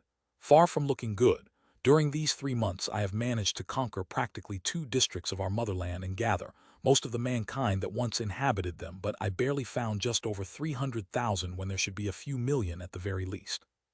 As Bai Zemin talked about the zombies and the abnormally fast-evolving speed of the other races, the expression on Kang Ying's face grew uglier and uglier with every word he heard. "All right, I understand." Kang Ying took another deep breath and nodded earnestly. He looked at Bai Zemin for several seconds before saying in a soft voice, "Young Zemin, you are the most outstanding talent I have seen in my more than 300 years of life, and even now after death. A person like you, a young man, must definitely have ambitions, mustn't he?" "Yes." Bai Zemin nodded without hesitation and answered honestly, "I have the intention to regain our lands in the shortest amount of time possible and build a safe place for our countrymen. I will become the king of these lands and lead our people to heights never seen before." "Ha ha ha ha, heights never seen before, those words are pretty big." Kang Ying laughed out loud as if he had heard some kind of funny joke. However, judging from the satisfied expression on his face, it seemed to be that Bai Zemin's words pleased him quite a bit. But Kang Ying would probably try to slap Bai Zemin to death if he heard that in reality, reclaiming the lands of China and reuniting the country's mankind was actually Bai Zemin's smallest goal among his biggest goals. If Kang Ying knew that Bai Zemin aspired to rule the world and later even the universe, he would probably kill him, thinking that it was not good for a lunatic to rule and lead the Chinese, who were clearly somehow part of what was once the Kang kingdom that Kang Ying built. Suddenly, Kang Ying stopped laughing, and his murderous intent grew exponentially as he said in a deep and powerful voice, "In theory, I should do my best to defeat and kill the challengers, since if even my remnant self is able to defeat them, it means that the challengers don't have the qualifications to obtain the treasures in these ruins. But considering all the strange events that are going on and the mysteries that are probably being engineered behind the curtain, I think I need to change the rules a bit." "Change the rules?" Bai Zemin was slightly startled, and a glimmer of hope flared in his heart. The current him definitely had no way of defeating a fourth-order existence, no matter how weakened it was. At most, Bai Zemin could give a fourth-order existence several considerably serious wounds, using overlap regeneration or crimson blood judgment, in case he could prepare the attack. But he definitely could not win, and he knew it. Therefore, any rule change was good in this situation, even more so when Kang Gying clearly seemed to be a smart and sensible person who cared about his kind. Chapter 666, title spoiler at the end of the chapter. Chapter 666, title spoiler at the end of the chapter. Bai Zemin, instead of defeating me for the privilege of obtaining what is hidden in the last ruin, I will change the plans for the sake of our motherland and our people, as well as for the greater good of mankind, Kang Gying said in an indifferent voice. Then Bai Zemin noticed how the man who had once been the ruler of millions, and an existence that definitely no one would dare to disrespect, closed his eyes, and for several seconds there was no movement on his part. Just as Bai Zemin and the others were wondering what was happening, Kang Gying opened his eyes again. However, when his black eyes opened, it was not difficult to notice a fatal change in his person. The previously deep eyes now looked tired. The firm stance inside that green-colored armor wavered, and clearly against his will to look weak, he took 2 steps back before he could stand his ground. Bai Zemin frowned slightly, and was about to say something, but Kang Gying seemed to see through his thoughts, so he beat him to it. Come on, come over here and attack with everything you have, or otherwise I'll attack you, Kang Gying said in a voice lower and more hesitant than usual. My current self has only 500 seconds in this world before what's left of my soul disperses forever. If you manage to withstand 2 attacks from me or persist for those 500 seconds, whichever comes first doesn't matter. If you succeed, this will be your victory. Actually, from many points of view, the 500 seconds option was better when compared to taking 2 attacks from a frighteningly powerful being like Kang Gying head-on, and that was the precise reason why he mentioned it. The sudden turn naturally caught Bai Zemin off guard, and he subconsciously shook his head and said in a heavy voice, "Elder, there really is no other way. Besides, you really are dead." This was the first time Bai Zemin hoped that he would not have to raise his weapon against a living being. Although Kang Gying and he had only known each other for a few minutes so far, Bai Zemin really appreciated the kind of person Kang Gying was. Kang Gying had created these ruins and had locked part of his soul in a 4th-order soul stone using a forbidden spell, all for the sake of finding a worthy successor to what had been the once glorious Kang Kingdom that Kang Gying himself had raised from the ground with his own efforts. However, that same Kang Gying was willing to go against his dying wish for the sake of supporting the evolution of his race and helping to save as many human lives as possible. Bai Zemin not only did not want to fight against Kang Gying, but despite knowing that such a thing was not possible, in some corner of his heart, he hoped that the old man in front of him was actually alive, and that what he was seeing was not a remnant of what he had once been. But what nonsense are you spouting, brat? Kang Gying's expression hardened and the atmosphere around him changed. His green boots suddenly began to shine as he roared. No matter who the enemy is an enemy, and for you to live your enemies must fall. Suddenly and without warning, Kang Gying's body seemed to disappear from its previous position, causing Bai Zemin's pupils to shrink to the maximum degree possible as every hair on his body stood on end, as when a cat sensed mortal danger hovering over it. There was no sound of whistling wind and no afterimage. Kang Gying actually disappeared from his previous position. Even Bai Zemin saw no shadow of him. But considering how high the agility of Bai Zemin was, even if he was not able to keep track of a 4th-order existence, he should be able to see at least a flash of light moving for a second in his direction. Therefore, it was not difficult to conclude that Kang Gying had used some teleportation or similar skill. Overlap regeneration. Bai Zemin didn't even have to think about it, as his instinct and body moved first than his mind. In record time, he activated the only skill that at this moment could get him out of the trouble he was in, and without hesitation, he took directly 1,200 points of his natural stamina and changed it into 1,200 points of pure strength. With no time to activate any more skills and unable to retreat, Bai Zemin raised his greatsword until the tip of Crimson Thunder Dragon's last words pointed skyward before using his now over 2,000 points of pure strength to slash downward, without hesitation, causing the space around him to rumble slightly. It was just at that moment, when Kang Gying, punching his right fist forward, appeared only a meter far away from Bai Zemin. Surprisingly, when the fist covered by a pair of green gloves matching the armor met the heavy giant sword head-on, there was no terrifying explosion, and in fact, for a few moments, everything seemed silent and calm. However, no one was foolish enough to think that this was the end. Everyone knew in their hearts that it was merely the calm before the lashing of the storm. The eyes of Kang Gying widened slightly, and a flash of amazement flashed in his dark pupils as he gazed in awe at the golden aura around Bai Zemin. Although the current Kang Gying was nothing more than a remnant soul thread, his conscience was still the conscience of a powerful fourth-order existence, so his mind could process colossal amounts of information in record time. Kang Gying could feel how the weight of the weapon seemed to be multiplying as it met his right fist. He could also feel how, at astonishingly fast speeds, the weight of the weapon, and its terrifying physical attack power, in conjunction with a titanic amount of strength that should not belong to a first-order existence, began to race throughout his arm. Kang Gying felt all that in less than a split second, and a trace of a smile appeared on his progressively more and more wrinkled face. Double strength. Kang Gying's voice hadn't finished falling, and what everyone knew would happen soon finally broke loose. Followed by an explosion of proportions never before seen by anyone, except Shangyuan Bingzu, who had witnessed Bai Zemin's most powerful crimson blood judgment in Oblong World.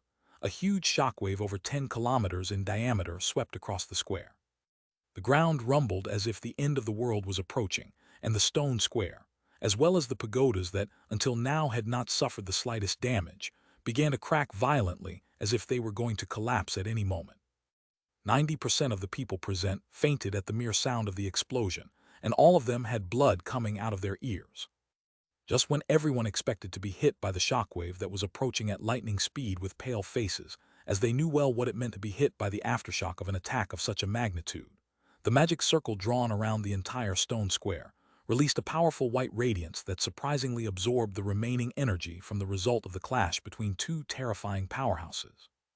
Bai Zemin had no idea what had happened after he swung his weapon, as in just a second the entire world around him suddenly became a blur, and all he knew was that at some point the grip on his weapon had loosened.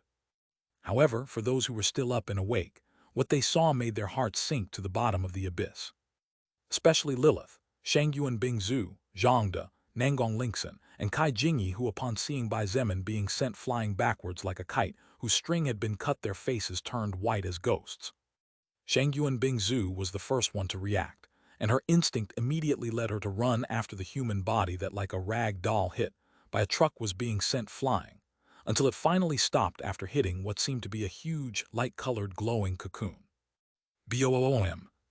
The energy dome that was meant to ward off unintelligent beings, mitigate incoming damage, and prevent the challenger from escaping so easily, shuddered ferociously when Bai Zemin's body hit it straight on. PFFFFFFFFTT. Just at the moment of his back against the wall of energy, several spurts of dark red blood flew out of Bai Zemin's mouth, and among them, there was no shortage of fragments of broken organs. But far from feeling pain, he felt nothing at all as he fell to the ground like a dead body.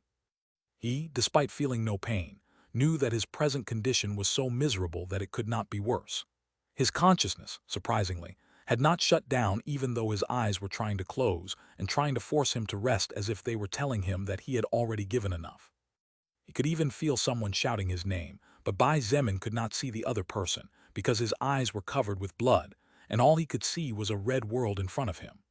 Still, it was not difficult for him to decipher who that someone was, since there was only one person in the world with a jasmine scent as pure and rich as hers. This was the second time Bai Zemin experienced the power of a fourth-order soul evolver, the first time being when Emperor Jack easily created a hole in his chest with a single blow. At that time, Phantom Emperor Jack clearly had not intended to kill Bai Zemin, or else he would not be here today to tell the tale. However, it was clear that Kang Gying did not hold back when he attacked. Without any benefit of titles or skills like God of War's will, Bai Zemin was no different from an ant before the power of a fourth-order existence. He believed that even if Kang Gying had given him time to trigger Crimson Flame, the result would have been the same. Bai Zemin did not know, but it was actually a miracle that he was still alive, and what had saved him was his health comparable to that of an early-stage third-order mutant beast, as well as his rushed attack that managed to mitigate a great deal of Kang Gying's attack. Even so, the bones of his arms had broken into countless pieces.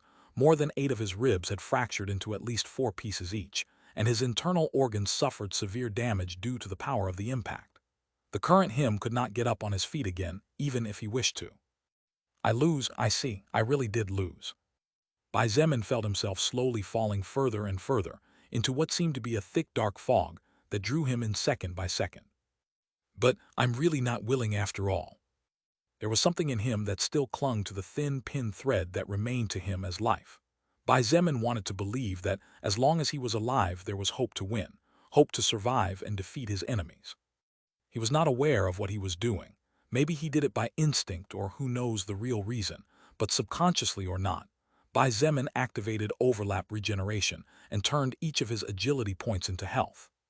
The characteristic golden radiance that appeared with each activation of overlap regeneration once again enveloped his body, and with now more than double the health of before, his body began to recover several times faster in comparison.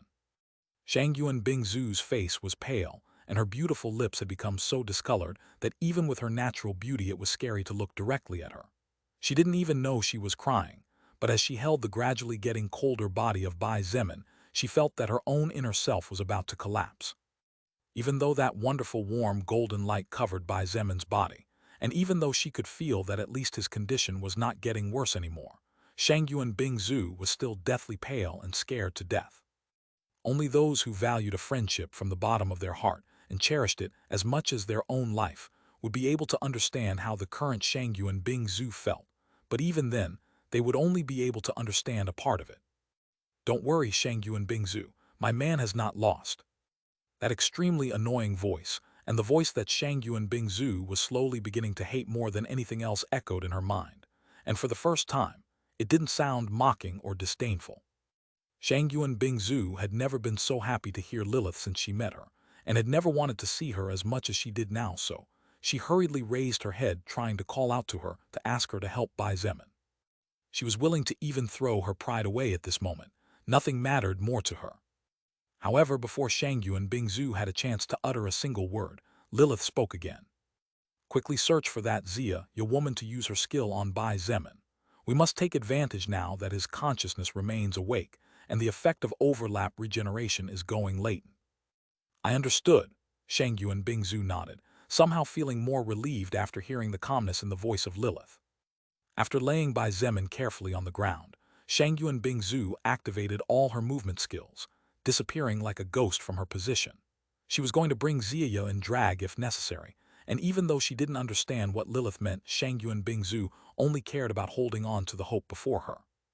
After all, if Lilith really loved Bai Zemin, and if he was about to die, there was no way for her to keep calm, or was there? But in fact, Shangyuan Bingzu did not know that in reality, Lilith's face was even paler than hers, and the red of her seductive lips had disappeared at this point. It was just that in contrast to Shangyuan Bingzu, Lilith had seen each and every person she ever loved dying in some way or another before her without being able to do anything about it, so she could somehow think with clarity even when her heart was in chaos. Besides, the current Lilith was not going to let Bai Zemin die regardless of the consequences. In the past, she had no choice, and no one gave her the privilege to choose because she was weak compared to her enemies, so she could only watch as those she loved got devoured or fell under the blade of the swords. But the current her had more than enough strength. If the worst came to the worst, then she would simply interfere, and as punishment, she would fall to the fourth order. She was still young. She would not die even after being punished by the soul record. The only reason Lilith had not yet moved was because she believed in Bai Zemin. One of the most important parts of a couple was trust, and Lilith, that had witnessed how that little college student who reacted with fear and shock when he saw his first zombie slowly grow to become one of the most brilliant warriors and mages, believed that he would get back on his feet no matter how crazy it seemed. Maybe it was stupid, but somewhere in her heart, Lilith really hoped that Bai Zemin could stand up and handle this on his own. Because even if he survived, the shock would probably be too hard for such a proud person such as Bai Zemin that walked the path of the undefeatable. For Bai Zemin, the fact that for his sake the woman he was in love with would have to fall from a proud higher existence to a lower existence and lose so many hard-earned levels would probably be worse than death. And even if he lived, Bai Zemin would definitely not be the same person he was before. Chapter 667, Strange Dream. Chapter 667, Strange Dream. Kang Ying watched silently as the events unfolded, but despite the indifferent expression on his face, only he knew that he felt a slight regret in his heart. Just during his previous clash, his first strike, he had planned to refrain himself, and in theory, his first attack was going to be an attack to warn Bai Zemin that an enemy was an enemy from the moment they challenged you in any way possible. Kang Gying wanted Bai Zemin to understand that in this world, friendship was something that all-powerful and supreme beings could afford, and that those who thought that just because someone was their friend would not stab them in the back at the opportune moment, then what awaited them was a rude awakening. Kang Gying himself lived with that kind of mentality all his life, but in a moment of carelessness in the past, the person he least expected to betray him used the skill Infinite Chains on him while he was fighting against the king of another realm, which led him to suffer the wound from which he was not able to recover, and the main reason why he was neither human nor ghost today. However, Kang Gying made a small mistake. He did not expect the young man who called himself Bai Zemin to be so terrifyingly strong. That golden aura that surrounded him before, that frightening strength capable of rivaling a peak third-order existence, added to the colossal attack power of that giant sword surrounded by crimson lightning, caused Kang Gying to forget for an instant that the person he was facing was a first-order existence, and as someone who had fought all his life, was excited for a good fight after only the gods knew how many years of darkness and confinement. Double strength, a skill that multiplies my strength stat by 2 for 10 seconds at the cost of suffering broken bones and tears, but since I have no real physical body, it has no side effects on my current self. Kang Gying muttered under his breath, and a regret-filled sigh slipped from his lips as he watched in the distance as Bai Zemin's immobile body was once again surrounded by that godly golden aura. That skill of that child. It's the first time in my life that I've seen something like that. What a pity, to think that for a moment of carelessness I would end the life of such a talented warrior of my human race. Finally, Kang Gying shook his head and took a step forward in preparation to end what was left of his last will. At the end of the day, even though it was a pity, he was no longer an existence of this world and really shouldn't interfere too much with things that had little or nothing to do with him. He was already dead, and soon, the last of his soul would also disappear without leaving the slightest trace of his existence. Zia. Kang Gying stopped when in the distance he saw a silver silhouette approaching at full speed in his direction.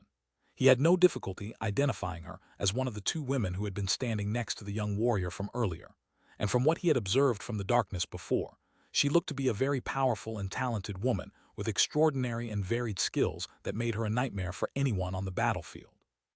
Unfortunately, seeing her pale face and hesitant look, Kang Gying knew immediately that she was powerless at the moment. What a shame. If she could take an attack from me or persist 400 seconds, it would be her team's victory. Kang Gying sighed again as he shook his head.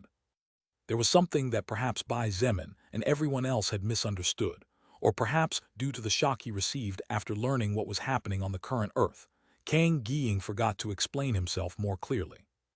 This trial was a trial of challengers since Bai Zemin had stormed the 4th pagoda as a team with 2 people.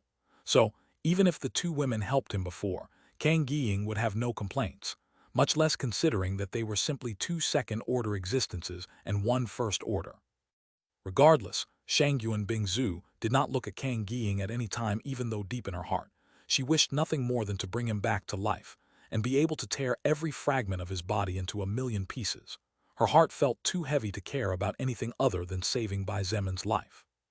Zia was frozen in fear at this point.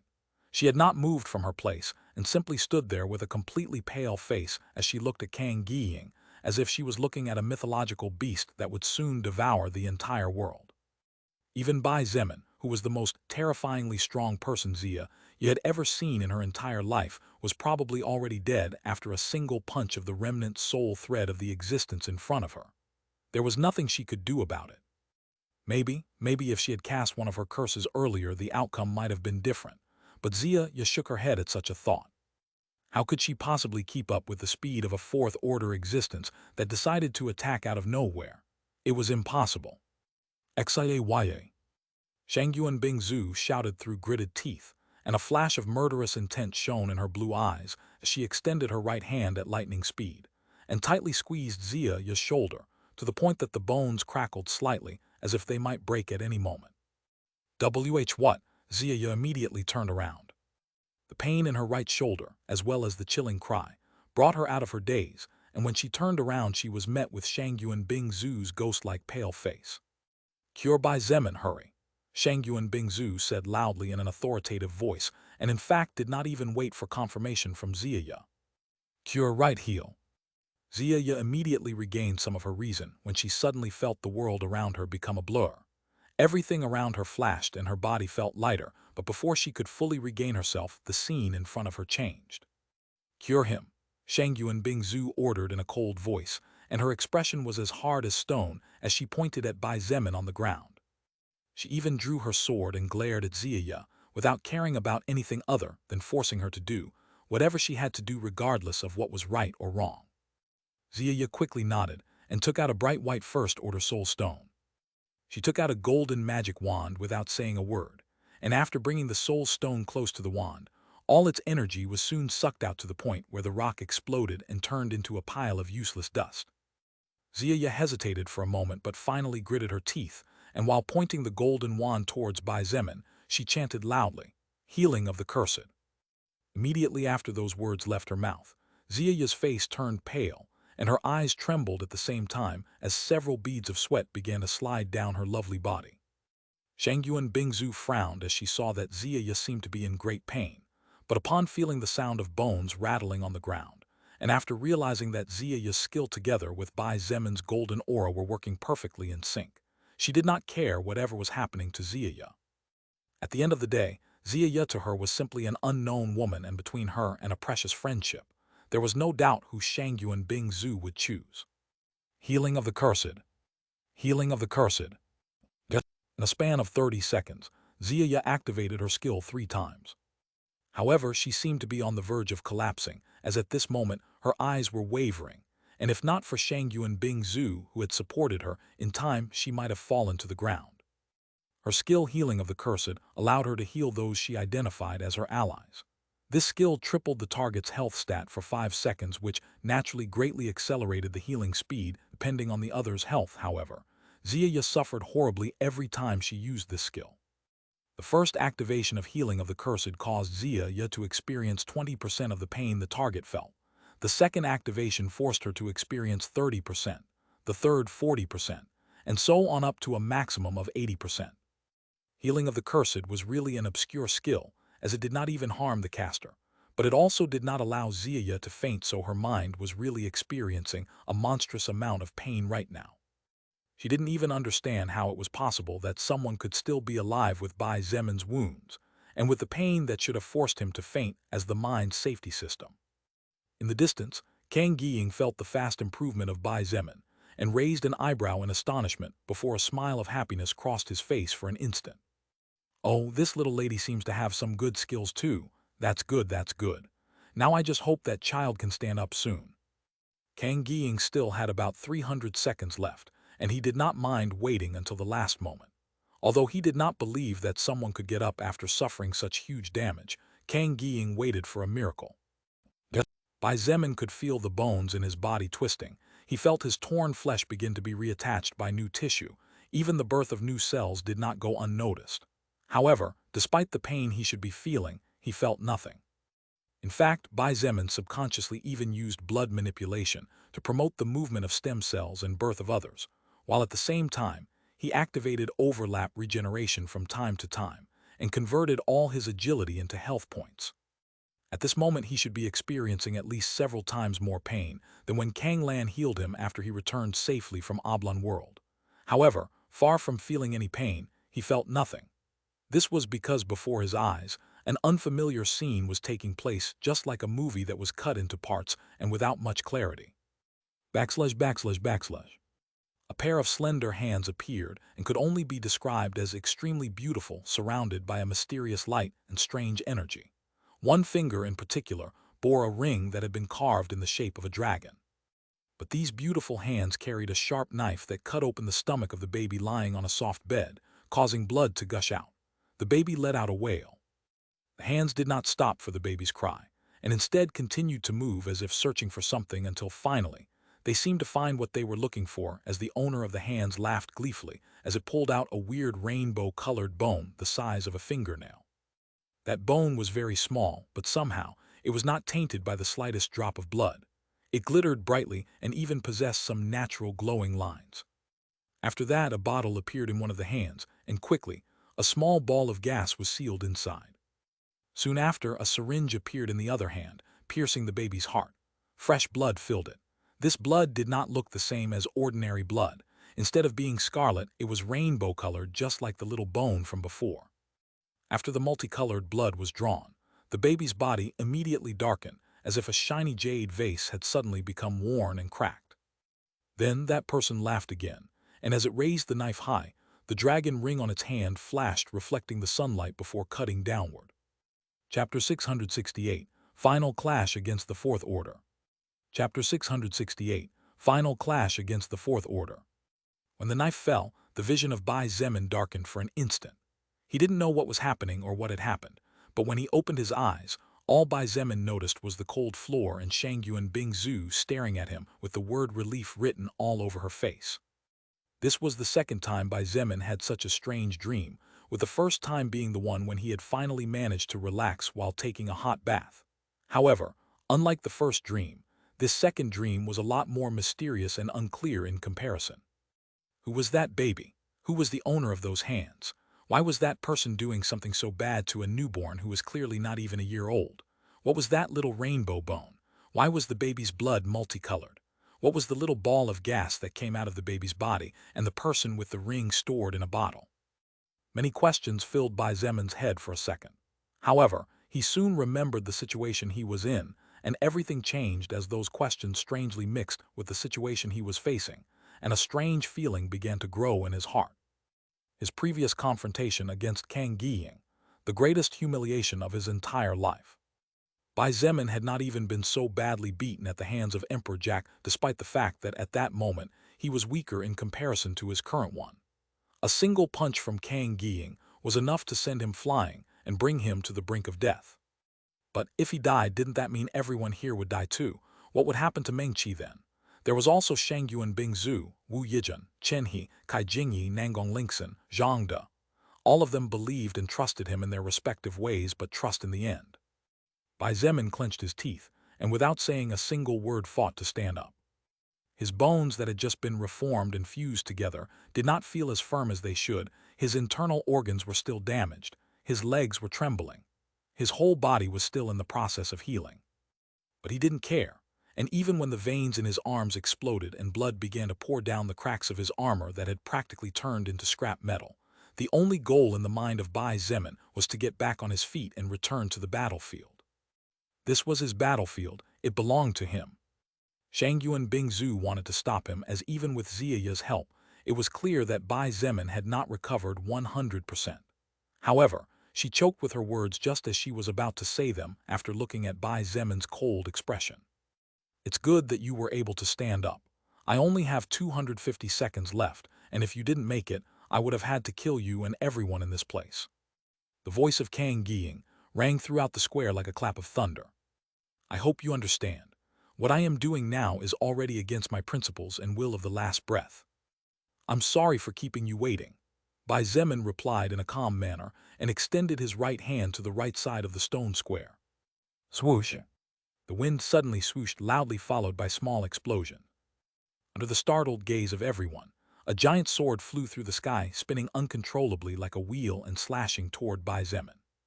Bang! A low explosion sounded as Crimson Thunder Dragon's last words went inside the grip of Bai Zemin's right hand, followed by another more powerful explosion as he let the weight of the weapon pull his arm down and allowed the tip to rest on the stone floor. Bai Zemin finally raised his head, and while he looked at Kang Giying with ice-cold eyes, he said with respect, "Elder, I showed you a shameful side of me. Please let me redeem myself with this second attack." Oh ho!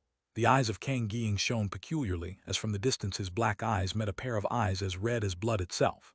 A smile slowly formed at the corner of his lips as he said in a low voice, but one that strangely echoed throughout the square, "I thought this was a hopeless case due to a mistake on my part. But seeing how your body's aura keeps increasing, it seems like we're just at the beginning." Bai Zemin did not reply and instead calmly said, "Bingzu, go back with the rest and make an ice barrier strong enough to withstand the aftershock of a nuclear bomb." Shangyuan Bingzu's pupils contracted when she heard those words from Bai Zemin, and she couldn't help but point out in a quickened voice, "You will use that attack. You can't do it. Not only will you end up getting hurt yourself, but the ear." Bingzu, Shangyuan Bingzu jumped on the sight, and when her blue eyes met those red eyes, he couldn't help but feel a touch of fear. She had seen the eyes of Bai Zemin turning red twice in the past. Today was the third occasion. During the previous two times, Bai Zemin's rationality and cool head that allowed him to think with clarity on the battlefield disappeared to a large extent. Fortunately, however, this time was different. I know what to do and what not to do. Bai Zemin smiled kindly and said in a slightly sweet voice, "Did I ever let you down? Go and have confidence in me." This time it was Shangyuan Bingzu's heart what jumped for an instant when she heard Bai Zemin's tone of voice. This was the first time he had spoken to her so softly and kindly, as if he was talking to someone really precious and important. He hadn't gone crazy this time. "Oh, okay," she nodded, and yet in a daze walked away with Zia, whose face was pale as a ghost being dragged away. Bai Zemin waved his right hand, and using his own blood built a crimson-colored, flat platform under his feet. Under the careful control of blood manipulation, Bai Zemin closed his eyes and allowed the blood platform to lift him into the sky.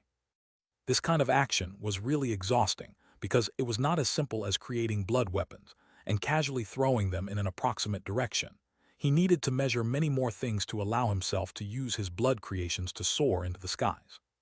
Fortunately, Kang Ying was an enemy different from any other enemy Bai Zemin had faced, and probably different from any other he would face in the future. Kang Ying was his enemy, but he was also an elder trying to help a junior. In fact, when Kang Ying saw Bai Zemin rising into the sky slowly, and with his eyes closed, he did not move from his position, nor did he plan to attack. Even though the time he had left in this world was less than 200 seconds, Kang Ying did not go crazy trying to make the most of each of those seconds, or venting his frustration as anyone would do. He just stood there watching the sky now covered by stars. On the other hand, as he slowly rose to over 600 meters above the ground, Bai Zemin allowed his soul to adjust to the temporal records that had been activated. The safety of your loved ones has been threatened in front of you. The first level of your skill, Blood Berserker's Wrath, has been triggered. Strength plus 400 and Agility plus 400. The side effect of the first level, loss of rationality equal to 10%, is weakened by the effect of your title Brilliant Mind by 10%. The rationality loss is weakened by half thanks to the passive effect of your unique skill of 4th order, Immovable Heart. The path you walk has been challenged. The second level of your Blood Berserker's Wrath skill has been triggered. Merging benefits of the two activated levels. Strength plus 1000, Agility plus 1000, Magic plus 1000, Stamina plus 1000, Health plus 1000. For the next 120 seconds, the cooldown times of all your skills will reset to 0 immediately. The side effect of the second level, loss of rationality equivalent to 15%, is weakened by the effect of your title Brilliant Mind by 10%. The rationality loss is weakened by half thanks to the passive effect of your unique skill of 4th order, Immovable Heart. Bai Zemin slowly opened his eyes, looking especially striking under the cloak of the moonless night. He currently felt really strange. Bai Zemin felt anger, pain, frustration, desire for revenge, pity, shame, disbelief, doubt, and many more emotions related to the baby, the person, the knife, the beating he was given, and more. However, all those emotions that should have considerably clouded his rationality under the side effect of the skill Blood Berserker's Wrath failed to cloud his mind too much, and in fact he hardly felt any change at all. Of course, Bai Zemin knew that this was all thanks to the title Brilliant Mind and his skill Immovable Heart. Once again, he realized how frighteningly synchronized his skills were. Everything seemed to be perfectly aligned. He slowly stopped ascending after surpassing 1,000 meters, and as he observed his body, he couldn't help but grimace at how miserable his current appearance was. I really got beaten like a straight dog. Bai Zemin shook his head and silently raised his right hand toward the sky. Swoosh, swoosh, swoosh, swoosh, swoosh, swoosh. Under the activation of blood manipulation and Bai Zemin's control over the liquid storage pearl, tens of liters of blood floated into the sky, and at astonishing speeds, thousands and thousands of crimson-red spears began to take shape. Well, what is he trying to do? Sun Ling asked with a pale face as she looked up at the sky in persistent fear. The night was moonless that day, but the stars were present. However, above everyone's head, the most striking thing in that black cloak with white freckles were the bright red freckles that were rapidly growing in number and spreading everywhere like an inextinguishable plague. Today would definitely be part of the history, and could not be erased from the memories of Sun Ling and everyone else even in the years to come. Shang Yuan Bingzu did not say a single word. Instead, she lightly clenched her pearly teeth and chanted under her breath, "Ice Stronghold." A glowing azure magic circle appeared beneath her feet, and under her careful control grew 200 meters before she stopped providing mana for its enlargement. Instead, Shang Yuan Bingzu began to invest mana to build thick walls 5 meters high and over 120 meters thick, along with a roof of over 400 meters of pure ice. Finally, she focused her mana and magic to strengthen the ice stronghold as much as possible, and the walls began to release a faint light blue glow that illuminated the surroundings.